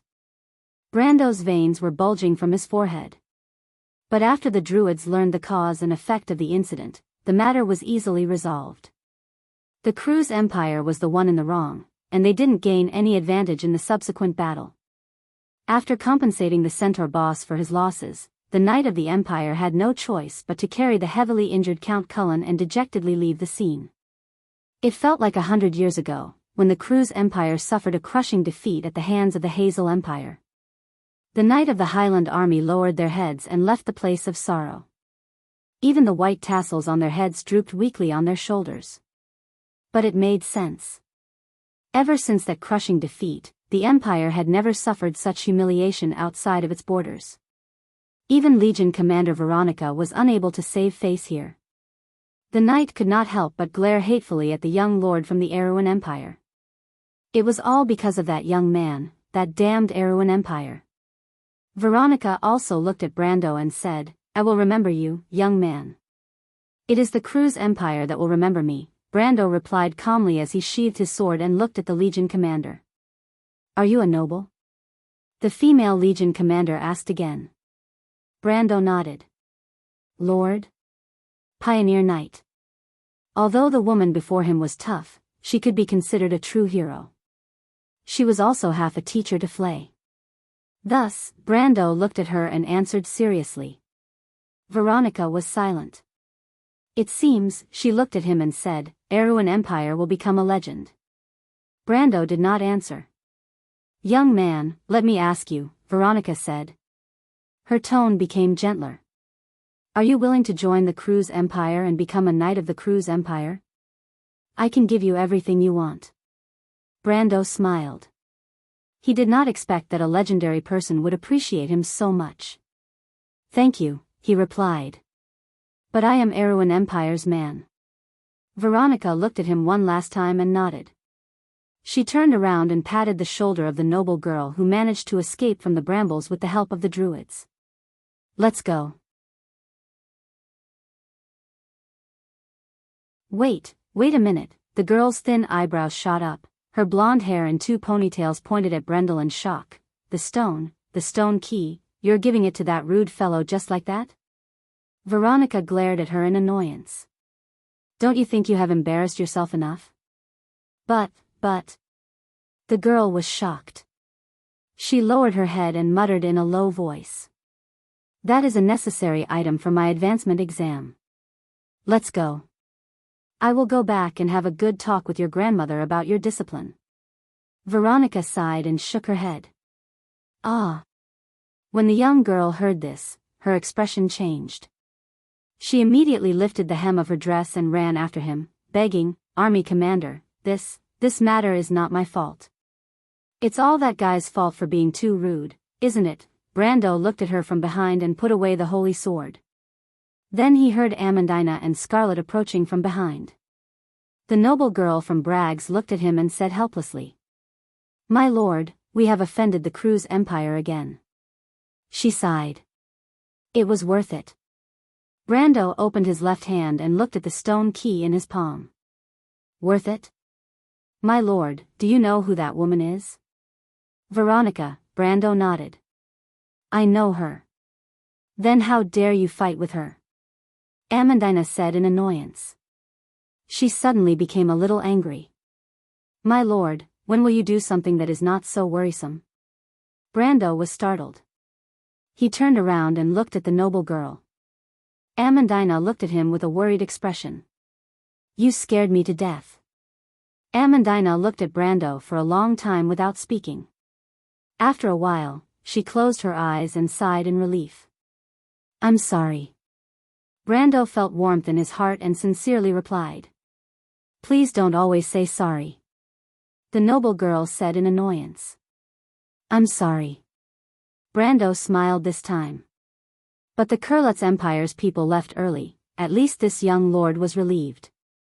At least he was sure that no one would stay to fight with him for the stone key. The Kurlutz Empire's financial resources were strong, and if the young lady insisted on staying to gamble, he found himself in a dilemma. On one hand, the stone key was very important to him. On the other hand, he was not willing to bear too many unnecessary expenses. After all, he did not have as much wealth as the Eagle Empire. Tanajul was still very poor. In the end, in the absence of competitors, Brando finally used 2 flame agates to exchange for the stone key. The centaur boss naturally thought that he earned a lot. He even thought that the Cruz Empire brought him good luck. Otherwise, this rich man would not be willing to pay so much money. Brando also thought that he earned a lot, excluding the fact that he offended the Cruz Empire. Therefore, this result could be considered a happy ending for everyone, except for the Kurlutz Empire. However, no one knew that when the conflict in the Green Tower's bazaar ended without a victor, 2 pairs of eyes had witnessed the entire process of the conflict not far from the bazaar. 2 pairs of eyes with silver pupils filled with wisdom and experience. The Silver Sparrow Bar was located between 2 ancient trees in the Green Tower called Odra, Elder in Tree Elven language, and Taser, Evergreen in Tree Elven language. It was a building that looked like a bird's nest. Although it looked strange on the outside, the interior was very warm. The bar was made up of a circular wooden corridor. Apart from the verdant vines hanging down from the ceiling, the bar's main feature was that it floated in the air like the Centaur's Hoof Market in the Green Tower. The only difference was that the Centaur's Hoof Market was built by the fiery centaurs and was filled with their wild and unrestrained style. The owner of the bar was a tree elf, so the bar's aesthetic was deeply embedded in the mysterious and delicate beauty of the elves. In the seats near the west, one could see the Centaur's Hoof Market through the round window. One of the 12 grand mages of the Buga mages, the Silver Leader, the recorder of 10,000 spells, an old man in a silver robe with a snow-white beard that almost touched the ground, was looking away. That little girl seems to be from the Cruz Empire, the old man said. Veronica, the commander of the Azure Firmament Army. Another old man sitting opposite him answered. That's true. The Lionheart is their inheritance, so it's no wonder they sent people in such a hurry. But Gretel's descendants are getting worse with each generation. What about you, William? Me? Eric was a good friend of mine when he was alive. Now that his sword has appeared, it's only natural for me to come and see what kind of person he chose. The old man smiled. They say that the Buga Magi are cold and heartless, but it seems that's not entirely true. I wish I could be like that. I want nothing but time and knowledge, but no one can surpass this shell, not even the silver race. What about the undead of Madara? Those skeletons can't do much, but there's been something strange lately. What's going on? The Silver Candle Association's surveillance of the Dark Border seems to have been interrupted. Something seems to be happening in the Dark Kingdom. The astrologer prophesied that a power is breaking out from the east, but I'm not sure if it's referring to this. Is a new empire about to be born? Maybe there's more than one. That young man, isn't he one of Erwin's people? The old man in the silver robe asked. Interesting. Yes, I think I've seen him before. Oh. Also, I found a magic imprint on that little guy's body. Even he didn't seem to notice it. That magic imprint has a very familiar aura to it. Whose is it? It seems to belong to a disobedient girl. The old man had a strange expression. Author's note: I'll be releasing a free chapter in a bit to include the main character's attributes. I'm dying because of these attributes. Also, thank you to everyone in the group for your help. I'm in tears. To be continued. If you want to know what's going to happen, please go to www.chidian.com.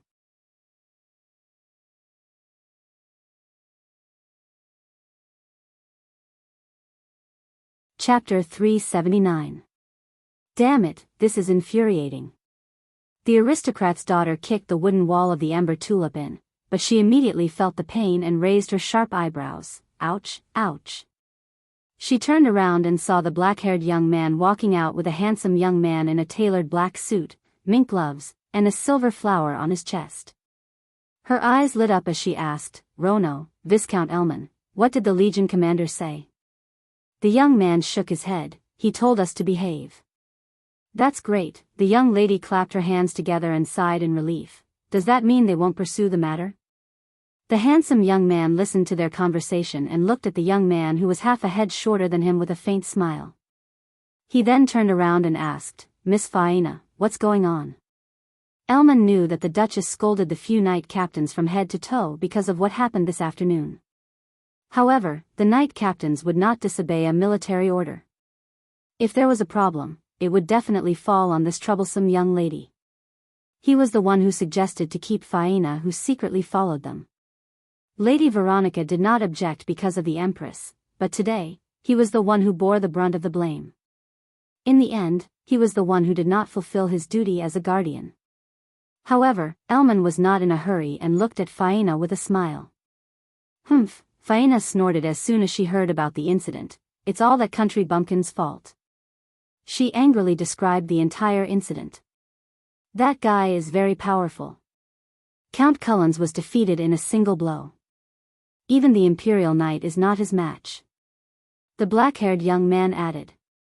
But even so, Rono did not take this matter to heart. After all, Count Cullens was one of Erwin's people. He was more concerned about the crimson blessing in Brando's hands. That's because Count Cullens underestimated him. Besides, the Imperial Knight captains are just a bunch of spoiled brats. I think they are not as good as the Border Knight captains. Faina snorted disdainfully and retorted. Elman was also a knight, but he did not get angry. Instead, he smiled and asked, "Is there such a genius among Erwin's people? He can at least fight the Duke head-on."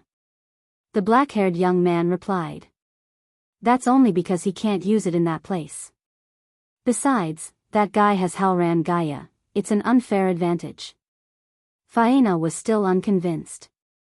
"That may be the case, but it's already not bad for any one of us to be able to stand under the Legion commander's aura," Rono said objectively.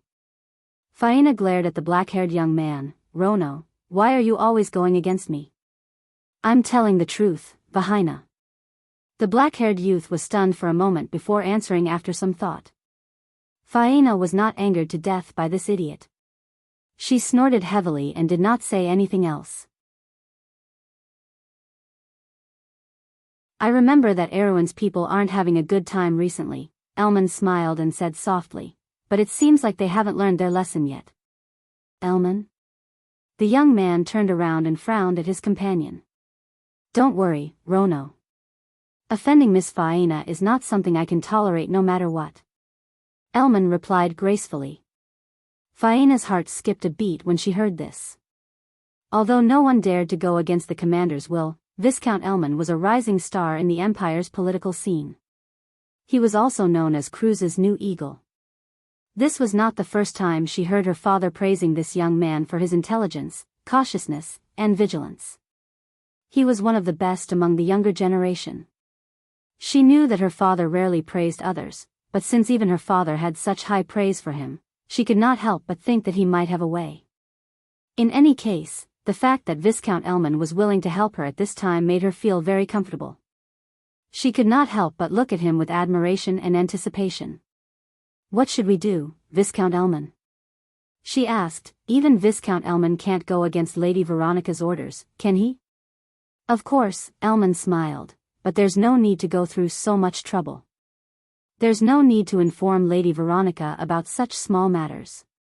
But that guy has at least the strength of a gold domain. None of us are his match." Rono frowned and said, "If we rely on numbers to win, the Druids might interfere." "The Druids value him quite a lot." The black-haired young man did not finish his sentence. Everyone present knew how serious the consequences would be if Commander Veronica was alerted. "It's not that troublesome," Elman smiled. "Isn't Owen's diplomatic group here as well?" Since that young man is a noble, he might be one of them. But even if he isn't, let's just leave it to them to deal with their own matters. Vahina's blue eyes lit up when she heard that. That's right. She praised, why didn't I think of that? In front of the Empire, those Erewhon officials will have no choice but to submit. She then snorted, let them teach their subordinates a lesson. But who's going? She asked again. Elman shrugged. Even though he was a viscount of the Eagle Collar, he was still a captain of the Night Guards. It was not appropriate for him to interact with foreign diplomats. I can't do it either, the black-haired young man beside him shook his head. Royal alchemists are not allowed to interact with foreign diplomats. You don't want me to go personally, do you? Vahina's eyes widened as she pressed her chest. I don't have any experience in this area. I'll go, a voice said softly. Vahina turned around and saw a woman in a purple dress walking out of the hall. She stood there and answered softly. Her aura was quiet and mysterious, and she looked like a purple mandala that grew in the darkness. The woman smiled and her gaze stopped on Viscount Elman for a moment. Sister Delphian. Vahina exclaimed in surprise, you're willing to help? That's great. Do you have any ideas? Lord Elman's idea is very good, the woman in the purple dress looked at the young man beside her. Besides, Vahina agreed, didn't she? But you're the daughter of the Prime Minister, the flower of wisdom of the Empire. Compared to Viscount Elman, I trust Sister Delphian more. Besides, everyone knows that you're in love with Viscount Elman. Who knows if you're speaking up for him? I'm worried. Elman chuckled and looked at the woman beside him with a playful look. Then he turned around and looked at the young lady. Delphian shook her head and replied softly, if that's the case, then the Holy Cathedral of Fire should also put pressure on Erewhon. Oh. Viscount Elman raised an eyebrow and looked at the Prime Minister's daughter. Vahina noticed his gaze and looked up at him with a faint smile. The Holy Cathedral of Fire? Vahina asked in confusion, will the Holy Cathedral of Fire listen to us? I heard that Erewhon cast a spell that looks like the Holy Cathedral's armor of heaven, Delphian said quietly as she brushed her long hair behind her shoulder, but the truth isn't important. What's important is how we describe it. Good idea, Elman smiled. I heard that the leader of the Holy Cathedral of Fire in the Dark Forest is the priest known as Amon the Avaricious. As long as we let him catch us, even if we don't die, we'll lose a layer of skin. As for the rest, the young Viscount continued, we can also muddy the waters as much as possible. There are many factions here, and a little conflict is not impossible. Delphian nodded. That's great. Vahina was excited as well. She could already see Brando's death approaching. She waved her little fist excitedly as if she had already vented her anger. Let's do that. Let's move out immediately. The black-haired youth, however, was worried about the business of their trip. Speaking of which, more and more factions are entering the Dark Forest. We, the Magi of Galbu, the Holy Cathedral of Fire, and even Erewhon's people are all here. The Lionheart sword is a sacred artifact of our kingdom. Why are you worrying so much, Rono? Vahina sighed as she felt her enthusiasm being dampened by Rono's words. With Lady Veronica around, what are we afraid of? The Magi of Galbu are only here to watch the show, Elman replied. As for the Holy Cathedral of Fire, the Lionheart sword can be said to be closely related to the Flame King. As for Erewhon's people, do we need to care about what those country bumpkins think? The black-haired youth nodded. But does the Lionheart sword really have anything to do with the loop of trade winds? The black-haired youth asked again. The astrologers detected that the divine artifact's reaction was to the southeast of Randner, not far from Chablis. The divine artifact's reaction has too many implications, and there is no way to pinpoint its exact location. Delphian finally spoke up. That's why it's normal that we didn't find anything when we entered the dark forest from the south of Chablis. Could it have been taken by those skeletons? Vahina thought of the Madara army they encountered on the way. The divine artifact has a soul, Rono replied. Whether it's the Lionheart sword or the flaming edge, they symbolize light and justice. Any undead that comes into contact with them will be reduced to ashes. They won't be interested in these two swords. That's why our only hope is the loop of trade winds, Delphian replied. The topic of their conversation changed from how to punish Brando to the true purpose of their trip. Just as they were deep in thought, a group of knights suddenly rushed in from outside. The knights first saw the captain of the Night Guards, Viscount Elman, and immediately bowed. Captain. Viscount. Elman stopped thinking and looked at them. What's wrong? Why are you in such a hurry? Something big has happened, Viscount. Something big? There's a change in the loop of trade winds. The knight replied breathlessly. To be continued. If you want to know what will happen next, please go to www.chidian.com to read more chapters. Support the author, support the original reading.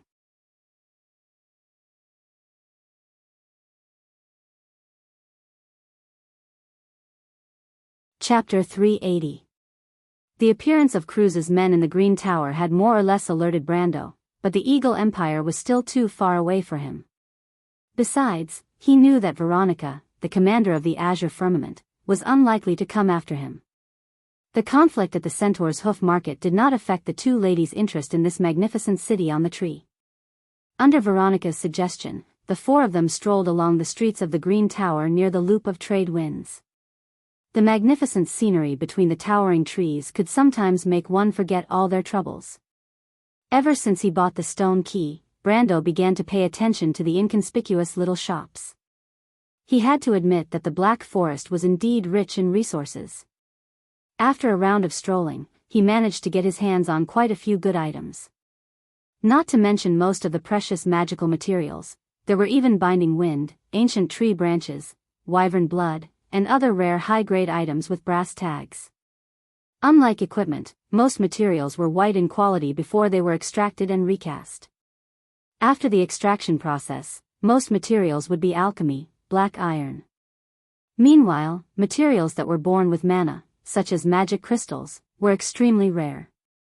Brando thought that he was lucky enough to get the blood of a 5-headed basilisk and 20 blessed scales. He did not expect the Green Tower to have so many unexpected benefits. Binding wind could be used as the core material for strengthening crystals. However, unlike the Ghost Knight's crystal, binding wind could allow one to master a wind-related spell. The ancient tree branches were a good material for crafting an ancient-grade staff. Although Brando had no use for it, he could sell it to others or exchange it for something more useful, an Ampere seal. Besides, he also had a backup priest who would be a great help in grooming him. Healers were highly sought after in any game. If it was not for the fact that he was unsure of her reliability, he would have considered making a set of equipment for her. Even if it was not top-notch, it would at least be top-notch equipment. As for the wyvern blood, it was also a high-grade material for the dragon's strength potion. Brando had already refined a large batch of dragon strength potions and was just waiting to distribute them to his subordinates. However, the unexpected harvest he received from the Green Tower left him puzzled. He had never bought anything good from these shops in the game before. Although there were plenty of materials available, he didn't get much of a bargain. Those centaurs were not natives of the countryside. Each of them was as smart as a ghost. However, Brando suddenly realized that this was not a game after all. In the game, he was just a newbie who started out late. By the time he arrived at the Black Forest south of Tonajal, the place had already been explored by other players. And now, this was still a virgin land that hadn't been reclaimed. Perhaps some adventurers would occasionally visit, but overall, it was still in a primitive and uncivilized state. After figuring this out, Brando couldn't help but feel elated. He couldn't wait to visit all the markets in the city within a day. And it turned out that he was right. It didn't take long for Brando to find some really good stuff. A wandering magician from Tanya was openly selling a strange card to passers-by. Brendel almost thought he was seeing things when he saw the card that no one was interested in. But it was indeed a card of fate. A basic land card called Draw's Wilderness. It was a mature land card that gave 2 Earth EP and 1 Light EP when tapped. After a short negotiation, Brando agreed to exchange a lesser moon crystal for the card. The wandering magician was overjoyed. As if afraid that Brando would go back on his word, he repeatedly told Brando that the card must contain some secret, but he couldn't detect any magical reaction from it. But the wandering magician solemnly stated that just because an item didn't contain any magical power, it didn't mean that it was worthless. On the contrary, he even released a small flame from his fingertips and set the card on fire. Naturally, the card of fate was not damaged in the slightest. "You've seen it for yourself, sir," the roaming magician boasted, treating Brendel as a fool. "Ordinary objects would be burnt to ashes in the fire, but this thing didn't move at all. This means that there's something strange about it. You see, although you and I can't see any clues, but for the price of a moon crystal, it's just a small gamble." The wandering magician replied mysteriously. "What if you win?" Brando nodded and took the card. He released a small flame from his hand to burn it. He didn't know that the card of fate had this characteristic. The wandering magician was shocked by Brando's action. Although spark was just an elementalist's cantrip, it was still not something a third-rate magician like him could do without a spell. This meant that Brando was an elementalist, and he wasn't one of those common acolytes. He was a genuine iron-ranked elementalist. Judging from the casting speed, he was at least a touring magician. Even though the wandering magician was satisfied, his eyes were not bad. "So Master Brando is an elementalist." He was in awe, and secretly looked at Brando's expression. "Is Master Brando interested in this thing?" "What is it?" Brendel put away the card, unsealed it and asked. "I still have a lot of them." "You still have a lot of them?" Brando asked. "How much do you expect me to buy?" "It's just a temporary interest." Scarlet pursed her lips slightly when she saw her lord's serious expression, but Amandina tugged at her hand from behind to warn her to be more careful. She did not want Brendel to discover any clues. Of course. The wandering sorcerer had been studying these cards for some time. He found them in the attic of a second-hand old house, but after all, he was not a professional scholar. After a period of fruitless research, he lost his patience. "It's okay. If you are interested in the rest of the cards, I can buy them for you at a cheaper price." "How much cheaper?" Brando pretended to hesitate for a moment and asked. "There are a total of 5 cards. A total of 4 moon crystals. What do you think?" 4. All right, 3. The wandering magician felt that 3 moon crystals was already a profit for him. He was afraid that if he stubbornly offered a price that was too high, Brando would leave in a huff. After all, he had tried to sell these cards in many places, but no one was interested in them. It was rare to meet a spendthrift. Brando immediately nodded. Sometimes, one had to know when to stop. The incident at the Centaur's Hoof Market was a warning. "Let me take a look at them first." The wandering magician hurriedly nodded. "Then Master Brando, can you wait for a moment? I'll leave the cards in my residence. It's not far from here, I'll be back soon." Brando looked at him and replied, "Then I'll wait for you here. I'll give you half an hour." If Brando was just a noble, even if he was a golden magician, the wandering magician would not be so obedient to him. However, Brando was an official elementalist, so it was different. The wandering magician quickly left, and Amandina watched him disappear into the alley. She could not help but sigh. "I finally understand why the Roman lady and Lord Brando are together. Those cards are useless to him." Brando shook his head. He did not see it that way. He had earned a lot from the stone key, but these cards were useless to anyone except for planeswalkers. 2 men had told him that there was only one planeswalker in 10,000 in this world. According to Brando's example, there might not be a second planeswalker in the whole of Erewhon. As for whether Cruz had one, that was another story. In other words, if he did not want the wandering magician's cards, he might not be able to sell them at all. Perhaps some scholars would be interested, but they would not be able to pay as high a price as he did. Therefore, Brando did not think that he had profited from this transaction. Moreover, in his opinion, there were many cards of fate in this world. It was just that the rare cards were rare. Thinking of this, he suddenly smiled. Compared to this, the next business is more important. Next business? Amandina did not understand. I plan to buy that guy. Ah. Amandina was taken aback, wondering when this young lord became a human trafficker. That guy is an elementalist, and he has a good foundation, Brando replied. In the future, I plan to separate the spellcasters from the night guards to form a young group of magicians. But this group only has Maria and Mordenkainen, so it's not enough. Official wizards will not be interested in a small temple like mine, and even if they join, they won't be able to control it in a short period of time. The young lord did not hide his thoughts in front of his aides, but this kind of third-rate spellcaster is much easier to deal with. Is this okay? Amandina was a little worried that her lord's method of picking up trash would leave behind any hidden dangers, but she did not know that Brando had a way to train a normal person into an official wizard, let alone someone with talent. And the point is, the other party might not be willing, right? She asked again. Brando shook his head. Amandina did not understand much about the world of spellcasters. There was no spellcaster who did not want to remove the word apprentice behind their title. In Wonde, there were all kinds of apprentices everywhere, but official wizards were rare. Once one stepped into the real wizarding world, it meant that they were a cut above the rest. So he pointed at himself. I'm also an official elementalist. With this opportunity, the other party will not give it up. They can't wait to be happy. Amandina was stunned for a moment.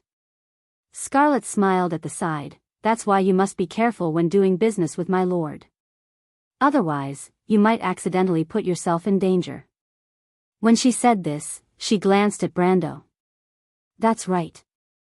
Amandina nodded. Of course, Brando knew that the two of them were making fun of him, but he did not mind enjoying this rare leisure time. He shrugged and did not mind. P.S. Tickets, students YOHO, to be continued. If you want to know what will happen next, please go to www.chidian.com. There are more chapters. Support the author, support the original reading.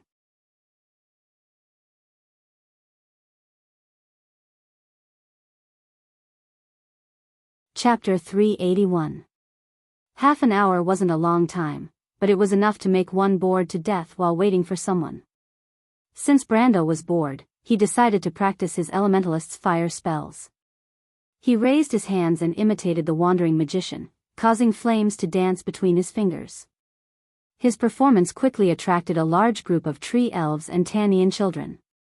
They surrounded Brando and stared at Brando's magic without blinking. It was as if this young lord was an artist performing magic. Amandina was worried that Brendel would lose his temper because of this, but not only did he not lose his temper, he even got along well with the children and became the king of the children in a short time. She didn't know why, but when she saw the scene of Brando playing with the children, her heart was slightly moved, as if something had touched her. She opened her mouth, wanting to say something, but no sound came out. My lord is a good person. The red-haired girl had bought a beautiful silver ring from a Tanian. She used it to tie it into her ponytail, and her fiery red ponytail swayed gently in the breeze, looking very much like her temperament. I never knew that nobles could be so approachable. Yes. Amandina replied. Is he a friend of yours? Suddenly, a thick and deep voice asked. The two ladies turned around in shock and saw a tall elf with a head full of green hair, wearing a leaf headdress and a cloak. His upper body was almost naked, revealing his shiny muscles. He was standing behind them and looking at the young man not far away. A tree elf, and a druid at that. Yes, sir. Amandina blushed and subconsciously moved to the side. Are you the guests from Abes? The tree elf asked again. Amandina nodded. I heard that you human nobles look down on us and the Tanians, thinking that we are barbarians. But looking at this lord's actions, it seems that I have misunderstood you humans? He asked. My lord doesn't think so. Amandina replied, in fact, he protects many Tanians. I see. The tree elf looked at Brando and nodded. But Brando didn't pay attention to their conversation. He responded to the requests of the children and showed them all kinds of new tricks. The children cheered from time to time. Even though the green tower was magnificent and beautiful, it was rarely seen outside. The children near and far knew that a wizard had come to perform fireworks, and more people gathered around. It was like a festival. Sifrid stood by Brando's side. Her peers looked at her brother with adoration, and it satisfied her greatly. She would occasionally raise her head to look at Brando with sparkling eyes. For the first time in her life, she felt that there was someone as great as her father in this world. But while Brando was responding to the children's requests, he was also practicing his fire spells. This was because elementalists and planeswalkers used the elemental pool differently. To an elementalist, the elemental pool was more like a channel. The larger the channel, the greater the synergy between the elemental pool and the more spells they could cast at the same time. In other words, an elementalist didn't actually consume the elemental pool. They only used the elemental pool to reassemble the elemental pool. For example, a flame arrow that took up 10 slots of the elemental pool didn't consume 10 fire elemental pool, but only 10 slots of the elemental pool. Only high-ranked spells that surpassed the 10th circle would consume the elemental pool in order to manipulate the elemental pool in the environment to create large-scale spells. But even these spells didn't consume much elemental pool. Compared to the elemental pool consumed was sometimes less than 1/10 of the elemental pool. Therefore, the elementalist's elemental pool naturally recovered very slowly. Until they became elementalists, they could only recover 1 elemental pool per day. Even after they became elementalists, it was only doubled. In fact, in the later stages of the war, elementalists mostly used elemental crystals to pay for consumption, and then used their own elemental pool as a channel to channel large-scale spells. Especially those great elementalists, it was very common for them to channel 3 or 4 large-scale spells at once with the help of elemental synergy. Planeswalkers, on the other hand, had their own system. They used their own land cards to generate elemental pools and paid for these elemental pools. In fact, it was an independent and complete cycle, almost without any direct connection with the world. Brando sometimes couldn't help but think that perhaps it was because of this that planeswalkers could create their own world. While practicing his spells, Brendel looked at his own fire elemental pool. The fire elemental pool was only 38 slots, and there was still a long way to go before he could unlock the fire djinn. This made him a little depressed. But when Brando saw the fire elemental pool on his hand forming a ring shape, it was as if a bolt of lightning flashed through his mind. Something occurred to him. The young man hurriedly rummaged through his pocket and found a necklace at the bottom. Star of Flame, Magic, Fire Elemental Pool expands by half, Fire Elemental Pool strengthens by 10. This was the reward he got when he killed Ekman. Because he didn't have any Fire Elemental cards at that time, he kept it at the bottom of his chest for who knows how long. He even forgot about it for a while. If it wasn't for the fact that he was bored and practicing his spells here, he wouldn't have thought about it at all. But with this thing, Brando immediately took off the ghoul necklace and equipped the Star of Flame. Then he opened his elemental pool to take a look. The 38 slots of the elemental pool immediately became 57 slots, which greatly exceeded the fire djinn's requirement. He suppressed the excitement in his heart. Although he couldn't help but want to laugh 3 times, he immediately opened the card book to unlock the fire djinn. Fire djinn, Scorching Hell X, 15 fire, creature, elemental djinn, level 36 creature. Tap the fire djinn to deal heavy damage to your opponent and shuffle it back into your deck. When the fire djinn is on the battlefield, pay 2 fire per day. On the scorching earth, the fire djinn always strikes fear into the hearts of its enemies. But before Brando could appreciate the new card, he suddenly heard someone calling him. The young man raised his head and looked over the heads of the children. He saw a familiar figure standing in the crowd not far away. It was the old swordsman, Coden. The old man was waving at him. Brendel was not surprised when he saw Coden. When Veronica and the others left, he asked the Fireclaw lizard man Lord Ropar to find this old swordsman and ask him to investigate why the Kurlutz people were here. Compared to the Fireclaw lizard men, Coden, as a human, was obviously more inconspicuous. But he did not expect the progress to be so fast. Brendel thought that the old man was quite capable. It had only been an hour or two since they left the Centaur's Hoof market. He immediately stopped his spell, calmed the children, and told them that he had something important to do. It had to be said that he already had a great reputation among the children of the Tanians and Tree Elves. Although they were reluctant to part with him, they still parted to let him go to Coden. "How is it?" Brando asked as soon as he got close. Coden sat down on a tree by the side of the road. Even though the entire street was made of wood, he raised his head and looked at Brendel. "Guess what happened, boy?" "How am I supposed to guess?" Brando said in annoyance. "Anyway, it can't be for the same reason as us. Judging from the time, they left much earlier than us. So unless the Druids informed them beforehand, they wouldn't be here for this reason. Besides, the Crew's Empire wouldn't care about the loop of trade winds unless there's a divine artifact hidden here." But when the divine artifact was mentioned, Brando suddenly had a thought. He couldn't help but wonder if there was news about Valhalla being leaked. "Forget it, just say it." Brando frowned. "Divine artifact?" Coden was surprised. "You're pretty close to the mark. They're here for the Lionheart."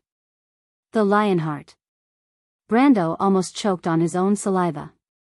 What was going on? Why would the Lionheart be here? "Yes. You know about the strange phenomenon that happened in Chablis half a year ago, right?" Brando's expression became strange. Not only did he know about it, but he also knew that the strange phenomenon was caused by him. He suppressed his doubts and asked, "But didn't that happen in Chablis?" "It's said that the divine artifact is related to the Lionheart. But it's strange, isn't the Lionheart in the hands of the royal family?" Coden frowned. "No matter what, those people came all the way here. I heard that they entered the Black Forest from the south of Chablis, but it seems like they didn't find anything." Brando immediately understood. Those people must have gathered here after hearing about the strange phenomenon in the loop of trade winds. But could this be counted as a lucky hit? He suddenly felt troubled. He knew the complicated relationship between the Flaming Edge, the Lionheart, and the Crew's Empire. The fact that they sent a duke to take charge of this matter was enough to show the importance of the Empire. But the problem was that the loop of trade winds had nothing to do with this matter.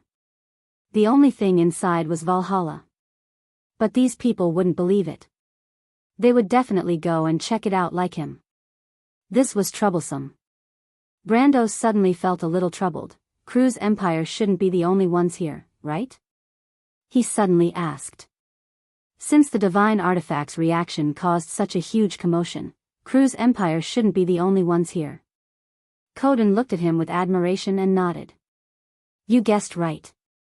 It's not just Crew's Empire, Erewhon Empire is here too. They came under the orders of the royal faction, but Erewhon Empire wasn't divided yet when they entered the Black Forest.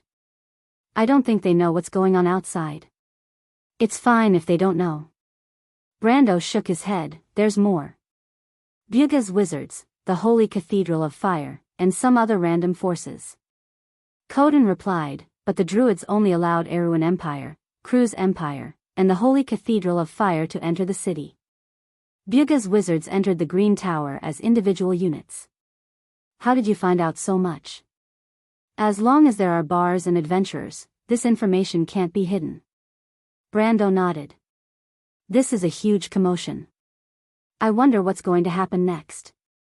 But he did not show any signs of panic. At the very least, he still had a few advantages. The first was his relationship with the Druids, the second was his relationship with Sifrid, and the third was his familiarity with the Black Forest. Especially the third point, which no one could compare to. But as he was thinking, he suddenly heard a cry of surprise. The crowd started to panic, as if something terrible had happened. Brendel raised his head and felt Coden nudging him from the side. "Boy, look at the sky." "What's wrong?" Brando raised his head in confusion. Then, he saw a scene that he could not believe. Right in front of his eyes, that majestic and seemingly endless cloud wall, the loop of trade winds, was slowly moving to the sides, as if it was opening a giant door that had existed since ancient times. Time seemed to slow down and accelerate at the same time. It was as if a crack had appeared on the wall of clouds. The crack was only a thin line in the sky, but it was easy to imagine how big it was. The path in the clouds. Brendel blurted out subconsciously as he stared at the wall of clouds with his mouth agape. To be continued. If you want to know what will happen next, please go to www.chidian.com to read more chapters. Support the author, support the original reading.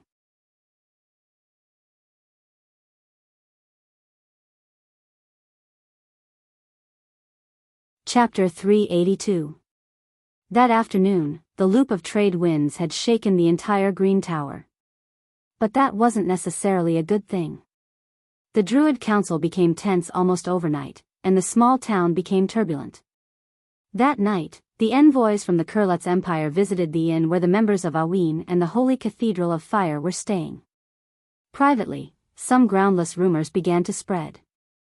There was a rumor that pointed out that the large-scale magic reaction in Chablis was due to the awakening of a legendary holy sword. It was said to be King Eric's Lionheart sword, and the person who spread the rumor claimed that Awin had already grasped the method to enter the loop of trade winds to obtain the holy sword. However, another rumor pointed out that the secret was in the hands of a young Erewhon. This young man had gotten into a serious conflict with the Cruz Empire in the afternoon and was rescued by the Druids. The second piece of news piqued the interest of the spies. The mighty Kurlutz Empire actually suffered a loss at the hands of the Druids because of an Awin citizen. The subtext of this was enough to make any busybody speculate. At the same time, a Lion Mane mercenary group from the Barbarian Mountain region received a piece of news. According to a legend in their hometown, the Halran Gaia that the Lion Mane Empire and the dwarves fought over had reappeared in the world, and was witnessed to be in the hands of a young man. Another rumor said that the Cruz Empire had gotten into a conflict with the young man to obtain the Halran Gaia. More news quickly spread among the bars, and some even claimed that Awin had already surrendered to the Holy Church. In short, all kinds of rumors spread like wildfire, and some of them were true and some were false. Perhaps not everyone believed them. But sometimes, a conspiracy doesn't require you to truly believe it, because people are always willing to consciously pass on those strange messages. In just one night, the Green Tower was filled with a restless aura due to the changes in the loop of trade winds. Brando didn't know about the changes in his surroundings because he had left the Green Tower the moment the loop of trade winds changed and entered the Witherwood Council with two great druids. At this moment, the Witherwood Council had received the exact information. The loop of trade winds had undergone a drastic change. A tunnel with a width of dozens of kilometers had opened up outside the cloud wall.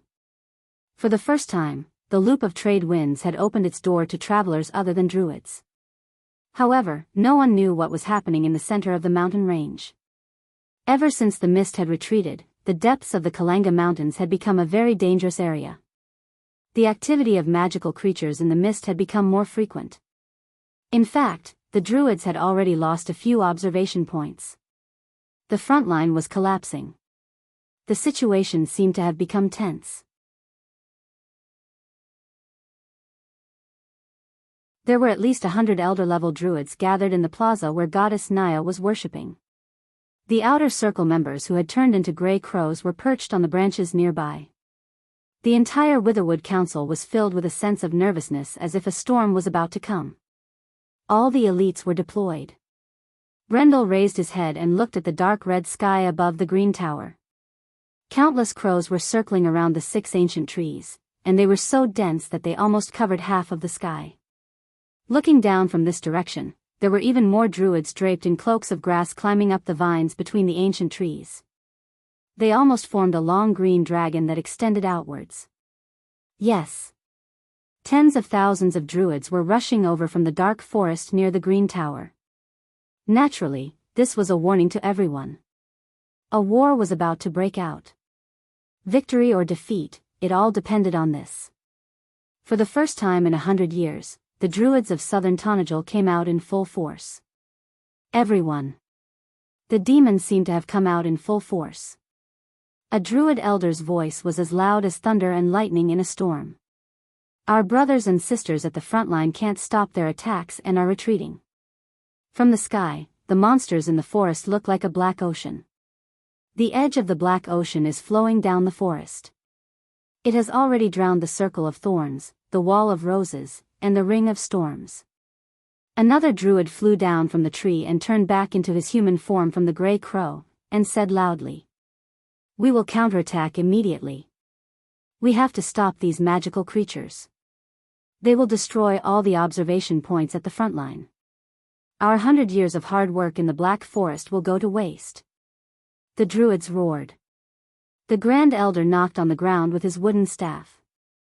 The crisp sound caused the chaotic scene to calm down. "How many magical creatures are there?"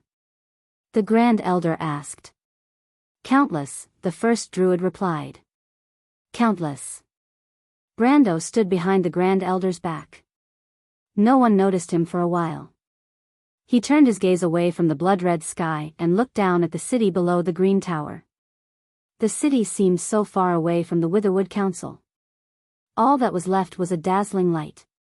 Of course, he didn't know what was happening there, but the druid's reply reminded him of something. "Countless." Brando looked up and saw a leaf falling from the sky. He caught it with his hand and turned it over. He watched as the leaf slowly drifted into the night. It drifted into the endless black abyss below. "My lord," the Grey Crow Great Druid was dissatisfied with Brendel's absent-mindedness. "What do you think of the changes in the loop of trade winds?" "May I ask a question?" Brando raised his head and looked at the druid. At this time, the first elder also happened to hear their conversation. He thought for a moment, rolled up his sleeve and took a step back, then nodded slightly to Brendel. "Please." The scene fell into silence. It was as if someone had just noticed the presence of a human. "Who's that young man?" "He seems to be a guest of the council. But he looks like a human. He seems to be Lady Sifrid's relative." "I see." The druids began to whisper among themselves. "But what is he doing here?" Brendel did not decline the Great Elder's gesture. Instead, he took a step forward and raised his head to look at the Druid Elder who had been reporting to him. "Where did the magic beasts come from?" The Great Druid was taken aback. "From the mist." "Endless?" "Endless."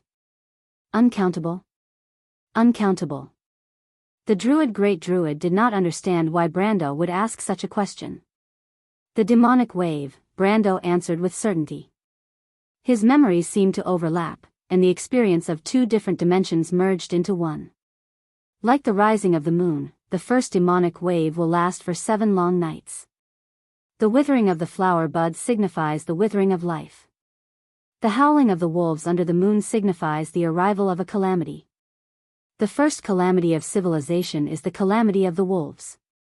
"This is the calamity of the wolves," Brando answered. "The magical creatures you see are black wolves." Calamity of the wolves. The druids' faces changed as they began to discuss among themselves. The calamity of the wolves was said to be a calamity that would bring chaos to the world, but how could it be related to the changes in the loop of trade winds? The changes in the loop of trade winds are related to the demonic wave. The calamity of the wolves is just the beginning, but the beginning is equally fatal. The demonic wave will soon pass through here and sweep through the entire loop of trade winds. Then they will hibernate until the true arrival of the demonic wave. Then they will return and bring destruction to the world. As Brando spoke, his thoughts seemed to have returned to the exciting era in the game. The demonic wave brought about the beginning of chaos. The ancient empire was on the verge of collapse, and the flame of civilization was like a candle flickering in the wind. This was the core of the second chapter, War and Chaos. However, heroes appeared and wound like stars, igniting sparks of fire that burned the land. He seemed to see flags struggling to move forward in the light of the fire: Valkyrie Freya, Duke Aranja, Running Wolf Walter, King of Fury Canaan. Heroes from different eras and races appeared one after another. They led the players and their people to break through the thorns in the darkness. However, the long sword plowed through the blood-soaked ground, the flames burned away the pale thorns, and the blood-boiling battles seemed to have yet to extinguish the warmth in the chest. But as long as the warmth remained, the civilization would never fall. Brando felt the glory of the past. It was the calamity of wolves that happened in the waning years of the demonic wave. This was the calamity of wolves that happened at the beginning of the Year of Swords. The creatures that walked in the shadows would soon sweep through the dark forest and destroy all order in their path. Brando did not experience this war, but he knew that someone else had, and he could empathize with it. Then, the young lord turned his head and calmly asked, "Where are they going?" No one knew. But after a moment of silence, a gray crow descended from the sky and landed in the middle of the square. It turned into a young druid. The young druid looked at everyone and said with a serious expression. The demonic wave swept through the wall of roses and changed direction. They are heading for the Green Tower. His voice echoed in the square. The druids fell silent. This time, everyone understood the seriousness of the problem. Is there any way? The great elder asked. Make sure that the Green Tower's fire seed doesn't go out and make sure that there are as many fire seeds as possible, Brando replied. Apart from that, I want to enter the center of the loop of trade winds. Right now? Gray Crow glanced at him. 7 long nights. You will face the darkest aspect of the power of chaos. The sun will no longer rise, that is the eternal night, Brando asked. Can the Green Tower last until then? This is the only way. Ignite the sacred flame of Valhalla, he replied. Valhalla. The druids were stunned. Can you do it? The great elder asked. I need help, Brando replied. To be continued. If you want to know what will happen next, please go to www.chidian.com to read more chapters. Support the author, support the original reading.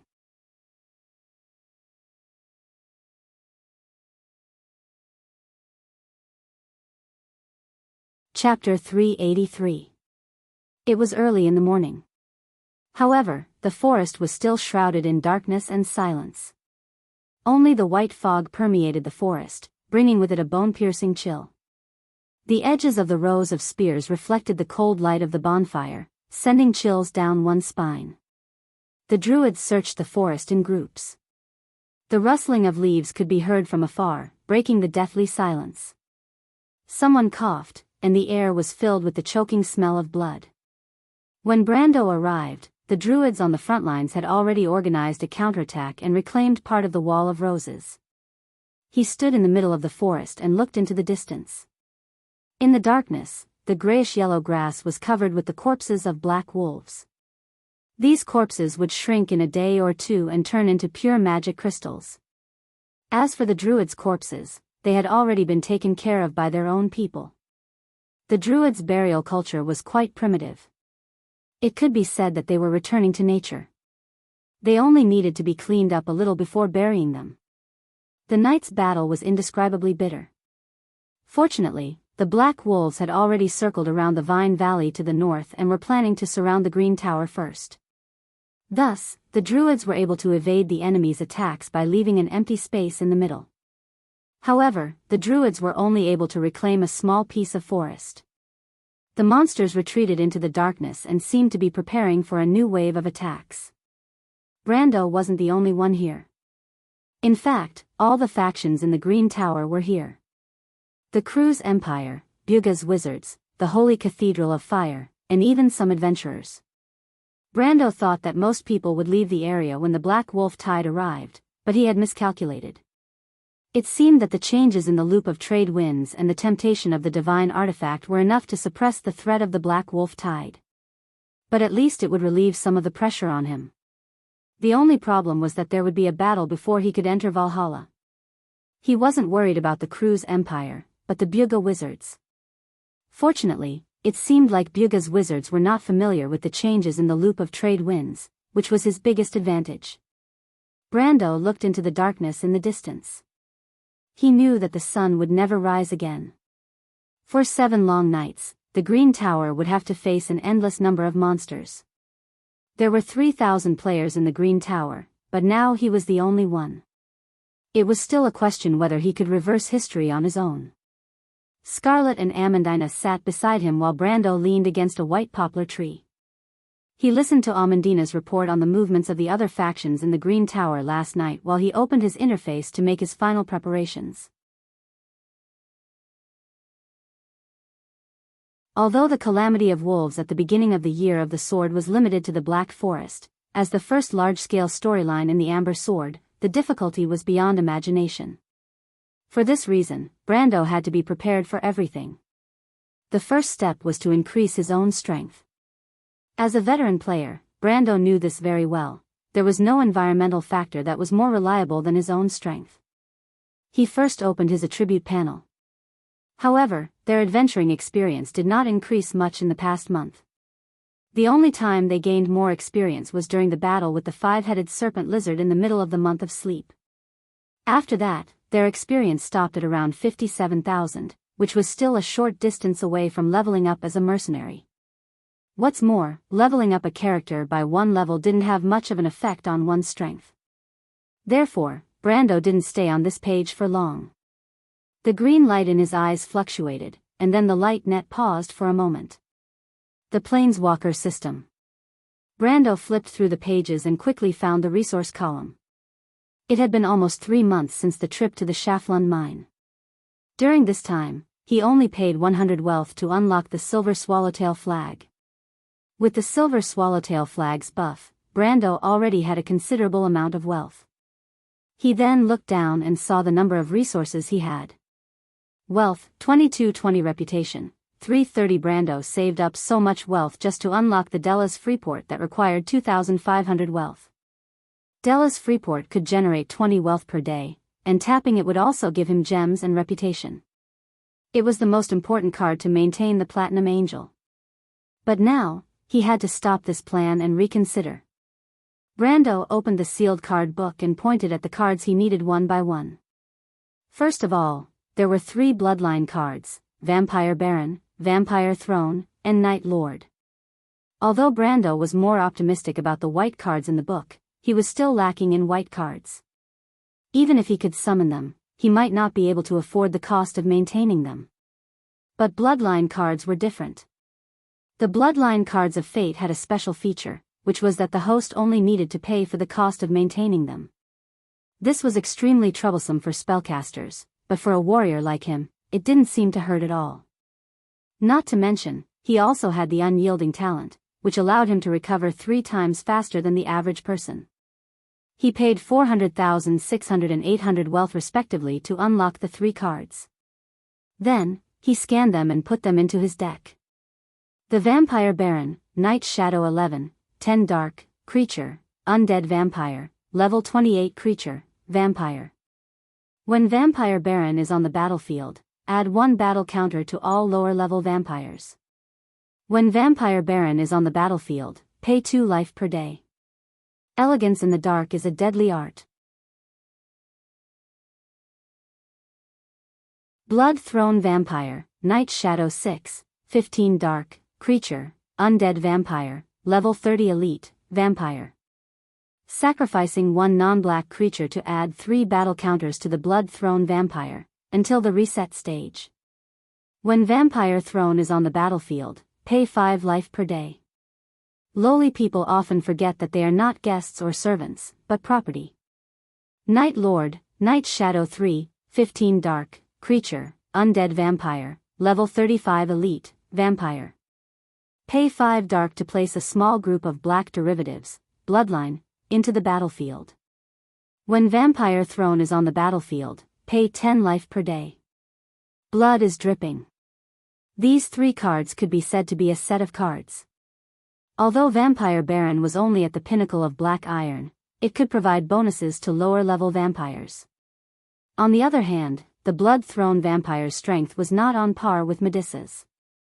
After sacrificing a non-black creature card, the Blood Throne Vampire could reach the pinnacle of gold in a short period of time. This was the strongest card that he could obtain at this stage. As for Night Lord, it was already at the middle level of gold. If it kept paying dark EP, it could create more derivatives. Together with Vampire Baron's ability, it was like adding wings to a tiger. Brando planned to use these 3 cards as his other core card deck other than the Holy Sword, Wind Spirit Spider. Even if it was not for this purpose, with the addition of Vampire Throne and Night Lord, he would have 7 gold-level existences in his hands. This was already considered a strong force in Erewhon. As for the remaining wealth, he spent another 550 to activate the Ocean Wave Gem and Grey Harbor Tax Officer.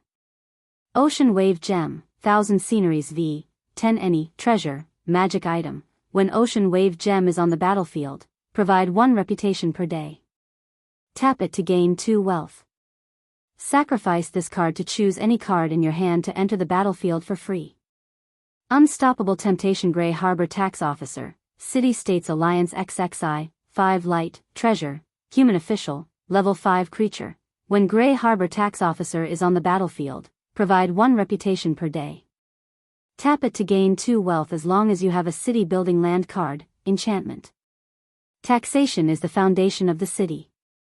The purpose of activating these 2 cards was to make up for the losses that were not part of the plan. Since he could not achieve the Platinum Angel's requirement in 1 step, he could only choose a more complicated path. Fortunately, these 2 cards could increase both reputation and wealth, which met the requirements. After using wealth, Brando used reputation to activate the Graveyard Resurrection spell.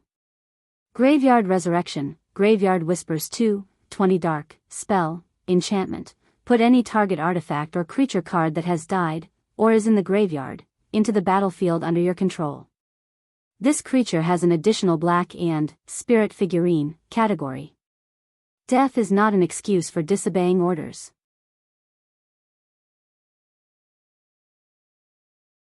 The Graveyard Resurrection card cost 325 reputation to unlock.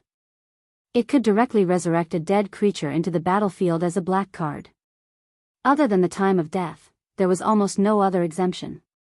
Brando believed that he would meet a target that he liked in this demonic wave, so he decisively took this card.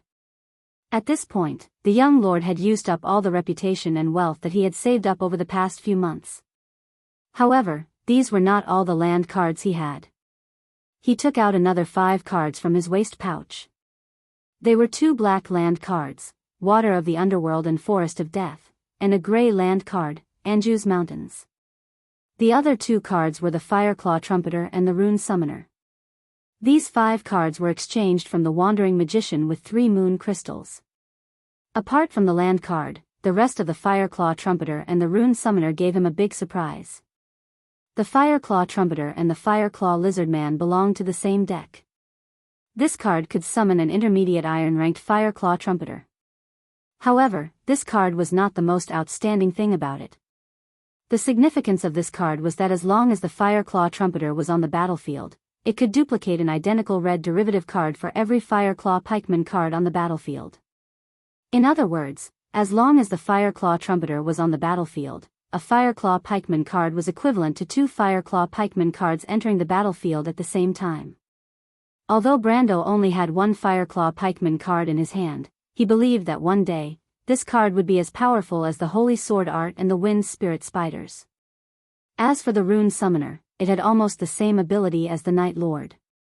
The difference was that as long as the Planeswalker paid 10 mana, the Rune Summoner could summon a grey derivative with the same level of land cards as the Planeswalker had. This was a card that was weak in the early stages, but had almost unlimited potential in the later stages. Brando also swept these 5 cards into his deck. Now that the capacity of his deck had greatly increased, excluding the land cards, he still had 15 cards of various types. This meant that he could no longer grab all the cards in his deck at once. When the number of cards increased, Brando found himself facing a new problem. The cards that he could use every day had become random, and how to grab the cards had become a new problem. He first checked his hand. Bloodborne Vampire, Wind Spirit Spiders, Holy Sword Art, Fire Djinn, Sprint Drive, Energy Drain, and Fireclaw Trumpeter. However, Brando did not summon them immediately, because he felt Amandina nudging him from the side. Only then did Brando raise his head and return to his senses from his own world. He immediately saw a group of people walking towards him from the edge of the forest not far away. They were not druids. They were a group of humans, a group of Erewhon's people. To be continued. If you want to know what will happen next, please go to www.chidian.com to read more chapters. Support the author, support the original reading.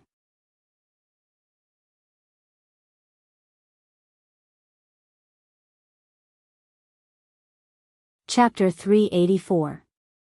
What are they doing here? Brando thought to himself. The Erewhon nobles slowed down not far from Brando, and they seemed to be observing him. Brando recognized these people. The leader was a middle-aged man with a thin face and a slight limp.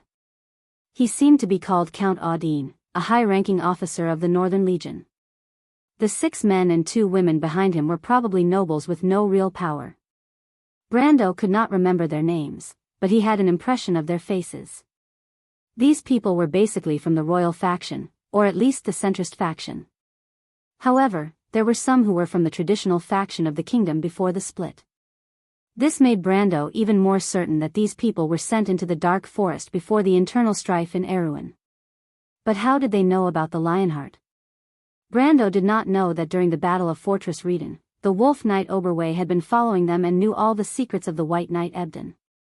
That was why the Erewhon had sent people into Ranner before the divine artifact reacted. However, when he was observing these people, Count Audine's gaze also fell on him. The general of the Northern Phoenix Legion from Erewhon could tell that this young man was a noble at first glance. His calm and elegant demeanor could not be faked, and Amandina beside him was clearly a noble's daughter. Every movement of hers carried a unique demeanor. To be able to accompany such a young lady, there was no need to doubt his identity. Count Audine glanced at the young men who were resting in the forest. He thought that they must be this young noble's retinue. However, there were lizard men, elves, and Erewhon people. The composition of the people was quite complicated. He then turned his head and his gaze fell on Brando again. People from Erewhon? Brendel nodded, thinking that these guys probably did not come here just to reunite with a fellow villager like him. As expected, before Count Audine could open his mouth, a short and fat noble beside him spoke first. You are that noble from Erewhon? Are you not a noble from Erewhon? Brando raised an eyebrow when he heard the unfriendly tone in the other person's voice. The short and fat noble was startled. Brando of course recognized him. He was a famous conservative, and his name was Robert. Robert was in his 80s and had maintained himself well. The crew's race had a longer lifespan than humans, so he looked like a middle-aged man. Even though his beautiful curly hair was dyed with a layer of white, it was still combed neatly. This fat count was wearing a silver count's robe. His hat was adorned with 3 golden leaves, which represented his status as a count. Normally, counts would wear 3 silver leaves, and these 3 golden leaves were obviously a special honor. However, he was obviously shocked by Brando's words. He did not expect Brando to reply in such a way.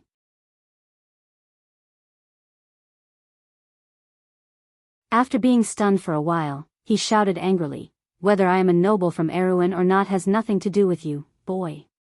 Let me ask you, are you the one who offended the crew's empire this afternoon and brought trouble to the kingdom?"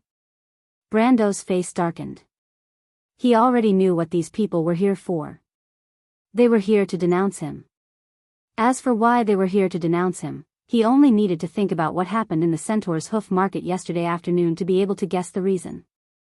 Brando could not help but shake his head. Erewhon, oh Erewhon. He looked at these officials of the kingdom and could not help but be speechless. If you are asking me if I taught some arrogant bastard a lesson this afternoon, that is me. Brando stared coldly at the other party and replied, but as for who brought trouble to the kingdom, that is unknown. He looked at the fat man with a mocking gaze. The meaning in his eyes was self-evident. It's good that you admit it. Dolan did not care about Brando's gaze. He only replied, the crew's empire has already informed us that if we do not hand you over to them within the time limit, they will threaten the kingdom with war. Boy, do as you see fit. So you want to hand me over? Brando looked at these people and asked with amusement, "Do you think that is possible?" "This is an order." This time it was a middle-aged noble lady who spoke. She wore the uniform of a government official, but she wore the badge of a scholar. Brando immediately recognized her identity as a warlock of the Wang family of Lantern Island. "An order?" Brando almost laughed. "From whom?" "In the name of the kingdom." The lady said, "We are a group of ambassadors sent here by His Majesty. We represent His Majesty and the dignity of the kingdom. Therefore, I order you, young noble, to put down your weapons and come with us. Or else your actions will be suspected of involving the kingdom in war. We have reason to declare that your actions have violated the common code of the nobles of Erewhon. In other words, we can declare that you are expelled from Erewhon. From now on, your actions have nothing to do with the kingdom."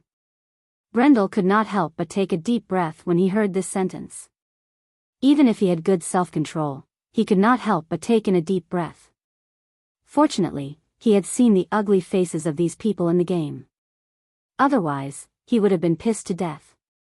He turned to look at Count Audine, a high-ranking general of the Northern Legion and a die-hard supporter of the Princess Regent. He asked, "As a soldier, do you think so too, Count Audine?"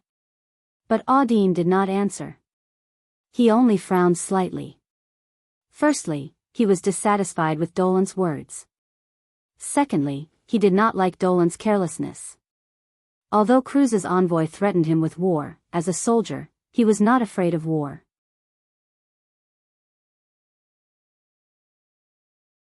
But now that Erewhon was facing both internal and external threats, he had no choice but to stand on the same side as these nobles. Count Audine's silence disappointed Brando. He had thought that the future leader of the Reformist Party would at least support him. But now, Brando realized that he was right to jump out of Erewhon's rotten circle of nobles and start a new life. The nobles of the kingdom were hopeless. He finally managed to suppress his anger and looked up at the female scholar with a smile. "So you're saying that you want to expel me from Awin?" "That depends on your choice," the last noble answered. Brendel almost pulled out his sword and slashed these bastards away. He immediately calmed himself down and looked at them with an angry smile and replied, "You're right. Very well, then you can tell the Lurts that I have been expelled from the kingdom. Maybe they will accept it." The nobles of Erewhon were stunned. They were threatening Brando, but it would be strange if the Cruz's people would accept it. Those nobles would only accept it if they saw it. Don't refuse a toast only to be forced to drink a forfeit, Count Robron said angrily. He raised his hand and prepared to have the envoy's guards subdue the young man. The envoy's guards were the kingdom's knights and were the elites of the Corvado royal family. Subduing a young noble should not be a problem. He had observed Brando's retainers beforehand. They were either youths or of other races. This kind of ragtag group could not be that strong. On the other hand, although the Cruz's people said that Brando had offended them, they did not mention Brando's glorious deeds in order to save face. They only vaguely mentioned the conflict that happened in the afternoon at Centaur's Hoof Market. This caused the Erewhon's envoy to misjudge Brando. They thought that Brando had some strength, but that was all there was to it. Before the calamity of wolves, they tried to preserve their strength as much as possible. But Brando was determined to resist, so they could not be blamed for taking action. Robron, Audine, and the female scholar had the same idea. No matter what, they could not let the kingdom be involved in a new war. But as soon as he finished speaking, he saw Brando smile at him. "It seems that you want to force me to submit?" he asked. "Naturally. Then it seems that the Cruz's people did not tell you the truth." Brendel laughed. "If you really know the cause and effect of the whole thing, I'm afraid you'll be more cautious with your current actions." "Stop bluffing." Robron snorted. "Bluffing?" Brando shrugged. "Well, Cruz's people did not tell you. First of all, I offended the only heir of the Empire's Grand Duke of Flower Leaf. I made this noble's daughter lose face in front of everyone." Count Audine was stunned. He thought that Brando had a conflict with Cruz's people, but he did not expect it to be like this. Count Audine immediately felt troubled. According to the Grand Duke's temper, he might really start a war. But Audine did not expect that Brando was not done yet. The young lord continued, also, Cruz's people did not tell you that I also offended the Empire's Border Knight Regiment. I beat up a whole squadron of their people. The female noblewoman was about to say something, but her face changed when she heard this. One person beat up a whole squadron of Cruz's Border Knight Regiment? She looked at Brendel and thought to herself, this guy's bragging too much. The Kurlutz people didn't tell you either. I also offended the Empire's flower of knights, Count Cullens, who was known as the swordsman of the new generation 10 years ago. I remember that I used a spell to send him flying. I don't know if he has recovered yet, Brendel said with a smile. I hope there aren't any scars on his face. I also offended the Imperial Guard's Knight Regiment. I disarmed their entire squadron. Oh, and their Royal Alchemist Association. I almost killed one of their geniuses, a 15-year-old war alchemist. The young man nodded. Also, I seem to have offended someone. Veronica, the commander of the Azure Firmament Regiment. You should know her. I fought with her for 10 moves. In the end, I threatened her with the daughter of the Grand Duke of Flower Leaf and forced her to retreat. He turned around and looked at Roburn's people. If Cruz's people told you this, would you still want to take me away by force? Then he stopped and looked at these people. Also, you want me to apologize to the Kurlutzians? He asked. Then may I ask, which of the Kurlutzians do you think I should apologize to for the above? Author's note, I came back a little late. Sorry, OTL, to be continued. If you want to know what happened next, please go to www.chidian.com and read more chapters. Support the author, support the original reading. You're tuning into the Carefree Valley YouTube channel. Don't forget to subscribe and join us on this journey to catch the most captivating stories.